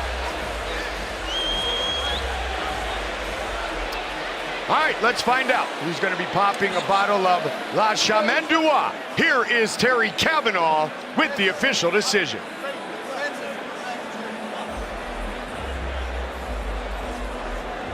Ladies and gentlemen, after 3 rounds, we go to the judges' scorecards. All 3 judges scored about 30-27 in favor of your winner. By unanimous decision, Benson Smooth. The tail of the tape looks like this, both with good, strong records. Peter Quley, 7 years older than Ryan Scope. The same height, Scope has the edge in the weight, and the weight is an interesting thing tonight that we'll talk about. What do you see in that, The two of them reached out to each other a day before cutting weight, and they said, hey, how much you weigh? I weigh 168, 169. Quley said, Scope says I weigh 170. How about we just meet at 170? And they agree, a gentleman's handshake, and here we are. Here we are indeed, and here is our MC soaking up this atmosphere, Terry Cavanaugh. Fight fans, we are ready for 3 rounds in a welterweight contest. Introducing first, fighting out of the blue corner. He stands 5 feet 10 inches tall and officially weighed in at 168.4 pounds. He brings a professional record of 11 wins, 5 losses, and 1 draw. Fighting out of Dublin, Ireland, please welcome Peter, the Showstopper, Quley.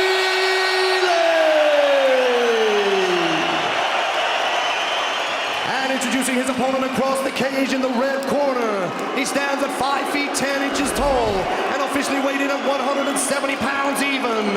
He brings a professional record to the cage of 10 wins and 2 losses. From Sunderland, England, please welcome Ryan Scope.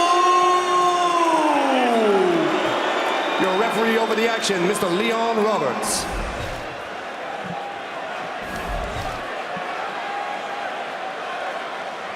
It's time. Much talked about this. Big night for both of them.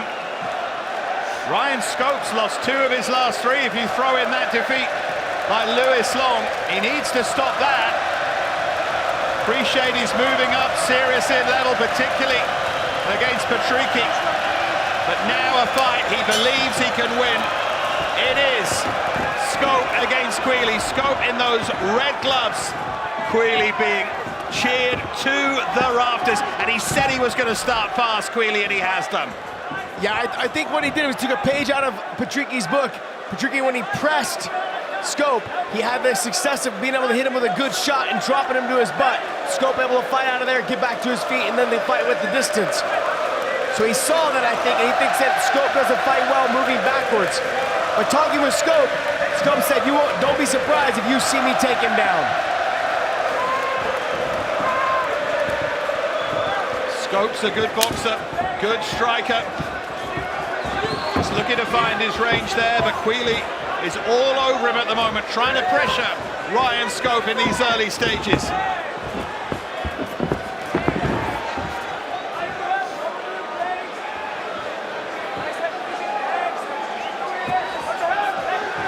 So frustrated. That defeat by Miles Price. Quley didn't feel he lost the fight, but he accepted he was nowhere near his best. He says after an operation that tonight is the first time in a long time he feels 100%. Will it give him the key to the win here against Ryan Scope? Good combination there from Scope. And there's the first of those leg kicks that are such a weapon for Scope. Big right hand by Quley, though. That kind of rocked him back a little bit.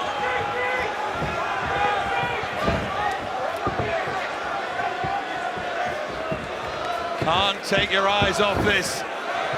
Quley just overreaching a little bit there. And going for the knee, big right hand, and the right uppercut. Great combination from Quley. So far he's been right. He felt like he couldn't handle the pressure. When you come at him real hard with a bunch of different angles, that he won't be able to handle. Right now he's finding the openings every time.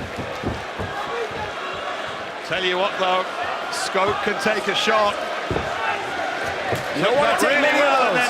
Right hand from Scope.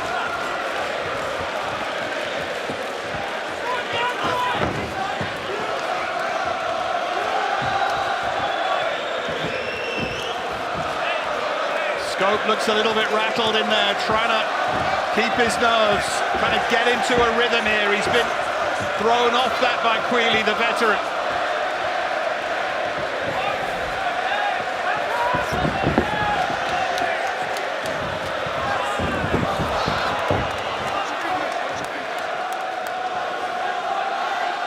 Cut on the nose of Quley.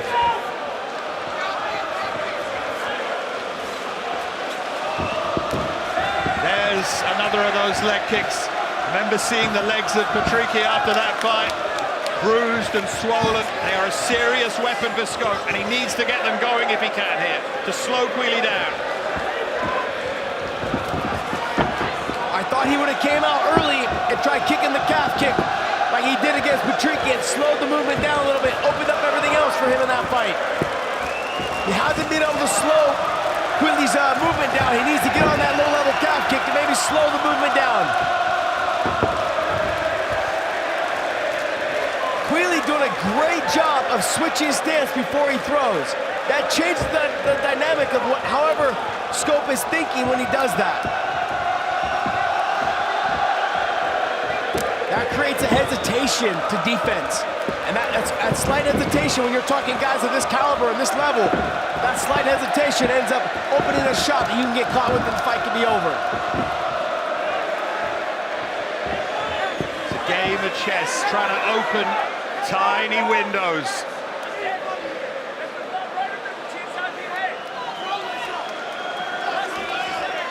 It's gone just the way at the moment that Quley would have wanted.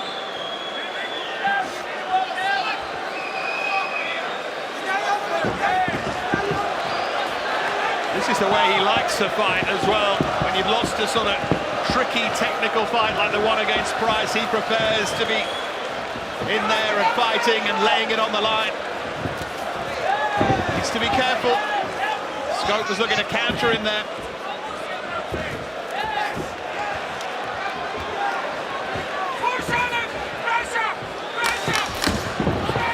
Again, forward momentum from Quley.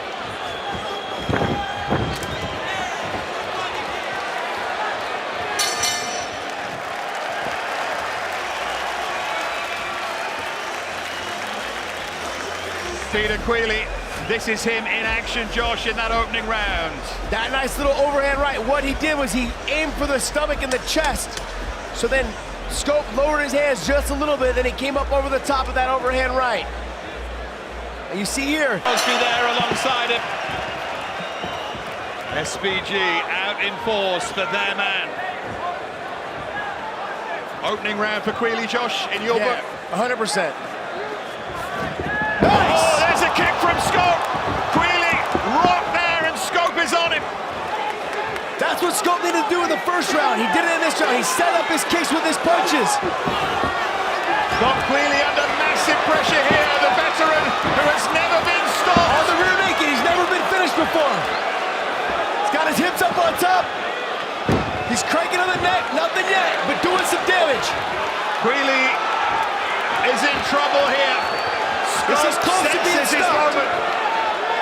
This is close to being stopped right here. Referee's having a long look at this. Elbow there from Scope. Quley hanging on here. He's working on that side choke. He had a good position, didn't get it all the way, so he let it up. Laying down the strikes right now. Quley hasn't fully recovered yet.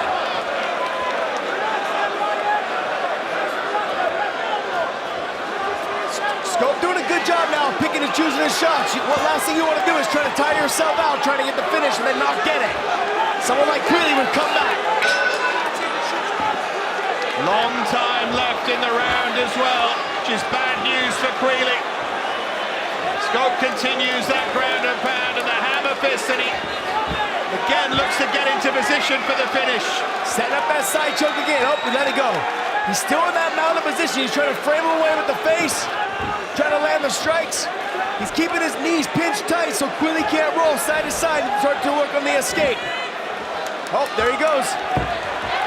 Quley starting to mount that offense now. Crowd are roaring Quley to his feet here. Trying to give him every ounce of encouragement, the local hero. You see Scope smiling at Quley right now. Quley smiling back. Elbow there from Quley from that position. All Ryan Scope at the moment.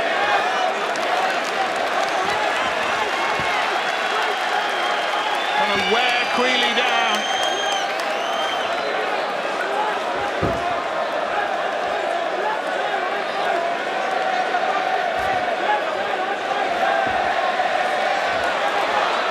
Scope doing a good job of keeping the pressure on. Oh, and the reversal by Quley. Biggest roar of the night as Quley gets to his feet.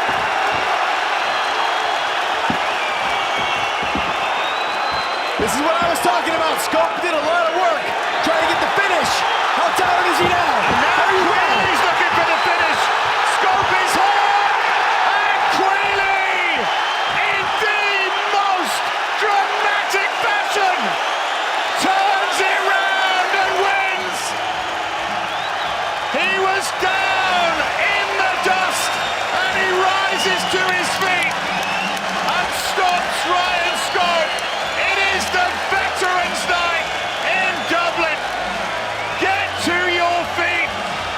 Peter Quley. He did everything he could to get the finish. Ryan Scope did. Once he didn't get it, Quley got to the top position. He just had nothing left in the tank wheel like we were talking about. Quley knew that was the moment, the opportunity to strike. You had Conor McGregor yelling off to the side, telling him, let's go, get after him. He got after him, and look what happened. Amazing performance tonight by Peter Quley. Wow, that was something else. Ryan Scope slumped in front of us, leaning against the cage. So much effort and energy and action in a round and a half, not even that. Here it is, Josh. Quley gets rocked right there with a nice little 1-2 right with a head kick. Sat Quley to his butt, then Scope goes after the finish. This whole part right here is what I was talking about. When he starts trying to get the finish that whole time, he's exhausting himself. Then he goes and gets reversed by Quley. Quley starts to back out of the guard. I was thinking this Scope was gonna get back to his feet. Quley backs out, boom to the body, nice shot first. Then he comes over the top, hits him with a couple combinations. You could just tell Ryan Scope was tired from trying to finish Peter Quley in that fight. He had nothing left in the gas tank. Look how much it means. McGregor, first man to the side of the cage to congratulate him. So much goodwill in this town for that man. Every fighter dreams about a moment like that where they actually have to get up off the canvas and come back and get a victory, and now he has one. That's impressive. Right there, to me, that's one of the most impressive performances I've seen from a fighter. The announcement will be made official in a few moments' time as Ryan Scope still slumped in front of us. Peter Quley smiling and celebrating. Time for us to take a short break. We'll be back in a moment. Don't go anywhere. Well, welcome back to Dublin. We've just seen an extraordinary performance from Peter Quley, the 34-year-old. Let's make it official now with Terry Kavanagh. Ladies and gentlemen, referee Leon Roberts calls a stop to the action at the official time of 3 minutes and 7 seconds of round number 2, declaring your winner by TKO, Peter, the showstopper, Quley!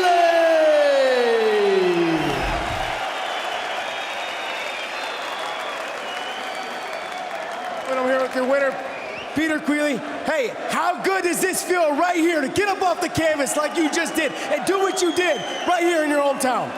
Listen, I wouldn't have got up off the canvas if it was anywhere else but here. That's what got me up off that canvas. You won this. This crowd and me won this fight. You had a good start in the beginning. You talked to me at the fighter meetings talking about you were going to start fast, get on the pace, you were having success. Came out in the second round, got clipped right away, weathered the storm, got on top. What kind of adversity did someone like you go through for that, and then talk about it? No, he got me with a beautiful shot. I didn't even know what it was until I saw it on the replay. And I was as hurt as I've ever been in sparring or in a fight. But I stayed in it. You will not get me. 25 fights, I've never been finished. It's not going to happen in Dublin, that's for sure. What went through your mind when he backed away, when you backed away and let him up? I have him. That's what went through my mind. It's over. He's gone. I knew I had him at that stage. Ladies and gentlemen, your winner, Peter Quley.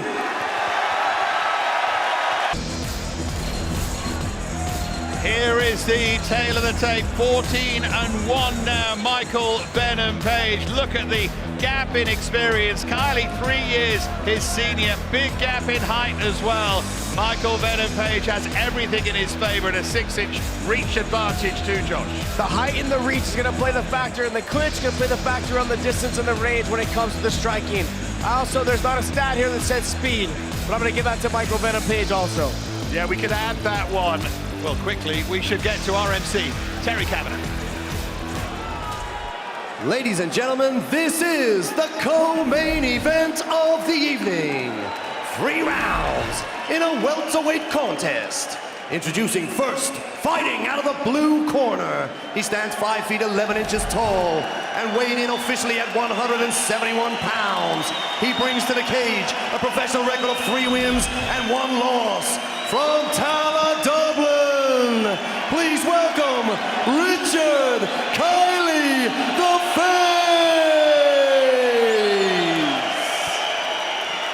And introducing his opponent across the ring in the red corner. He stands 6 feet 3 inches tall and officially weighed in at 170.6 pounds. He brings to the cage a professional record of 14 wins and 1 loss. All the way from London, England, please welcome MVP Michael Venom Page! Your referee over the action, Mr. Dan Mergliotta.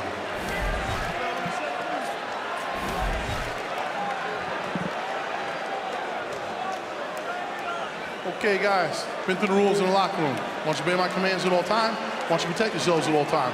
You must show respect to each other. You want to touch gloves, do it now. If not, go to your corner. Go back, let's go. Don't worry, they won't be touching gloves.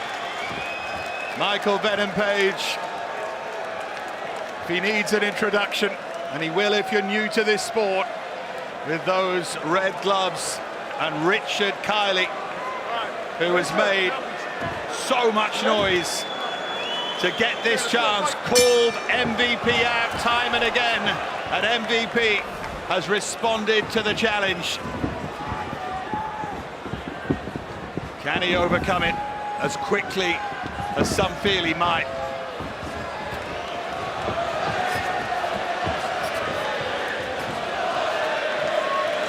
Straight away you can see that speed as MVP throws that jab to the body and then a left hook that misses. Everyone has an answer for MVP when they're not in the cage with him. As soon as they get in there, all those answers have changed. That little smile playing across his lips as well. Right hand from MVP, timed Kylie really well there.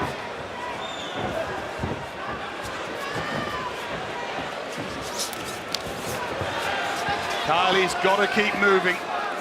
Can't be a stationary target here.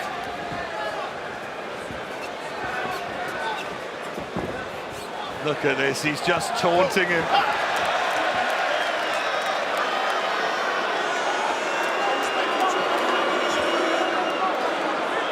Warning there for the referee.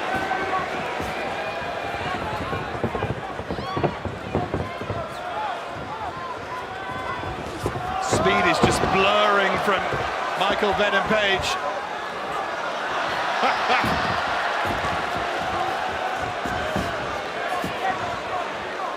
Always likes that play acting, the showmanship to go with the serious danger in there.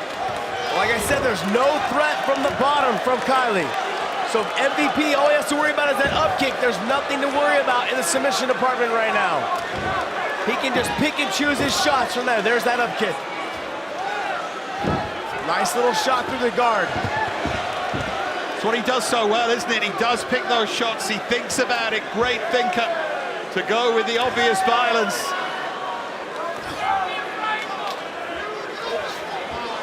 And those punishing elbows now, they are finding a way through.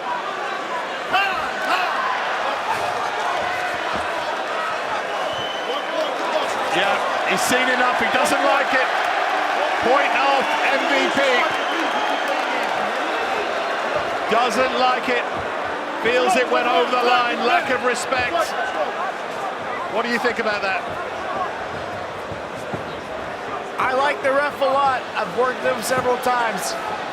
I think sometimes you're just gonna let the fighters do their thing. There's a lot of emotions that build up to fights and make good fights. And they're just in there being showmen. This is the entertainment business. I'm gonna probably when I get home hear it from Big John what he thinks. But just gonna say, yeah. Big John will have an opinion about that. Yeah. Oh, big knee from Michael Venom Page! Wins him brilliantly! The fight that Kylie felt he could win. MVP with the message that he is back! What a knee, unbelievable knee. Everyone has a plan when they fight MVP. Here it is, Josh. Yeah, he stepped in on something and then boom, MVP just left the ground with a beautiful knee right up underneath. There it is. The speed, the reach, the length, all those things play a factor when you're dealing with MVP, and people don't realize that until you get in there. Boom. Nicely landed right up underneath the chin. Just a stunner. Highlight reel knockout from Michael Venom Page. Kylie still wants a word with him in the cage. But MVP is being led away now, wisely. Kylie had his chance, and he walked onto the knee. MVP, far too quick for him. Just need to calm things down a little bit in that cage. He is a showman. You will have your opinions at home about the way he goes about things, but you can't deny the skill level is off the planet. To bounce back, it's going to be fascinating to hear what Paul Daly's got to say with Aiden in a few moments' time. To bounce back from what happened against Douglas Lima in that fashion is quite spectacular.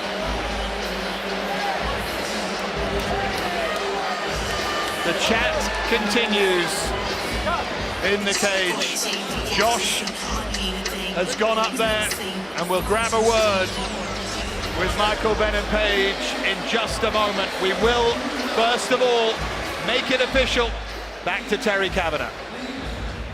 Ladies and gentlemen, referee Dan Mergliata calls a stop to the action at the official time of 2 minutes and 47 seconds of round number 1, declaring a winner by knockout, MVP, Michael Venom Page. Superstar quality, and here he is with Josh. Ladies and gentlemen, here with the winner, Michael Venom Page. Did the taking of the 1 point have something to do with the way you came after him right after that? I was a bit frustrated with the whole thing. I don't even want to talk about that. What I do want to talk about is Dublin!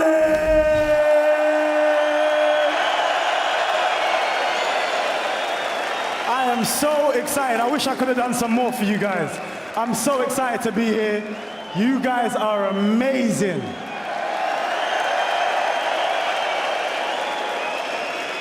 They know me as MVP, Michael Venom Page. But when I'm here, I'm M.I.P., Michael Irish Page. So I want you to kind of walk us through the highlight of the flying knee. Did you see something that he was doing that helped set that up? Yeah, he kept ducking his head. It was an obvious shot. You know what? This is exactly what I expected. I hardly even trained for the guy. I've been on holiday. I've been buying properties. Now it's time to go and fight in the UK, my hometown. And you know what? I want all you Irish fans to come down, man. Show up, show love, please. You're back on the winning track now with this win. Who would you like to fight next? I don't care. I'm chasing one person. One person and one person only. He's fighting next month. He threw me off track. He gave me that, he took that O away from me. Douglas Lima, I have so much respect for you, but I'm coming back. Ladies and gentlemen, your winner, MVP.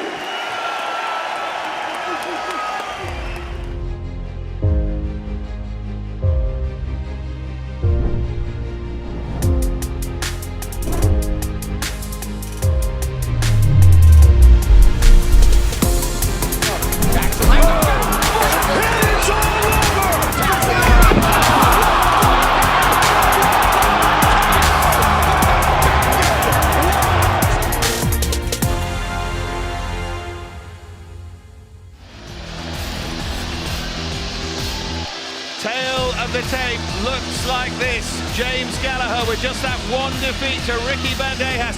when he let the atmosphere get the better of him. Salazar 13-9, and 9 years Jimmy Gallagher's senior. There's an inch in height. Of course, we've talked about the weight, a 3-inch reach advantage for Gallagher as well. Everything in his favor. He's the red-hot favorite. Let's get to Terry Kavanagh. Ladies and gentlemen, we have come to that time. This is the main event of the evening. 3 rounds in a contracted weight contest at 140 pounds. This contest is supervised by the Mohican Tribe Department of Athletic Regulation, Chairman of the tribe, James Gessner, and supervising ring cage side, Michael Mazzulli and Brendan Chalua. And now, to those watching on Channel 5, and to you in attendance in the 3 Arena Dublin, if you are ready to see some action, make some noise! Introducing first, fighting out of the blue corner. He stands at 5 feet 7 inches tall, officially weighed in at 145.4 pounds. He brings to the cage 13 wins, 9 losses, and 1 no contest. From Scottsdale, Arizona, please welcome Roman El Galito Salazar. And introducing his opponent across the cage in the red corner. He stands at 5 feet 8 inches tall. He officially weighed in at 139.8 pounds with a professional record of 9 wins and 1 loss. From Strabane, Ireland, make some noise for James the Strabanimo Gallagher. Your referee inside the octagon, Todd Anderson. Gentlemen with the rules in the back. Protect yourself at all times. Obey my commands at all times. This will be a good, clean fight. You both understand this. Touch gloves. Step back. Touched on it already, Josh. So important. We love the atmosphere. We're soaking it up. So is Gallagher. But he can't let that make him carried away here. No, you've seen it all night tonight, though. Peter Quley, actually the crowd rose him up from the graves to get on top, get the win over Ryan Scope. I think James Gallagher's hoping it doesn't end up in that way, in that situation for him. He wants to have a dominant performance. The knee there from Gallagher. Right at the start. You know, a nice guillotine right here. If you saw us right there, he's looking to hit that hook sweep, pull his feet out so he can't hit that butterfly anymore. He's got a real active guard. That guillotine's kind of tight. He's tapped. Gallagher does it. 30 seconds in. The Strabanimo eats another opponent. And Salazar, who used to get caught in a guillotine when he started training MMA, in every single bout is caught here as a pro. And Gallagher gives them what they want and gives it them so quickly. Look at that. Straight out of the cage to McGregor. Star quality from the Jimmy Show.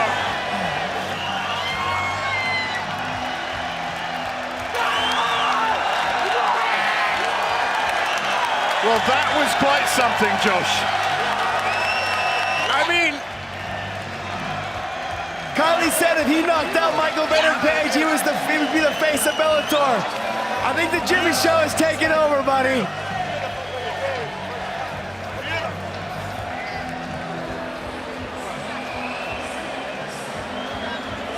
Yeah, what a trajectory for him. And you feel for Salazar as well. Late notice, and then this happens. Jimmy leaves the ground, nice flying knee, grazes him a little bit, puts his head down. Gallagher goes right to the arming guillotine, tries to hook sweep him, couldn't get the hook sweep, so he wrapped the legs, tried to finish it from there. Fingers were in the face, the ref was telling him, get the fingers out of the face. Salazar couldn't do anything else to defend. Head was too deep, you see the tap. Yeah, it was almost a subtle tap from Salazar. That is the picture that will make the headlines from here. Gallagher, the king of Dublin. More from him, the official decision after a short break. You've got your moment. You've got your moment, Jimmy. We'll be back with more of it in a moment. He's still celebrating. He's still soaking it up. Jimmy Gallagher got the job done as the clock ticked to 30 seconds. McGregor here to watch it, white suit and all. Much love for him. And is there a sense of the passing of the torch in Irish MMA? Maybe that's premature, but it's clear what McGregor sees in Jimmy Gallagher, even though he does want to be his own man, quite understandably. Josh is up there in the cage. We'll have the official announcement, and then Josh will catch a word with Jimmy.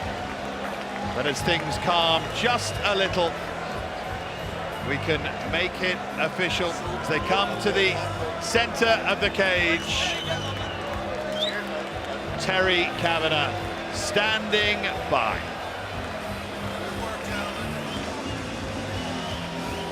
Ladies and gentlemen, referee Todd Anderson calls a stop to the action at 35 seconds of round number 1, declaring a winner by technical submission via guillotine choke, James the Strobonimal Gallagher.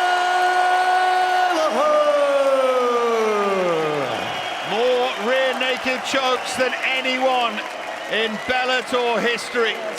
Jimmy Gallagher is with Josh. I'm here with your winner right now, James Gallagher. Look, let's just talk about your week. Let's start off. He came in overweight. You guys had already agreed to a contracted weight. Then he came in overweight again. What did that do for you mentally leading into this fight? It did fuck all. I'm absolutely bulletproof. I don't care what happens. I don't care what gets in my way. I will run through walls to make this happen for me. They can say what they want. He can stand on me. He can kick me when I'm down. I do not give one fuck. I have worked my balls off for this moment. And no one, and I mean fucking no one, is going to take this away from me. Dublin! What the fuck's happening? Yes! Well, your teammates all night tonight had good nights. What was it like watching them all night get their wins and you come out here and do this and deliver this in front of your crowd? Just listen to this. Take the roof off.